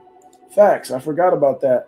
I can say I think this is it or that, but I really don't know. I need to see these guys in pads at full speed to get an idea of what we got. That goes for all the teams. I can say I know with Chris Godwin. I can say I know with Emeka Ibuka, and I can say I know with Jalen McMillan, and I can say I know with Tez Johnson. Ted Hurts, the only one I can't say yet. Everybody else, I know. I already know. I already know. Those for sure, I can say.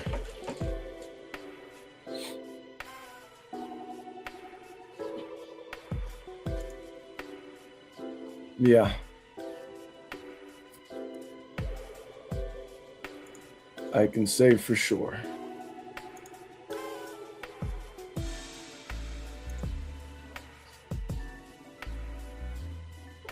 Let me see. Yeah,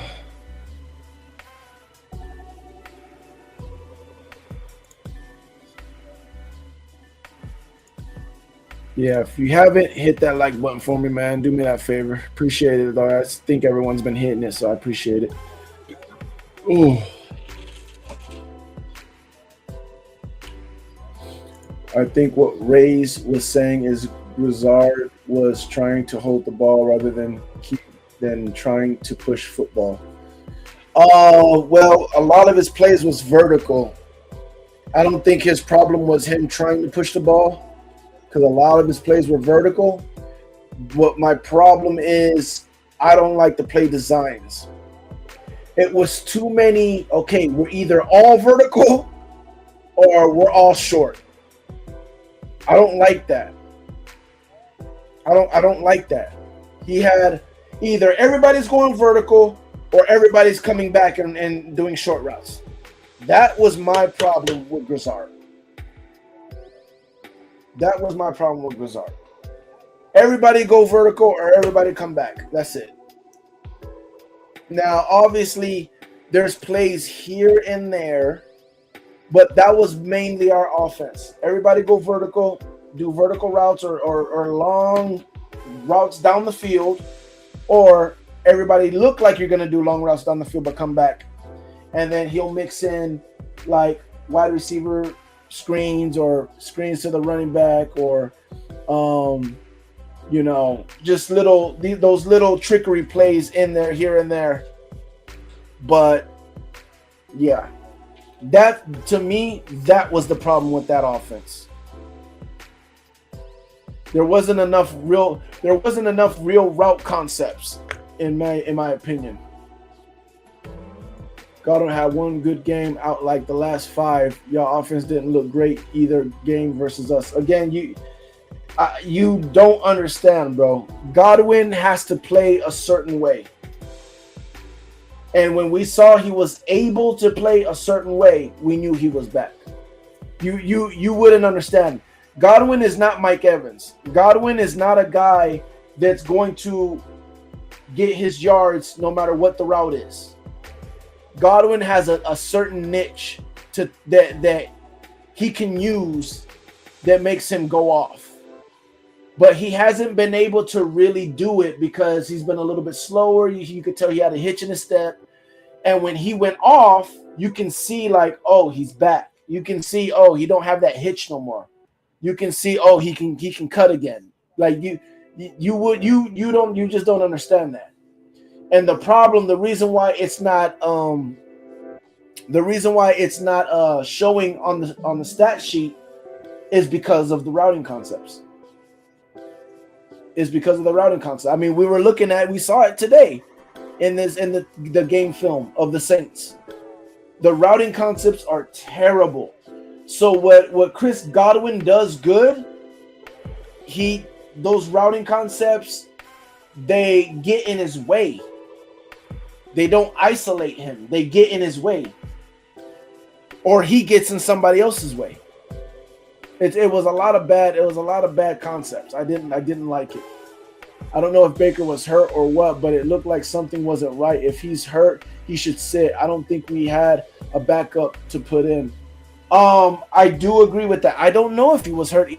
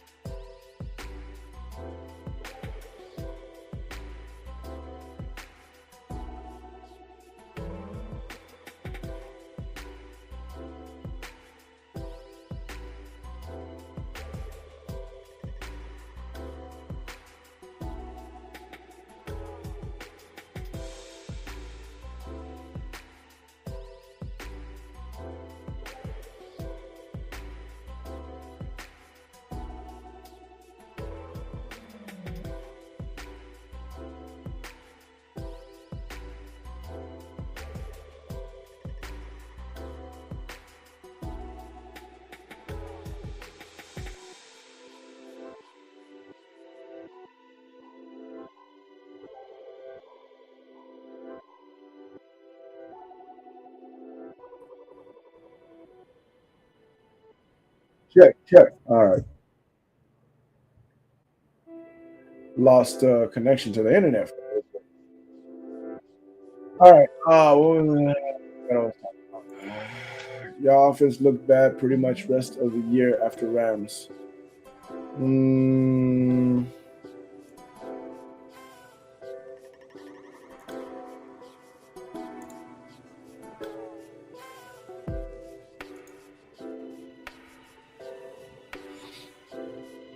um,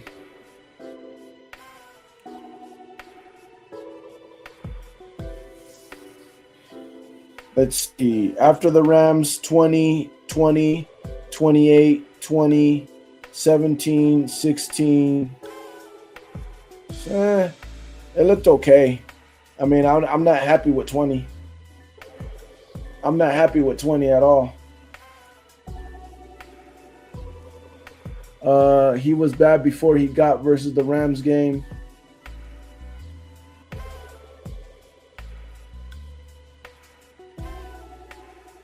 I mean, the only game he was bad before that was pretty much the Lions game.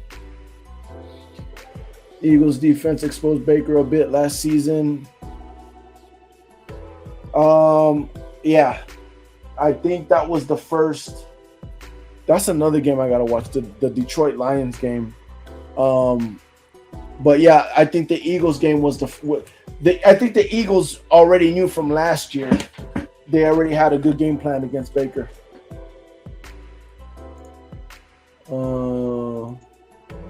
Saints offensive line is better than Jags, in my opinion. No, they're not. Why I think ETN should look good if healthy. The Saints O-line's not good. What do you mean? Why do you think their O-line is good? Their O-line's not good. Rays didn't y'all draft Barton to play him out of position? No. We drafted him for center, yeah. Yep.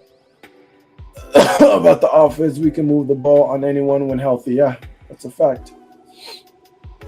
Yep. So I don't be worried about that, bro. But we'll see, man. We'll see.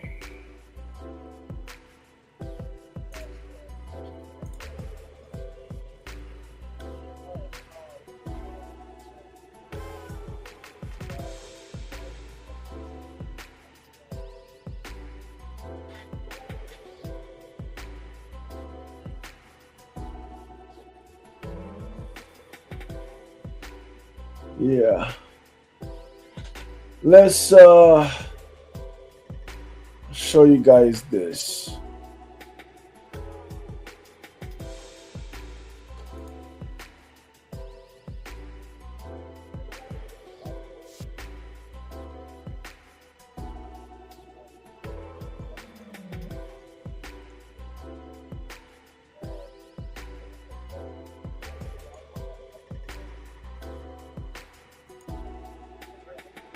Yeah, good thing. If Larry Foote's right, on paper, I think the Bucs are NFC Championship contenders. I really, really, really do. Wow. I think offensively, very good offensive line, very good skill players. Baker's the best quarterback in the division. They've invested into this defensive line. And I know they weren't great last year, and I know Vita Vea is a little bit older, but they have put money and picks into this defensive line. And if Ruben Bain is who a lot of people going into the draft thought he was, and obviously Tampa thought he was, then this defensive line should be reminiscent of the ones that we've become accustomed to in Tampa. Yaya Diaby in another year leading their team in sacks. Vita Vea hopefully healthy. Morrison staying healthy at the corner. I just really think this is a very talented top to bottom complete roster. I think they have to. Really? Really? Yeah, Rays, you converted a tackle into a center, didn't you? Was he a tackle? He might have been. The Bucs addressed depth at, or he might have been a guard. Yeah, I don't know. I don't remember if he was a center. Bucs addressed depth at interior O-line. Yeah. I'm not worried about the depth either. The depth, again, even though we were hurt, right? Even though we were hurt last year, we had depth. Like, it was enough to play. It was enough to get the job done. Now, we wasn't able to have a run game, and the reason why I talk about it is because our starting O-line is different. You're talking about a top 5 O-line, right? You're talking about a top 5 starting O-line. Like, that's different between what we had last year. Now, again, last year, it was still good enough to win games. It was still good enough to do what we got to do. And we can get hurt with the O-line and still have an O-line good enough to win the division. Because, again, my second team can win the division.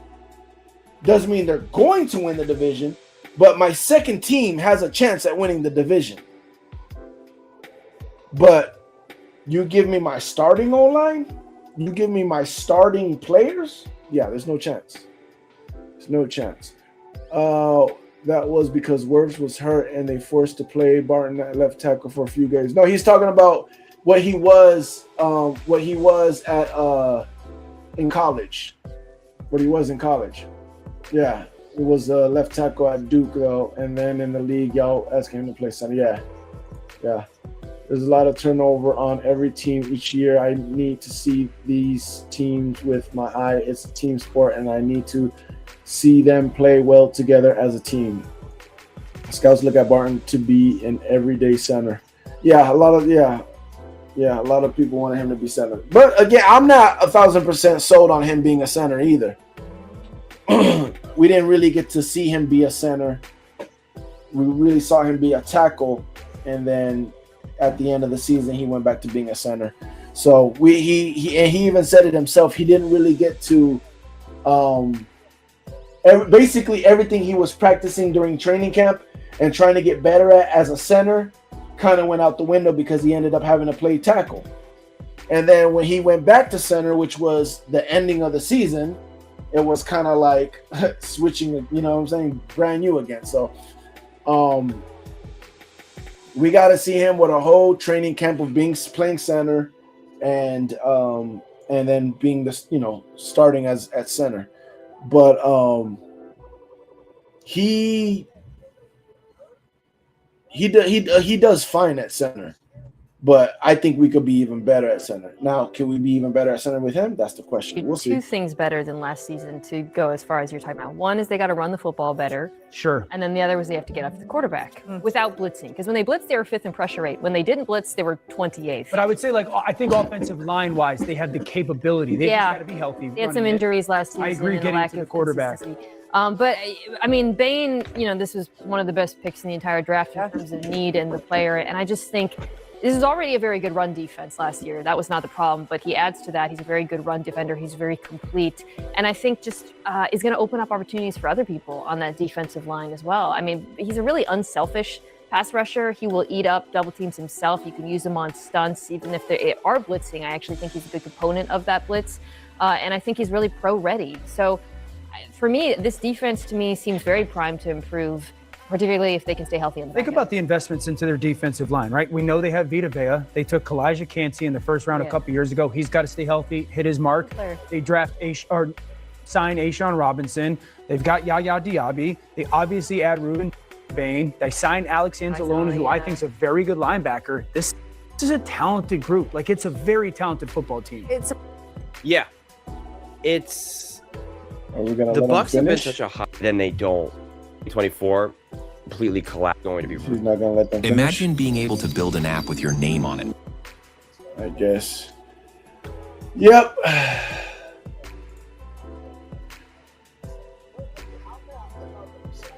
Not bad. I don't know where you got that from. But they're not good either, is what I'm saying. I don't think I said they were bad. I just said that I don't know where you got that they were good.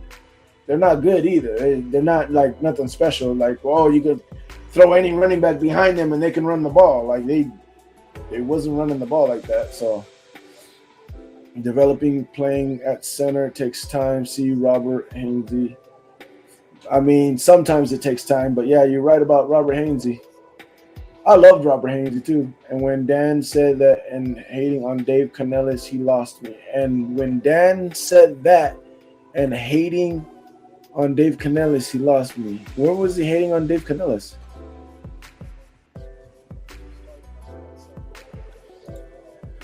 It's a new year. Everyone is undefeated at this point. What do the professionals think? Vegas. They think what I think. That's what they think. They think what I think. Vegas knows. Vegas knows. Vegas don't lose money like that.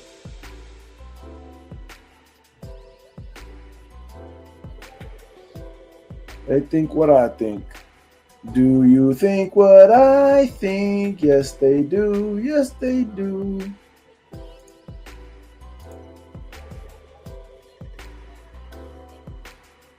Yeah.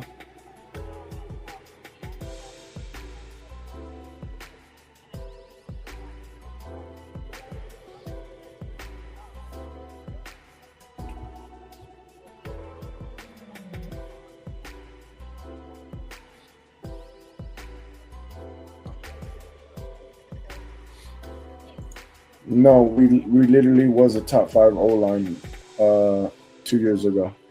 That's not me estimating anything. That's what we were. I didn't overestimate anything. And again, I was believing in what I said about Zion, and then Zion had the year he had, and he got paid. So I didn't overestimate Zion either. I was right on Zion. He just had a bad year. Happens, brother. Everyone can have a bad year here and there. It just happens. I like the backup left tackle behind Wirfs. I mean, he got better. He still needs a lot of work, but he got better. He got better.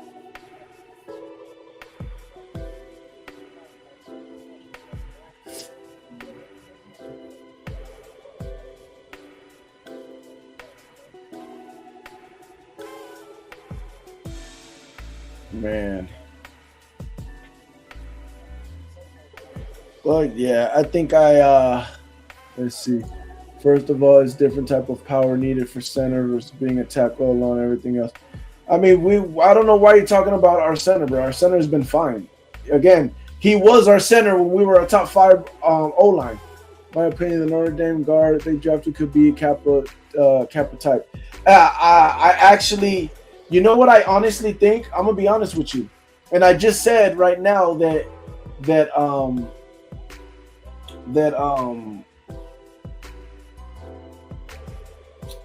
Barton, right? He was the starting center when we were a top 5 O-line. I think that who we just drafted could possibly take his position. And what I mean by that is he might end up being our guard, and they might put Bredesen at center because they really liked how Bredesen played at center. Or, I mean, they literally makeshift the whole O-line because they liked how much Bredesen played at center. Or keep Bredesen at guard and put our rookie, well, not our rookie, but the rookie that we drafted, when he gets good enough, put him at center. So I think that's someone Barton needs to watch out for, basically, is what I'm saying. Also, we don't know if, now that I think about it, because Bredesen got hurt in that New Orleans game. So hopefully, well, they haven't said anything.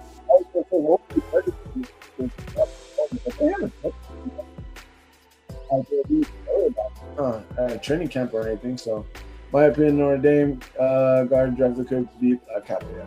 28th pass rush rate when not blitzing is crazy because Hassan Reddick alone is normally a beast. Yeah, he was trash for us. They still have Feeney at backup. He plays guard and center. Yeah, we got plenty of depth. Like I said, we have plenty of depth. Plenty of depth. I wasn't complaining as far as, oh, we got an O-line that we can't play games. We can play games. We can still win games. We got plenty of depth at O-line.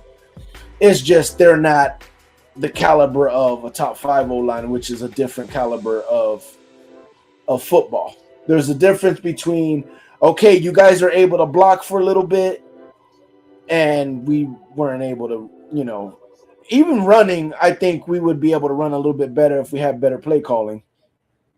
But there's a difference between, you can block enough in passing and maybe run a little bit. There's a difference between that and, okay, you're not touching our quarterback. Like, there's a difference between those two.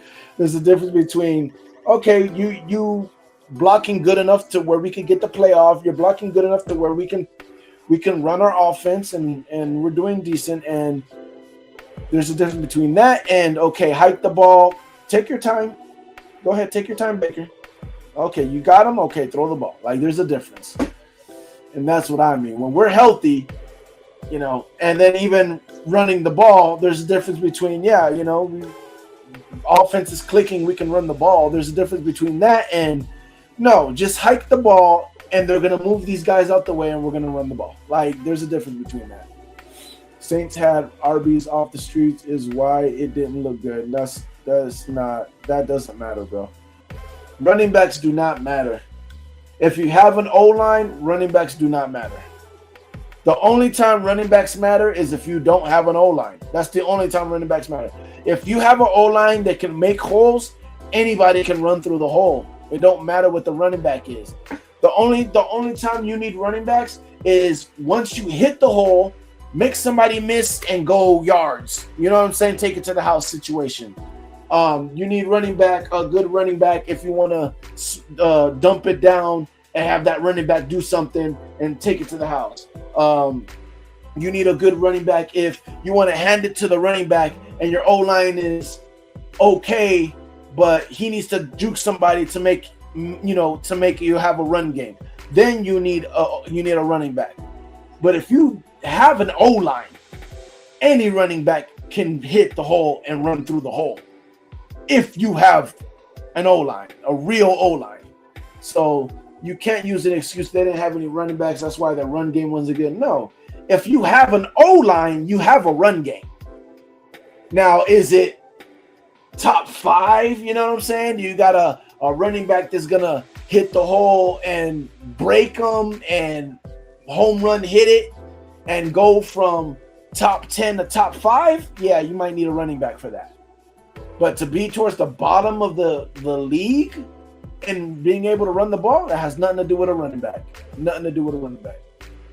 Dan was talking ish about Dave not play calling this year. He wasn't talking crap about him. He was saying if you were brought in to be a play caller, you should be a play caller. You shouldn't give the duties. I mean, he's right about that. He's not even telling you. It's more like advice than talking crap. He's telling him, bro, you were brought in because your play calling was so good. Why are you giving your play calling to somebody else? You shouldn't do that. And he's kind of right. I mean, if it goes wrong, it's going to be bad for Dave. Like, he's not talking crap. He's just trying to help him out, to be honest. Klein and Haggard, 2 at guard. Yeah, I'm telling you, we have plenty of depth to play the game, that is. They brought back Justin Scully at tackle for backup of Gedeke. Yeah. We had 6 sacks in 2 games versus y'all in 2024 season. So if that was a top 5 O-line, 6 sacks in 2 games. So 3 sacks each game. So does that mean we don't have an O-line? Come on, Team Money. You always do that, bro. Numbers don't tell the story, bro. I'll go back and I'll be like, yeah, Baker should have let go of that ball, or Baker did this and that. Like, you gotta stop. You gotta stop with the stats to act like you're proving something. You know that don't fly here, bro. You know it's got to be context. Got to be context.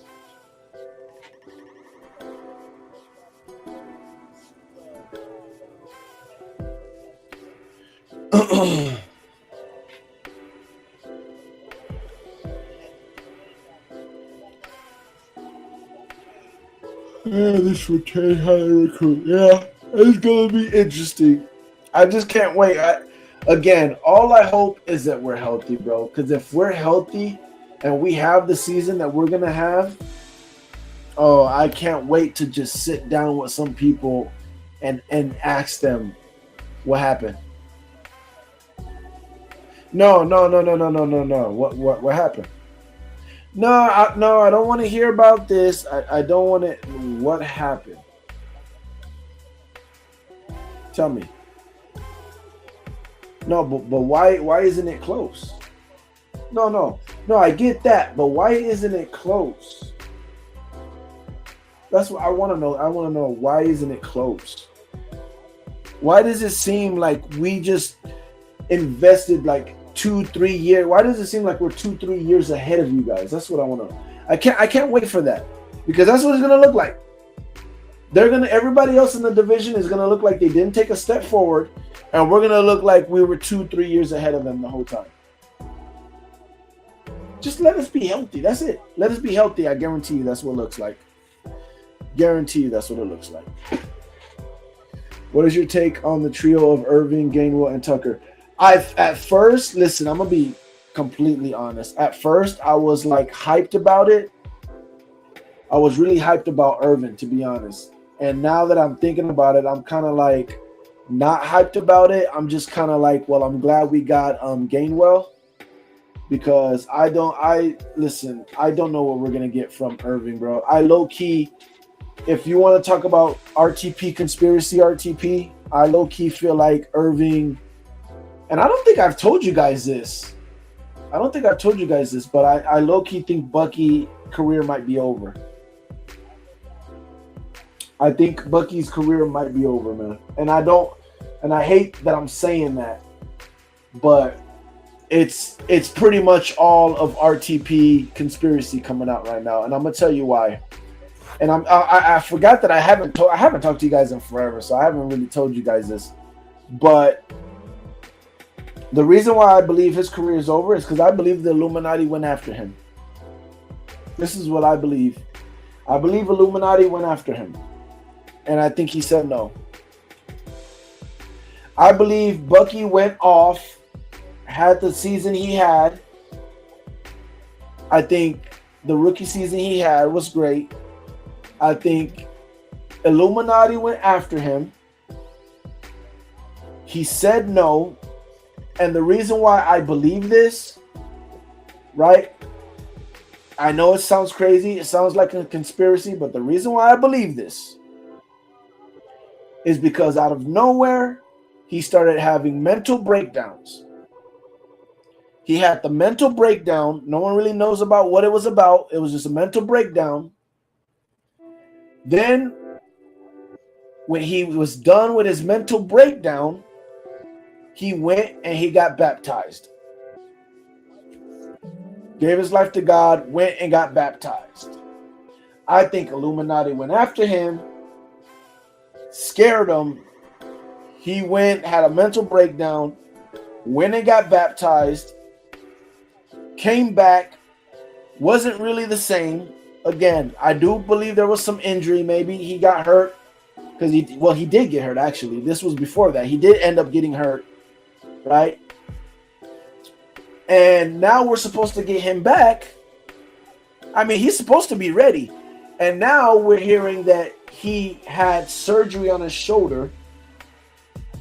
And the timeline could be anywhere from him being ready for training camp to hopefully him being ready for the regular season. What kind of timeline is that? What kind of timeline is that? That just don't make sense to me. I know we haven't had conspiracy RTP in a long time. I know, but that's what I got. That's what I got. So I'm not saying his career is over. I'm saying I'm worried about it. I'm just worried about it. I'm worried about it. I don't know. But because of that, I'm not as hyped as I was. I'm just kind of like, man, well, at least we got Gainwell to at least give us what we need. Because he's pretty much the same thing as Irvin. He's the same thing as Bucky, but without the the Bijan in him. But Bucky's like the same thing as Gainwell, but with a little bit more Bijan in him. Bucky is a reptilian. That's crazy. That's crazy. Our D-line and defense was crap in 2024, and y'all couldn't block Jadeveon Clowney. I doubt we couldn't block Jadeveon Clowney. Like I said, there's got to be some other stuff. I forgot about Irvin being baptized and having mental breakdown. Yeah. That's just me, man. That's just me. That's just me.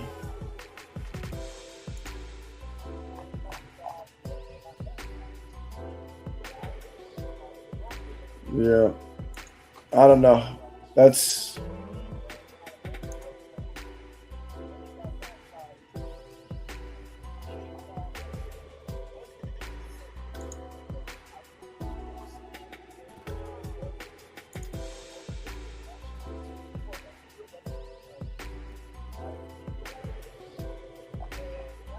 trying to see something.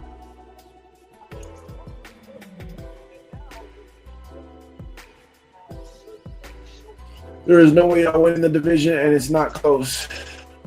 If we're healthy, if we have a healthy season, have only one injury here or there, and it's not even bad injuries, just like little things here, little nicks and bruises, yeah, there's no doubt in my mind. No doubt in my mind at all. Again, the only reason why the NFC South doesn't understand how much more ahead of the game we are than everybody else is because of injury, bro. It's the only reason why you guys don't know that. Tucker issue that he can't block at the passing game. Yeah. Tucker's a good runner and decent pass catcher, yeah. But that's literally the only reason why the rest of the NFC South don't understand how much ahead the Bucs are.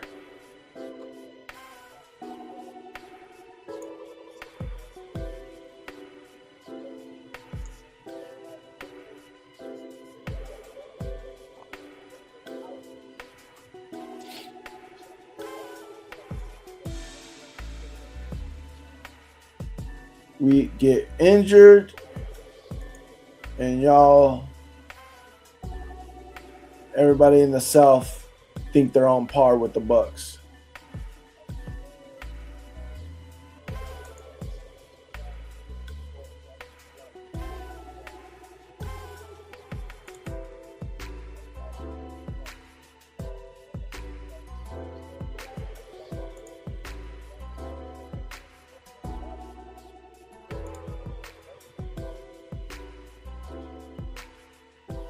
Yep.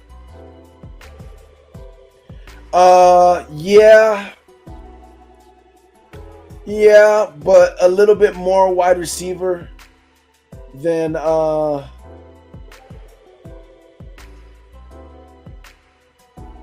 little bit more wide receiver than running back. Rashad is more running back than wide receiver.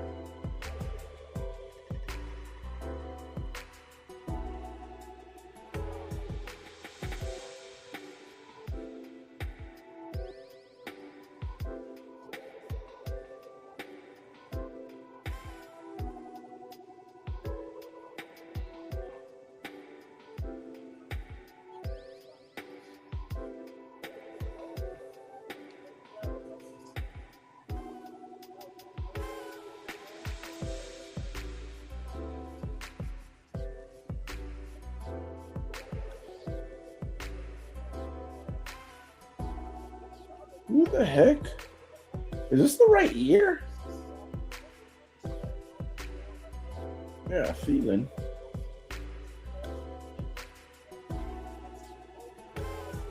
Oh, this was that year.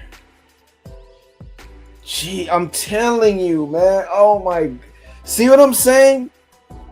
I'm like looking at this tape, bro. I'm looking at this tape and I'm like, who the heck are these people? I'm like, am I on the right year?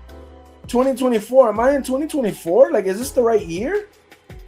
who the heck is this? Who the heck is that? And then I remember, oh, that was the year, bro, where we had all our damn secondary hurt.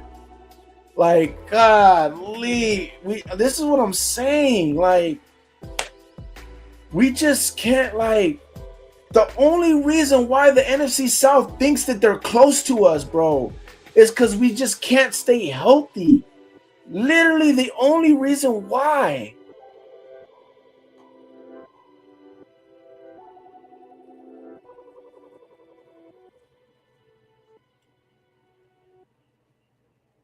It's crazy, man. Crazy.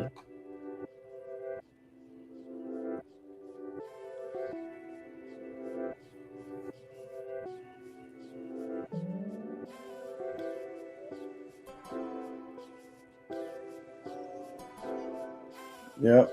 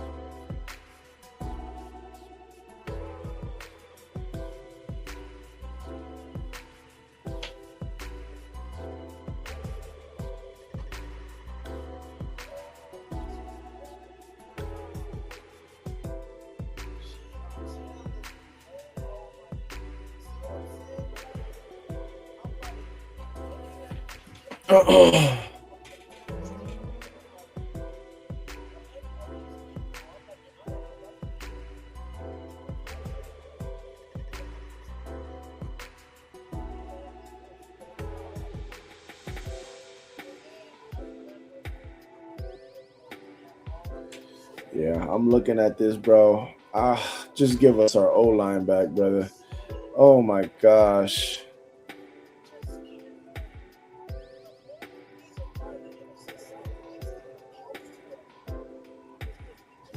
Yeah, we need our O-line back, bro.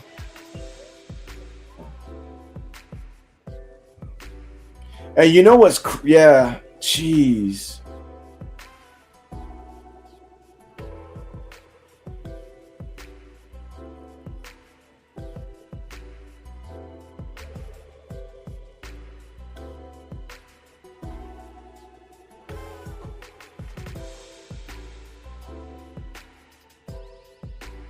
Bro, our O-line and our D-line looks better. That's crazy.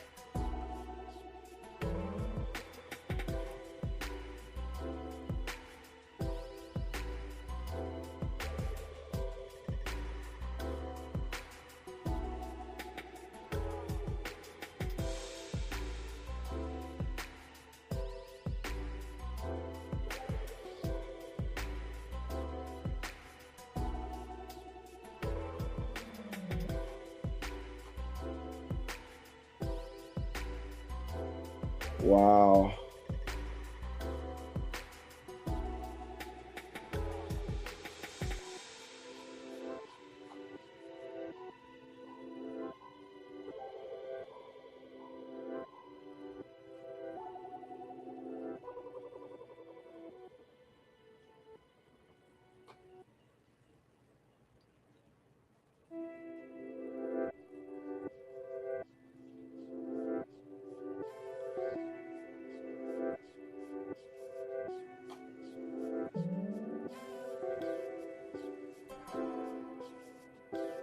Jalen McMillan. Oh my gosh.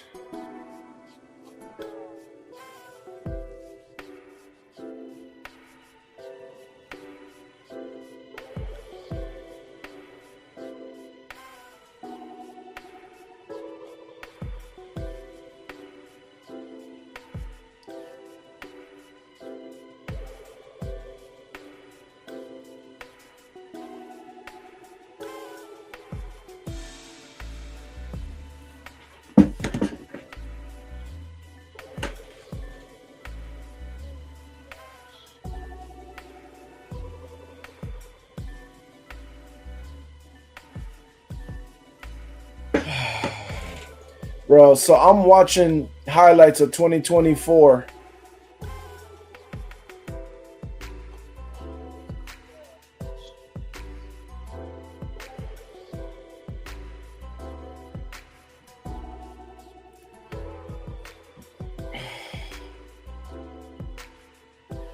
So I'm watching highlights of 2024, bro. Our offensive line. Oh, we need it back, bro. We just need it back. Yeah, it's just way different, bro. I mean, no push coming back at all. No push coming back, bro. We just need our O-line back. And you know what's crazy is I'm looking at our D-line as well, which is no different from our D-line last year. There's only one difference, and our D-line looks better than it did last year. And there's only one difference in our D-line. Actually, technically, there's two differences in our D-line. Right? No Hassan Reddick and Kalijah Kancey. That's crazy. Oh. I'm gonna look at Gainwell highlights right now. Tez Johnson is more of a down field type of wide receiver. Yeah, but he can kill. He can kill in the pockets too, like Chris Godwin. That's why if you, I don't know what play it was. I mean, I don't know what game it was, but Tez Johnson got like 2 touchdowns in the red zone just because he was able to move around in the red zone and get into the pockets, little pockets. The Illuminati went after Bucky Irving. Yeah, this Out of Mud podcast. Good night. Good night, brother. Also, wide receiver room should be set. Yes. Who is number 1 wide receiver for Tampa Bay? The number 1 target is gonna be, I think, probably Chris Godwin. I think is gonna be Baker's favorite target. But it's going to be between him and Emeka. But the X is definitely going to be Ted Hurst. We have improved by 3 wins each year past couple of years, and I think that trend continues. That's not a trend, bro. That's not a trend. It's just what it is, bro. Like getting this is what people don't understand, man. Getting 7 wins in the NFL, 6 wins in the NFL, that's not hard. That's not hard. I do think it'll be harder this year because I think the teams we play this year, I think the teams that we all play this year in the division, all the different divisions we play this year, I think are actually all good teams. So I think that would be harder this year. But the years past, the NFL has had a lot of bad teams. A lot of bad teams. And it usually, and I could be wrong this year. It could end up with a lot of bad teams again, because I remember last year I thought was going to be a good year for the NFL, and it still was a lot of bad teams. So the NFL usually has a lot of bad teams, and it's usually not hard. Like the Miami Dolphins is starting over. They had a terrible team last year, and they stumbled onto 7-8 wins. Like that's not really you progressing. I mean, I just think you had a really bad year the year before, and now you had a regular year where you won a couple games. Y'all always get hurt, and y'all always have a random losing streak or games where y'all look bad. Yeah, well, I hope that we don't get hurt, and that's all I'm saying. If we don't get hurt, it's a wrap. Is Zach Robinson running pistol with Baker, or Zach ran pistol? No, he's definitely not running pistol with Baker. He's doing spread offense, more McVay. Ray's RTP just said, dude, is Bucky mixed with Bijan, so y'all not on the same page. Yeah, he's more Bijan with more Bijan in him. Yeah, you know what Bijan is? You know what kind of running back he is?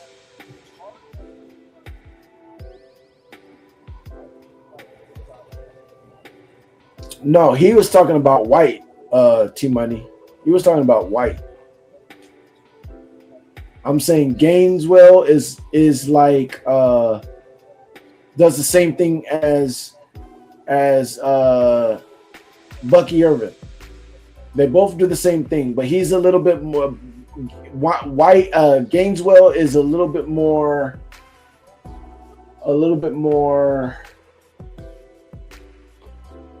He does the same thing that Bucky Irvin does, but he does it more like a wide receiver. Like it doesn't look like a running back doing it. It looks like a wide receiver playing running back. That's what Gaineswell looks like. Bucky's more Bijan. He's talking about Gaineswell. Gaineswell is more like White or White 2.0, and I think he's more like Bucky. He's exactly like Bucky, to be honest, but he doesn't move as fluent as Bucky. He doesn't run with the ball like a running back like Bucky. Bucky's a lot more shiftier, a lot more shake you out of your pants like a Bijan.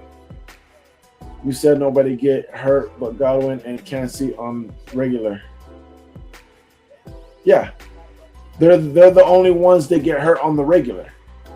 We get people get hurt all the time. A lot of people get hurt. But Godwin and Kancey's the one that always get hurt on the regular. Or at least Godwin's been hurt the last 2 years at least. Kancey's been hurt every year, basically. So yeah. Yeah. But yeah, people we're always injured. It's just different people. Just different people getting injured. And Evans was always, he always had the hamstring situation. But that was never a big deal. That was always a situation. It was just like, all right, well, we just got to play hard for 2-3 games, whatever. That was never a big situation for us. But Kancey's always hurt and out the season. And the last 2 seasons, Chris technically last year, Chris didn't get hurt. He had a setback. You know what I'm saying? He didn't get hurt, and he was recovering from the year before. So I don't know. I don't know if you want to say that's the same thing. No, don't matter to me. Let me look at Gainwell because I want to see, man. Like, I know he can do what Bucky does, especially catching the ball.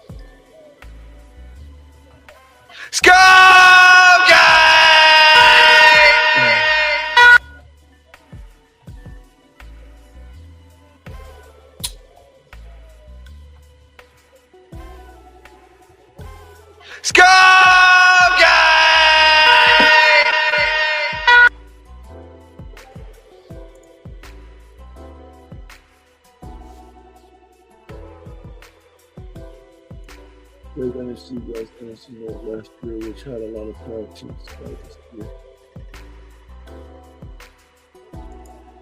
Didn't you lose to all of the NFC West teams? Except for the Rams?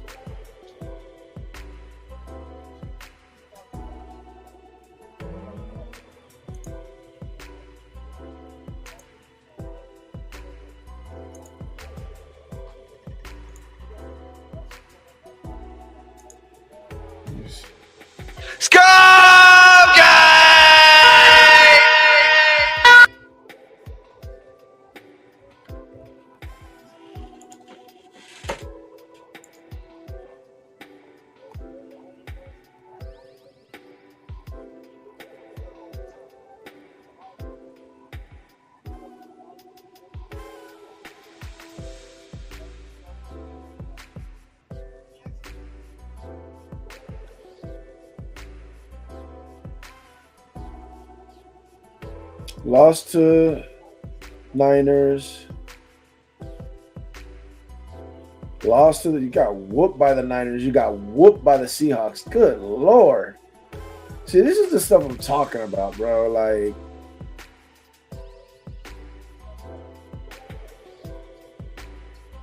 (26-10), 22-27. You lost to the Cardinals. Jeez. 22-27 and lost to the Cardinals. I don't know what you guys got on the Falcons, but that's some voodoo stuff. I don't know. 42-13, lost to the Patriots.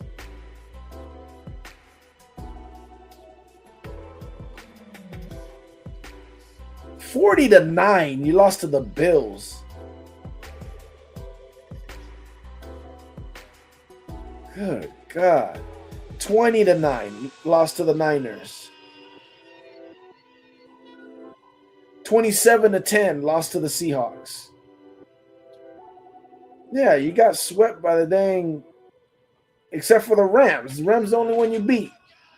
And they got their get back in the playoffs. That's crazy.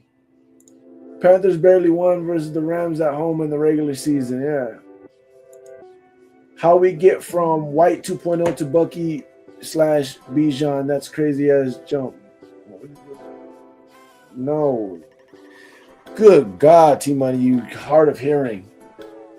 He was saying he believes Gaineswell is White 2.0. He believes Kenneth Gainwell is White to Rashad White, our other running back we had last year. He believes Kenneth Gainwell, our new running back, is Rashad White, our old running back 2.0. I am saying no, I don't think he is. I think he's more Bucky Irvin than Rashad White. They both could do the same thing. They both catch the ball. They both can run whatever. But Gainwell's running style is more like Bucky than Rashad White, I believe.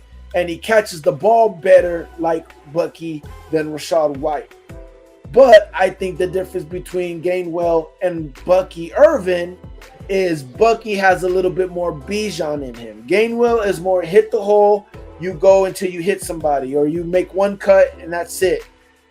Bijan is I can shake you here and get around you. And Bucky is more of that type of running back than Gainwell, which is one cut, whatever. But I can also see how he can say that Gainwell is Rashad White 2.0 because Rashad White can kind of do the same thing, the one cut, catch the ball. They both do the same thing. But I said I think Gainwell is a little bit more Bucky, a little closer to Bucky style than Rashad White, but that's me just picking hairs basically.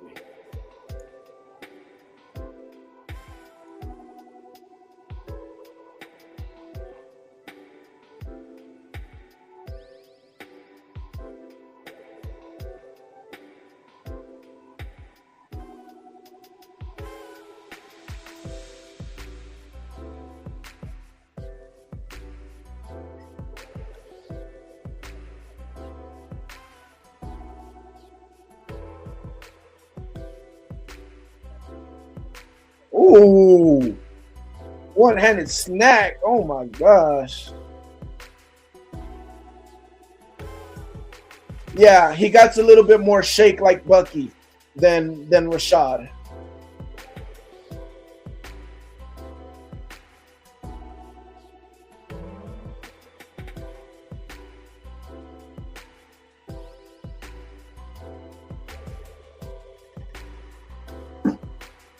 But Bucky has a little bit more shake that's closer to Bijan.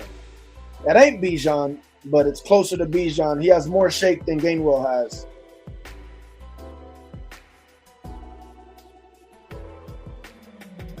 Bijan's like the elite of shaking right now.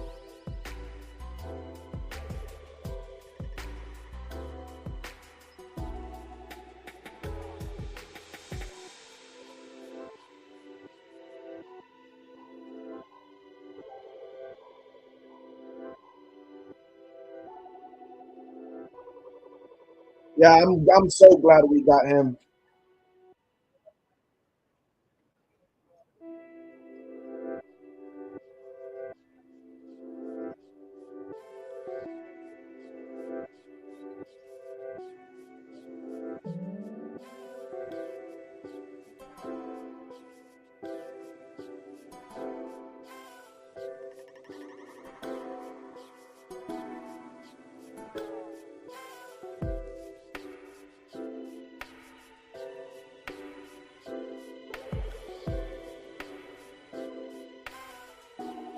Mm.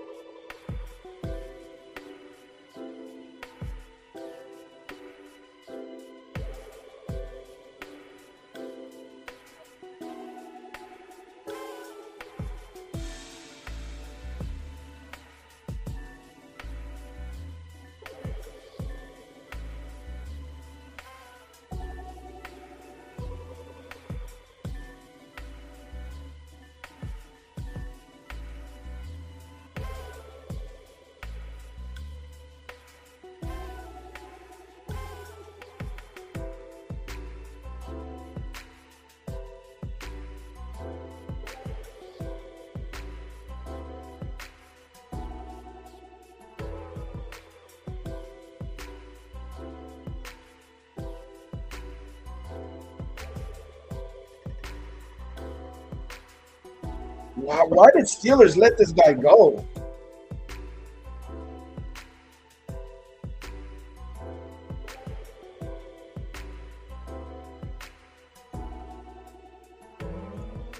Hmm.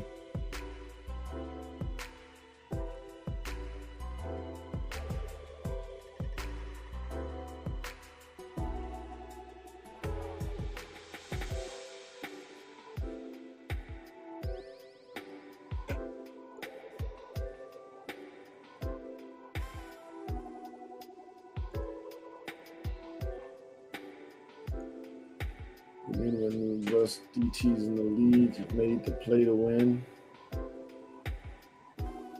Rice didn't play versus Bills.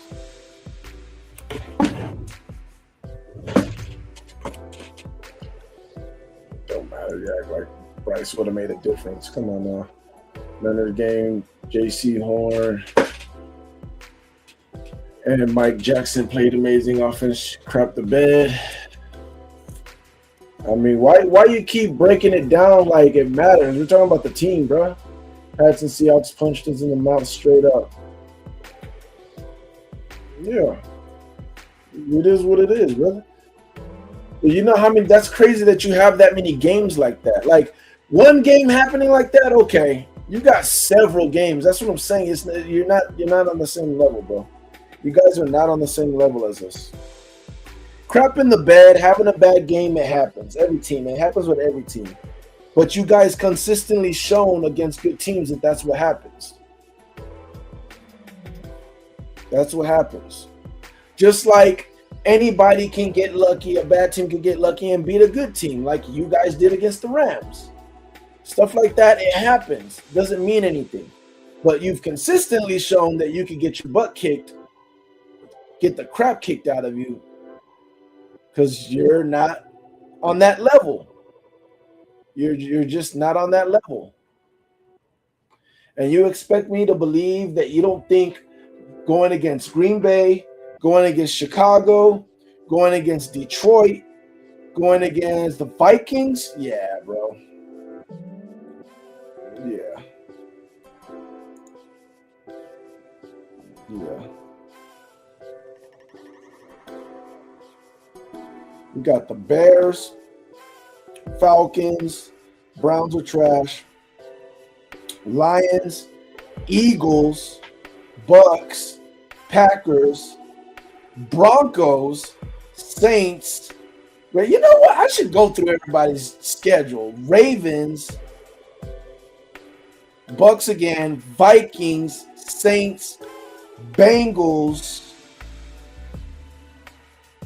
Steelers, Seahawks. Okay, I'm gonna give you a record. I'm gonna predict their record right now. I'm gonna predict their record. 0-1. I'll give all. I'm splitting everything. Actually, no. You know what? I'll give you. Just to be fair, you're 0-1 going against the Bears. Panthers, you're 1-1. I mean, Falcons, you're going against the Falcons. You're 1-1. Go against the Browns, you're 2-1. Going against the Lions, you're 2-2.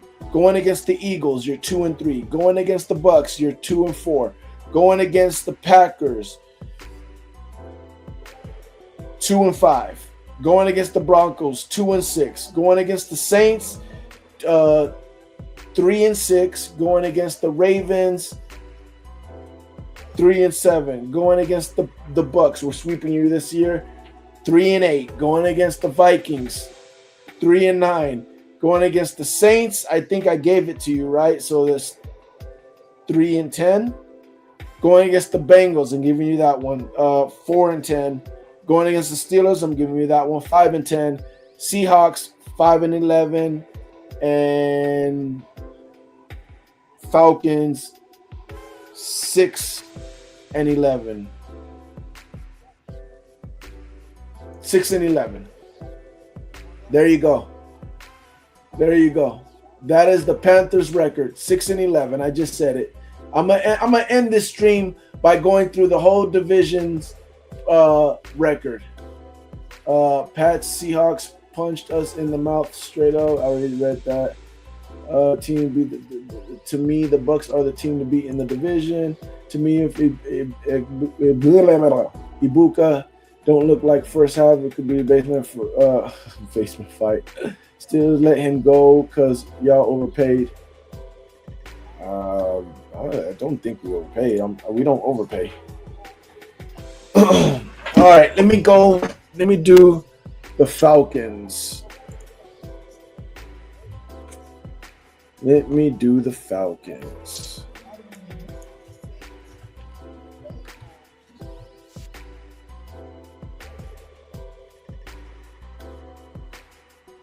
Now, I gave you guys sweeping the Falcons. And for the Falcons, on your guys' schedule. Now, for the Falcons, I'm gonna give them if they swept, I'm gonna give them the sweep.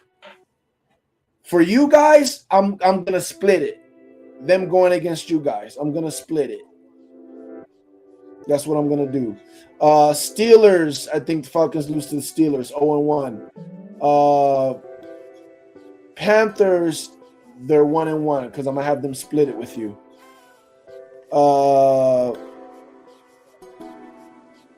Falcons and Green Bay, 1-2. Saints, 2-2. Ravens, 2-3. Bears,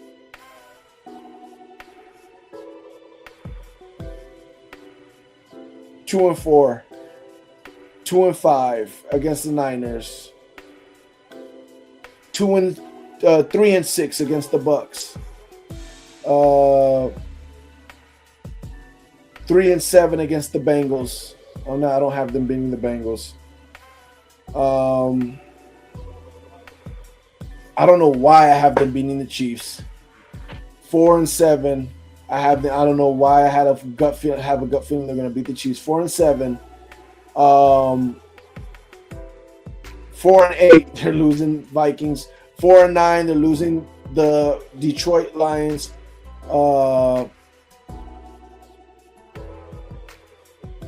Someone's got okay.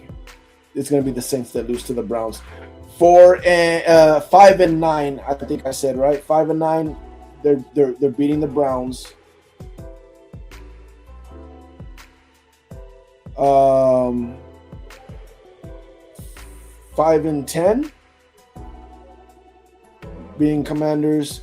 Losing to the Commanders. 5-10. They're losing to the Commanders. 5-11. They're losing to the Bucks. They're splitting, and then 5-10, 5-11.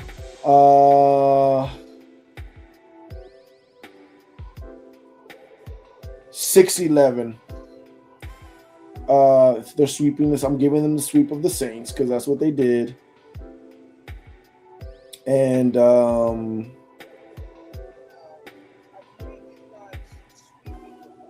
6-12.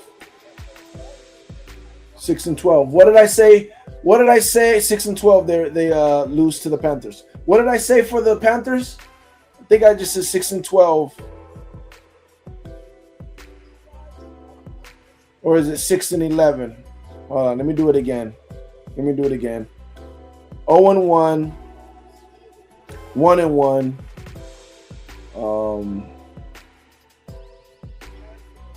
1-2, 2-2, 2-3, 2-4, 2-5,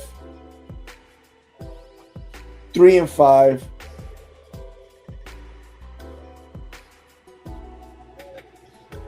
3-6, no, 4-5. Yeah, I messed up here. 4-5, 5-5, 5-6, 5-7, 6-7, 6-8.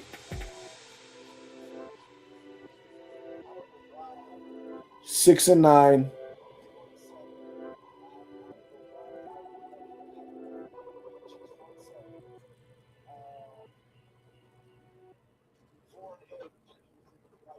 7-9 and 7-10.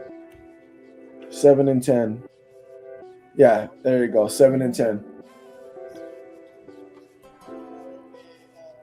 6-11. Love it. Who did Carolina get in first round? He one of the highest paid rotation backs in the league. Yeah, but he might be starting. Yeah, I don't care that you beat Green Bay last year. Gainwell, 2-year, $14 million is overpaid. Yeah, that's not overpaid. Yeah, I think Ben is him too. He's one of the highest paid rotation backs in the league. Who did Carolina get in the first round? I don't. 6-11. Love it. Gainwell, salary among running back is 22nd. That isn't overpaid. Stephon Monroe from Georgia. Back up. What do you mean? Yeah, we won the last 3 versus Falcons, so we will see. Well, I had them split with you because I usually have everybody split, but the way that I'm doing it is if you swept, I'm gonna give you the sweep. But if you got swept, I'm gonna give you a benefit of the doubt and say you split with somebody. And if you did split with them, you're gonna split again. So 6-11, 7-10 for the Falcons. Even though I do feel like it could be worse because again, it really depends on their quarterback. Let's do the Saints and let's get up out of here.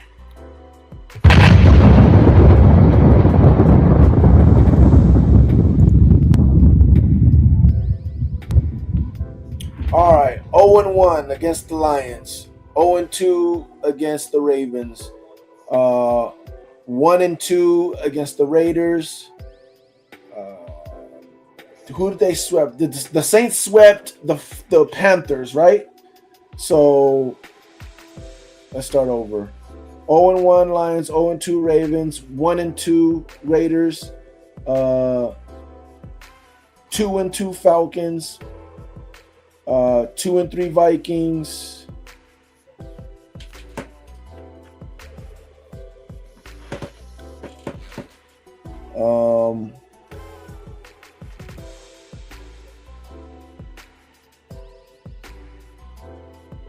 3-3 Giants. 4-3 Steelers. 5-3 Browns. 6-3 Panthers, 6-4 Bears,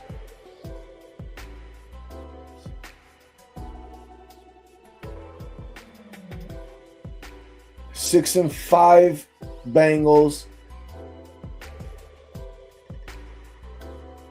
7-5 Saints. 7-5 Packers.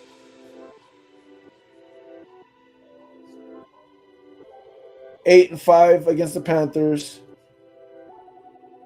9-5 against the Bucks, 10-5 against the Cardinals, 10-6, 10-7. Woo! 10-7 Saints. Wow. Wow, 10-7 Saints.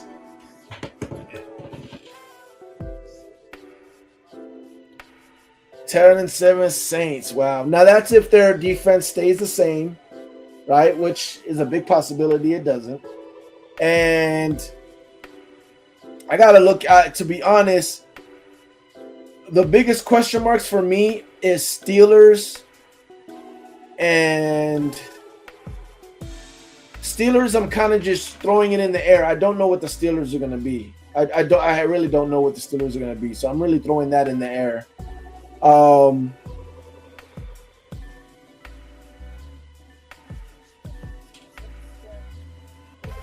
Yeah. 10-7 for the Saints. Let me go to the Bucks, man. Let me see. I don't think I've done a schedule prediction for the Bucks.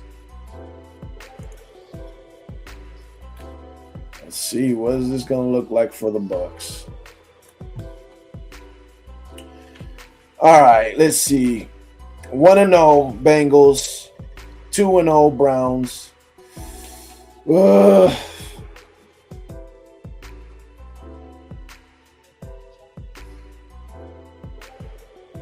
2-1 Vikings, 3-1 Packers. Oh my God! Even though I know we're a better team, I don't feel right picking us against the Cowboys. I don't know why. It pisses me off. Where was I? Let me start again. 1-0 Bengals, 2-0 Browns, 2-1 Vikings, 3-1 Packers, 3-2 Cowboys, 4-2 Steelers,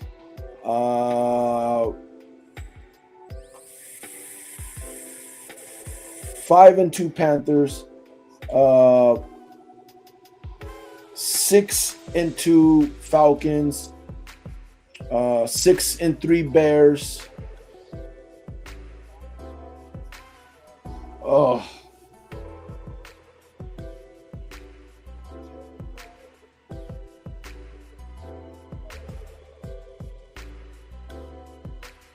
I want to, but I can't. 6-4 Lions, 7-4 Panthers, 8-4 Chargers.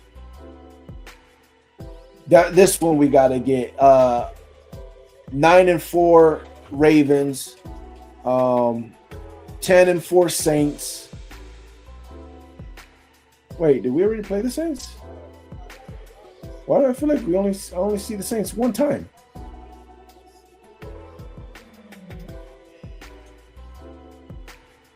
Where's the other Saints game?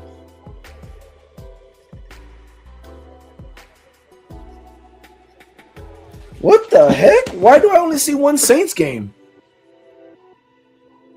1, 2, 3, 4, 5, 6, 7, 8, 9, 10, 11, 12, 13, 14, 15.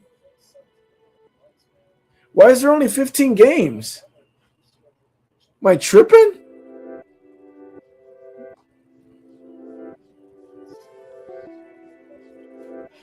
Am I missing something? Did I miss something?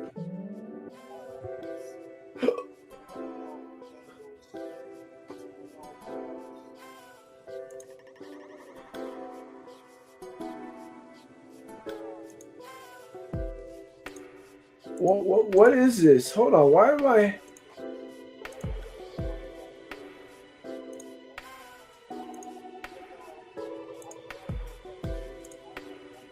What am I missing?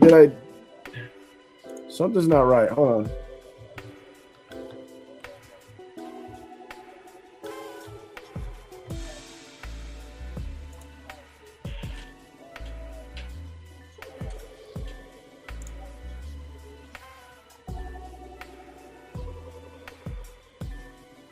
Okay, there we go. That was weird.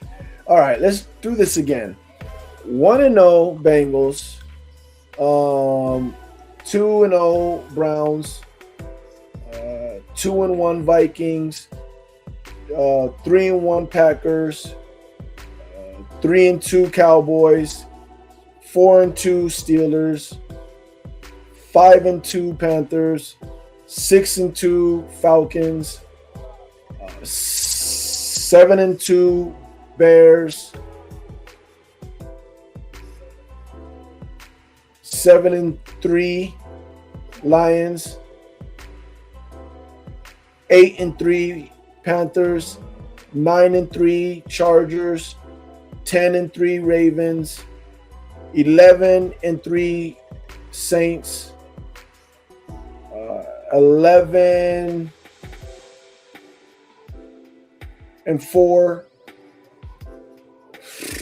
11-5, and 11-6. So 11-6. So again, I usually split the whole division. Everybody in the division is going to split 1-1. If you swept If somebody swept you, I'm still gonna have you split. But if you swept somebody, I gave you the sweep again. The only problem is this year, I honestly believe we are not gonna play around with the Panthers. I guarantee you. I know my team. We're not gonna play around with the Panthers. We're probably not gonna play around with the Saints either. I ain't gonna lie. But the Saints ain't gonna. The Saints are gonna have something to say. The Panthers are not gonna have nothing to say. We're gonna take the Panthers serious. They're gonna have nothing to say. We're gonna beat them up. We're gonna take what we want. Saints, I'm guarantee you we're gonna take them serious too. But the Saints will have something to say.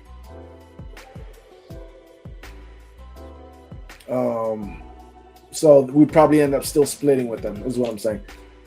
Number 2 running back ATL. He is ranked 23rd in salary with Arizona. Oh, there it is. Get them raised. Get them raised. Let them know. I have Tampa Bucks 10-7. 5 hours, my guy locked in. Yeah, man. Yeah, man. Locked in, baby. Locked in. Hit that like button for me. Shout out to Andrew Johnson. Appreciate it, man. We got a lot of likes on the live stream.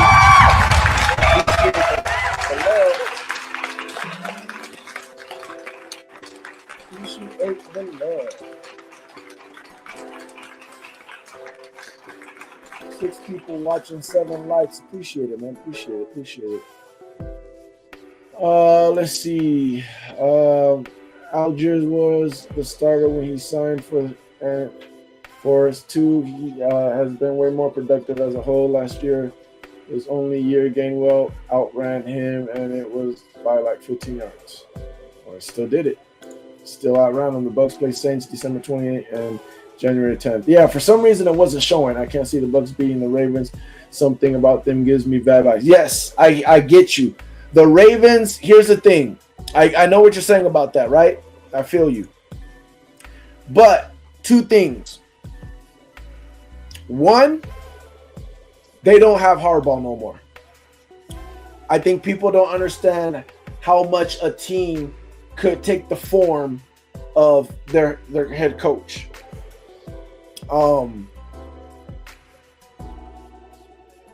So that's 1. And number 2, the problem with the Ravens is every time we play the Ravens, and it pisses me off, every time we play the Ravens, we show that we're more talented than the Ravens, especially offensively. We're more talented than the Ravens. But the Ravens consistently punches in the mouth and punches in the mouth and punches in the mouth, and we end up folding against them. They're not as talented as us, but they're more bullies than we are.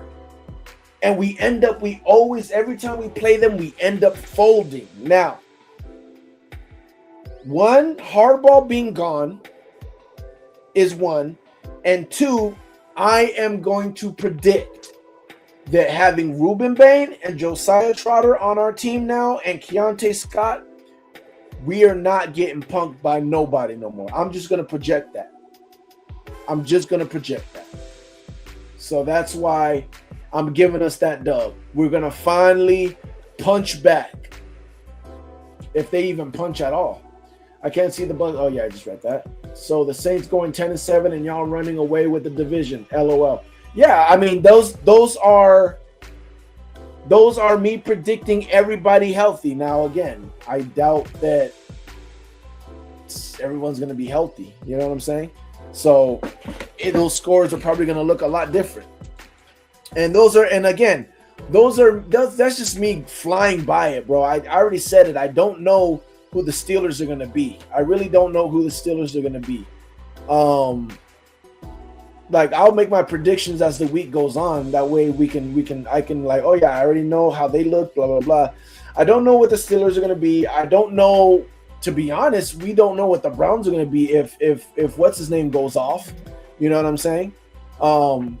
Because he's been doing really good in camp. What's his name? Can't think of his name right now. Watson. Watson's been actually doing really good in camp, like really, really good in camp.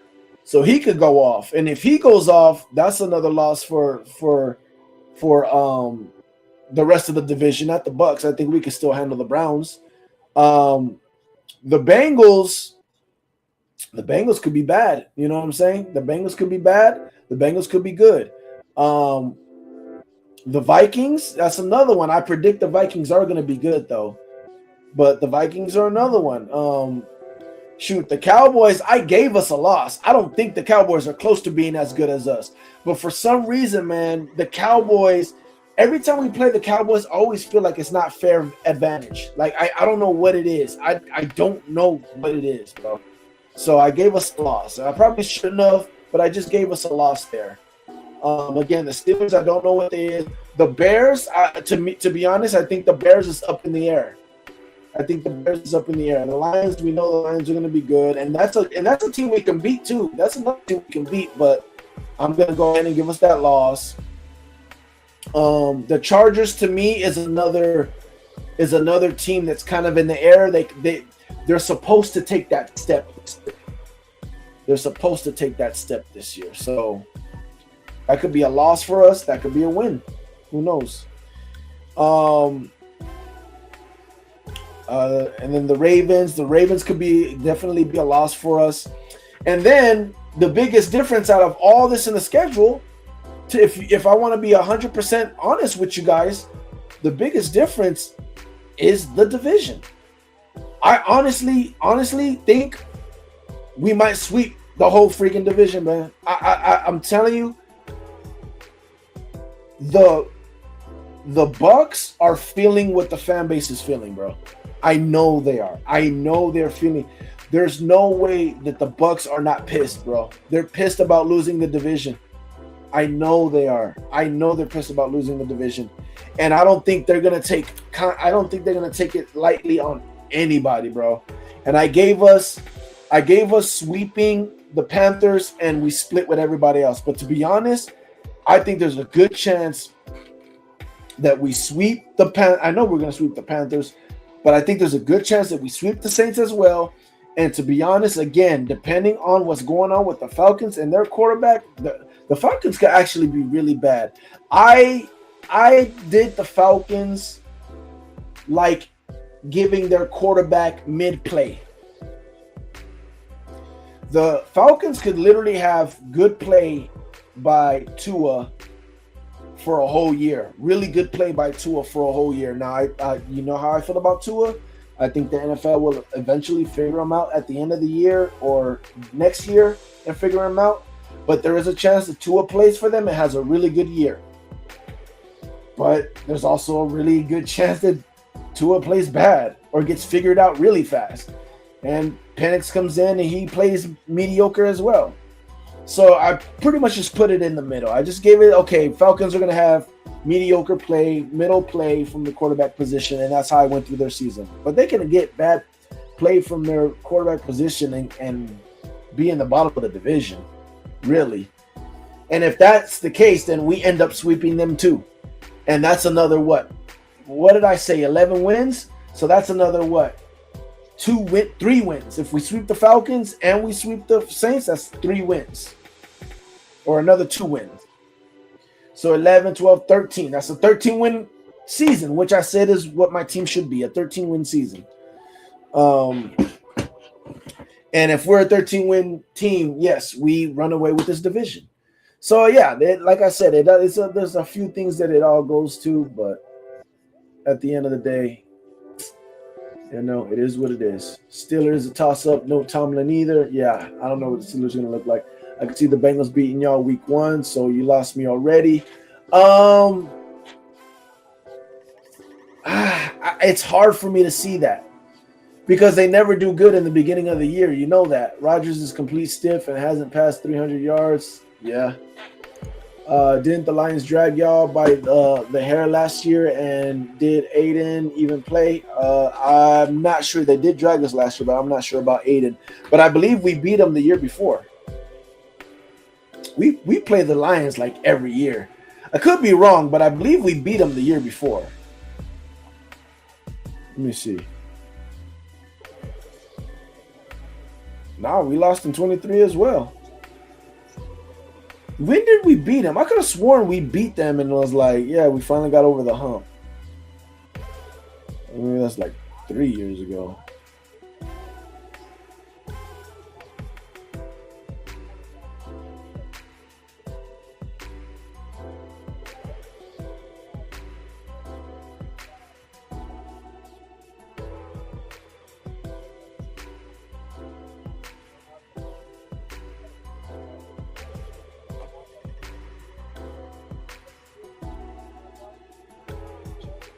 Oh yeah, 2024.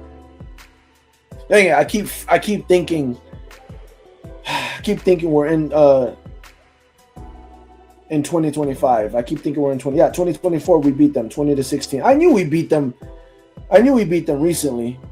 So we beat them 2 years ago. They beat us last year, and now we're playing them again this year. Yeah, they beat us 2025. We beat them 2024.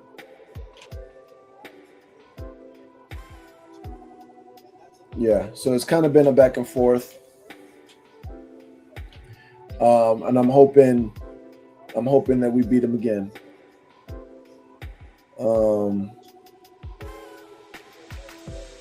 Yeah.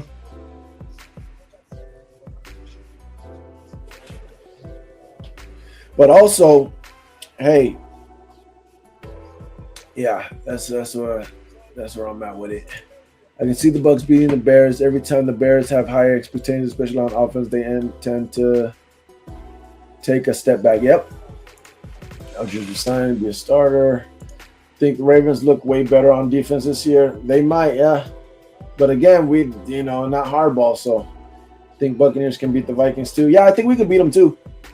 But I also see the Vikings with Kyle Murray dicing us up. So I don't know. Kind of a toss-up to me. Bucs beat them in 2024. I think the Bucs beat the Lions like 24-19. I am not so sure. We beat them. I think it was closer than that. 20-16. 20-16, yeah. Almost the same thing, yeah. So that's my prediction. It's getting late. It's already midnight. I'm going to bed. I'm tired. We did the thing today, man. We live streamed. Appreciate everybody. Next time, I would like people to jump in here, man. Jump in here, talk some football, give their opinions, talk about what they want to talk about. You know what I'm saying? Anyways, the link was there the whole time to join.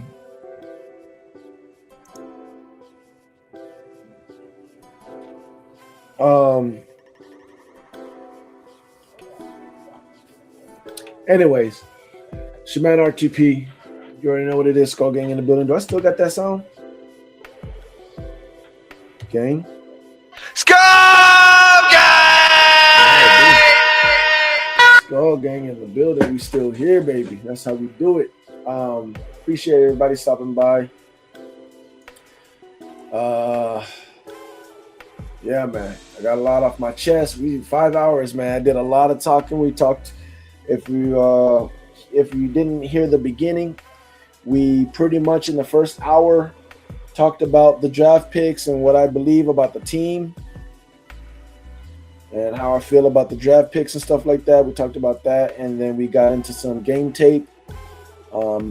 Actually, we talked about the draft picks, then we talked about some of the things that I'm worried about and what I'm looking for, and some of the things that I was worried about, some of the things that I kind of calmed myself about, and some of the things we wanted to look at on game tape. And then we went and we watched a lot of games. We watched the whole Saints game, the second Saints game where we lost, I believe.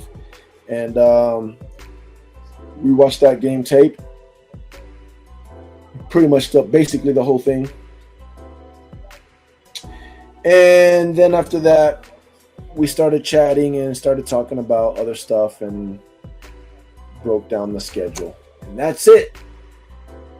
Broke down the whole schedule for the whole NFC South. So that's it. Appreciate everybody that hit the like button. If you haven't hit the like button yet, go ahead and hit that like button.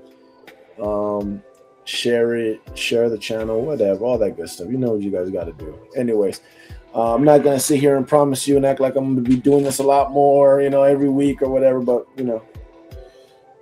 training camp is around the corner. OTAs, man. I don't know what's been going on with the media, but I haven't really seen much of OTAs. But when I do see stuff and I want to talk about it, you know, we're going to come on here and we're going to talk about it. So next time, don't be shy. Click on the link and jump in here and let's talk about it, right?